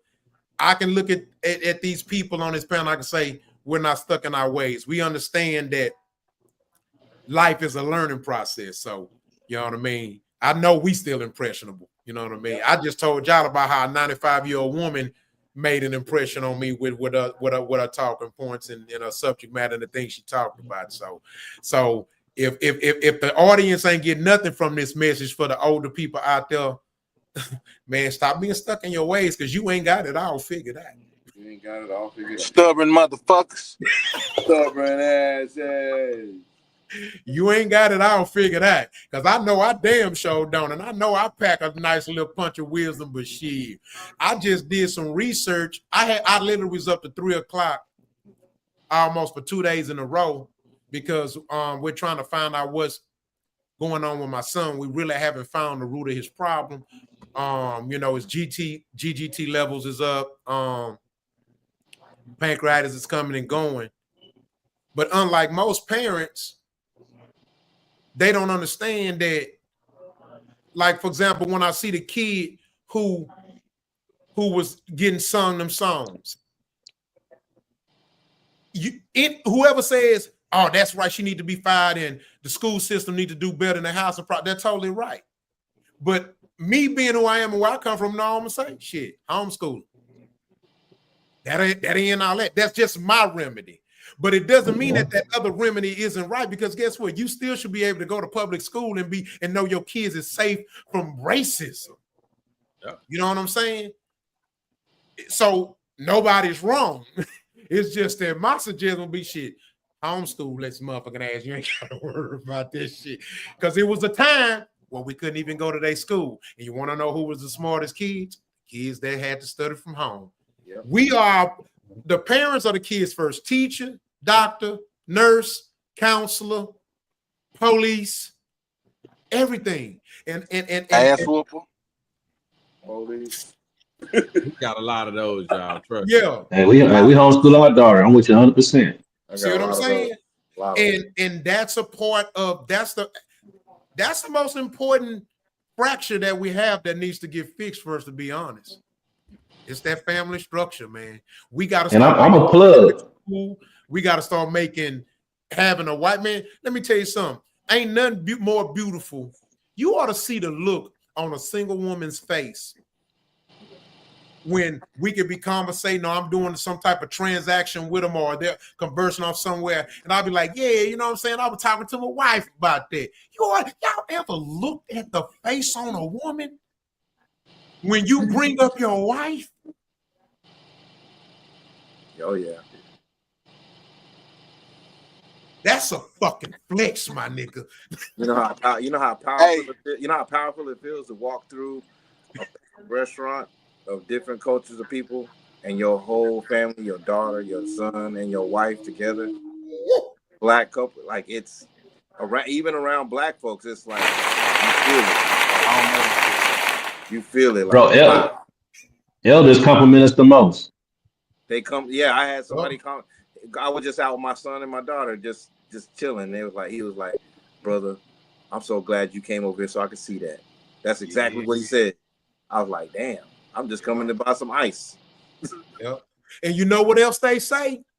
They be like, you look happy married too. Hey, that's what I call leading by example right there. That's what I'm talking about. Yeah. That's called leading by example. That's what we are. That's why we're leaders. That's why we are leaders. Yep. I'm telling you, bro, to just be comfortable and sit and tell a bad cheat you about your wife. Ooh, that does something to him, dog. I'm telling you, it hits their soul. Yeah.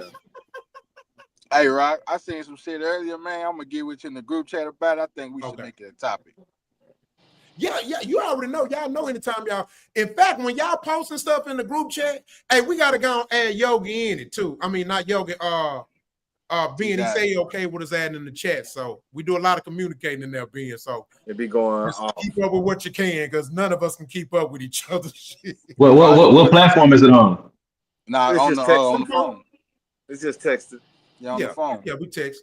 We do voice, audio, all that, and texting. You know what I'm saying? Video shout stuff. To put them in there though, we're gonna have to start a whole new chat. You know that's cool. Yeah, that's cool. We gotta stick to that. We gotta stick to that one chat too. Y'all be on the whole bunch of chats. Yeah, they be going like, why should I put it on Instagram? I'm just curious. Don't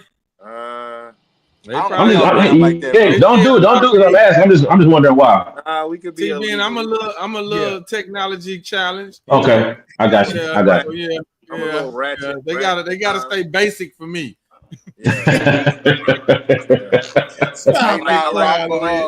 I like to chat. Hey, Rock, send me his number. Send me his number, and I'll do the new chat tonight. Okay, cool. But yeah, man. So yeah, man. Y'all see what we saying? We preaching marriage, man. Make smart cool again. Make marriage cool again. Make loving your wife cool again. Make the married woman, stress this to these single women. Stop sticking to this bullshit ass sister code. You know what I'm saying? It's not helping us. And, also, if you claim to be the lady and the classy lady that you are, dress like it. Dress like it. Yeah, you can't have your breasts out and in the bottom of your booty cheeks out. Men, if you claim you heterosexual, pick your pants up. I shouldn't know the color of your underwear, dog. Not cool. You know what I'm saying? Hey, you know what? Before you brought up a point. Okay. You brought up a point, Rock, about getting out the mud. And one of the purposes was that, instead of always glorifying getting out the mud from the criminal level, the street level. We should start giving credit to those who got it the legal way, but hustled and grinded to get it. Exactly. That's something to look up to. Yeah. It ain't always about the drug game. You know what I'm saying? You can make your bones and make your way the legal way and still work hard to get it. Yeah. I hate rappers and drug dealers and crackers and niggas. I hate them. And I was a nigga. I was a drug dealer. I hate them niggas. I was a rapper. I hate them too. I don't like them. And I was actually them. So believe me when I say I stand by that shit. I hate I hate the very things that I was. That wasn't good. If it was hurtful to my community, I disown it avidly. You know what I'm saying? So I totally agree with you. You know what I'm saying? I love being a married man and a family man and loving my kids, and you know what I'm saying? And I always have been a nerd. And I tell people I ain't never been a thug. I just did thug like shit. I ain't never been no thug. Don't call me that shit. I refuse to brag about being a roach of society. I ain't no fucking cockroach. I'm a goddamn evil. Shit, I'm an evil nigga. I got wings. Shit. Hey, Rob. We brag about being roaches of society. Yeah, I'm a thug, nigga. I'm a beast. I don't even like saying I'm a beast. No, I'm not, nigga. I'm a human, nigga. I cook my food, nigga. What you talking about, yo? Hey, Rob. Hey, I just want to let y'all know I'm ready to find my wife now. There you go. God damn it. That's what the fuck I'm talking about. See there. Yes. I'm lying. Hey, it is. I'm lying. He like that kid. I goddamn boo know as it. Let what a goddamn boo. Like that kid that be crying and just start. Nah, man. So a couple of weeks ago, man, I had went home. And I had to invite to stand in my partner with. Nah, for real though. You know what I'm saying? And I had went. See, man, felt some type of way, huh? See, that's why I don't like you niggas. That's why I don't talk to y'all. Fuck y'all. Not you, T-Dot, you my nigga. No, Rock, keep it playing. It's perfect. No, come on, yo. You don't act like that. Come back here, yo. Come on, yo. Come on, freestyle. I don't like you niggas. Keep calm.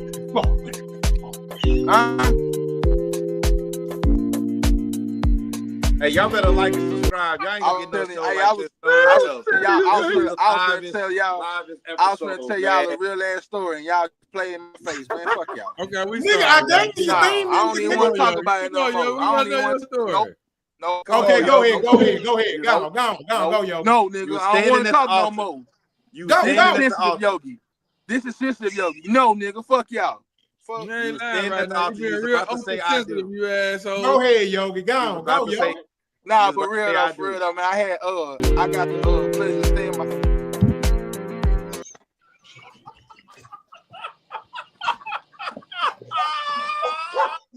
Hey man, Yogi signing out, man. Keep calm. Fuck your fat boy. Fuck y'all.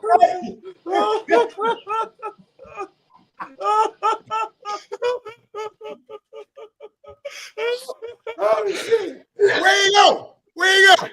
Yogi, come on, Yogi, come back. You better take it go back, yo. Hey man, we gotta end it right there, man. We gotta end it right there, man. All right, we gotta end the show, man. King, let them know who you is and what you're about. Hey man, I'm King with Hugh Wood series. Go check that out on Tubi, YouTube TV. Just search Hugh Wood series, Fawsome TV, Prime Video. We're out there. We need your views. Thank you. And we need your subscriptions and views for At My Momas House podcast. We only need 80 more. Smash that button, man. This was a good show tonight. There he is. There Yogi is. All right. I ain't gonna do no rock shit. Cut the camera off and shit. Nigga, you left the building. Nigga, you. Nigga. Oh shit. Hey, I can't wait to clip this shit. This shit is crazy. This whole show. Pull out. Go ahead, B. Talk your shit. Hey man, it's T-Ben, your neighborhood brother. You can find me at tbenenterprises.com. Help your business grow. That's all I got to say, man.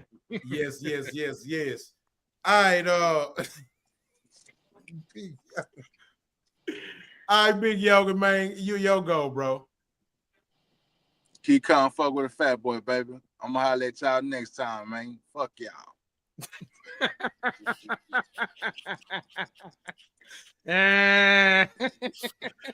All right, man. I gotta go before I let Quality go, because he, as y'all know, he ends the show the best. It's your boy Rockstar, host of the popular podcast At My Momas House and Rock's House. Make sure you subscribe both channels. Get the likes up. Subscribe. Please comment. We need your comments, man. All that matters. All right. And with that being said, we're gonna slide it on to Quality now. Before Quality speak, y'all forgive me for going overboard. I just want y'all to know I have been working on if y'all notice, I'm shortening the topics, which is funny because it seems as when I shorten the topics, the conversations get longer. I don't know which is better or which is worse. but we're gonna figure this shit out. So out of respect for y'all, and I know y'all don't mind, but I understand that y'all have family, kids, jobs, and life. I am going to continue to work on shortening the show. We don't have to be this long. It doesn't, not every show. So please be patient with me. I'm gonna work on it. You know what I'm saying? Y'all help work on it with me. Okay.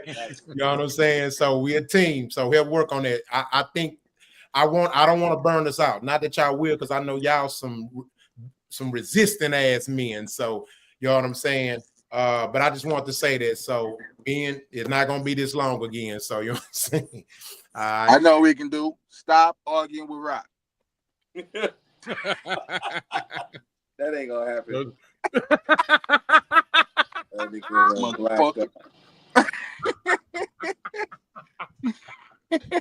Okay. All right, then. God damn it. Here you go. Hold on, Quality. Hold on. See, why y'all gotta hurt my feelings, man? Oh, God damn. Why y'all gotta hurt my look? Hold on, wait a minute. Now he's sensitive. Hold on. Hold on. See what's wrong with black folks? You see what's wrong with black folks? Why, Doc? Oh, God damn. Oh, God damn. Why you crying? Oh, give me a bill. Go give me a bill. I got them in fix, nigga. Why you gotta hurt my feelings, Yogi? I think I got the Michael Jordan face. Going out like I came in. God damn. Going out like I came in. Why, dog? Style love, fam. God. Oh man, go ahead, dog. Hey, man, I just like to let everybody know out there we love y'all, man. We love y'all so much. We have such a ball bringing y'all this entertainment. So without us, there's no y'all. Without y'all, there's no us. So we need each and every one of us to participate. Yo, we got our Bugatti mask on. I never say the word right, y'all. So don't even worry about it. Everybody got their Bugatti. We got our Bugatti, Bushiesty Meisties or whatever they call it. Yeah, I'm not putting that hot motherfucker on no more. So anyway, I'm not putting that motherfucker back on. Yeah, I'm not doing that no more. Anyway, y'all, thank you again. Thank you again. I am Nat silent E, aka Quality. We out, y'all.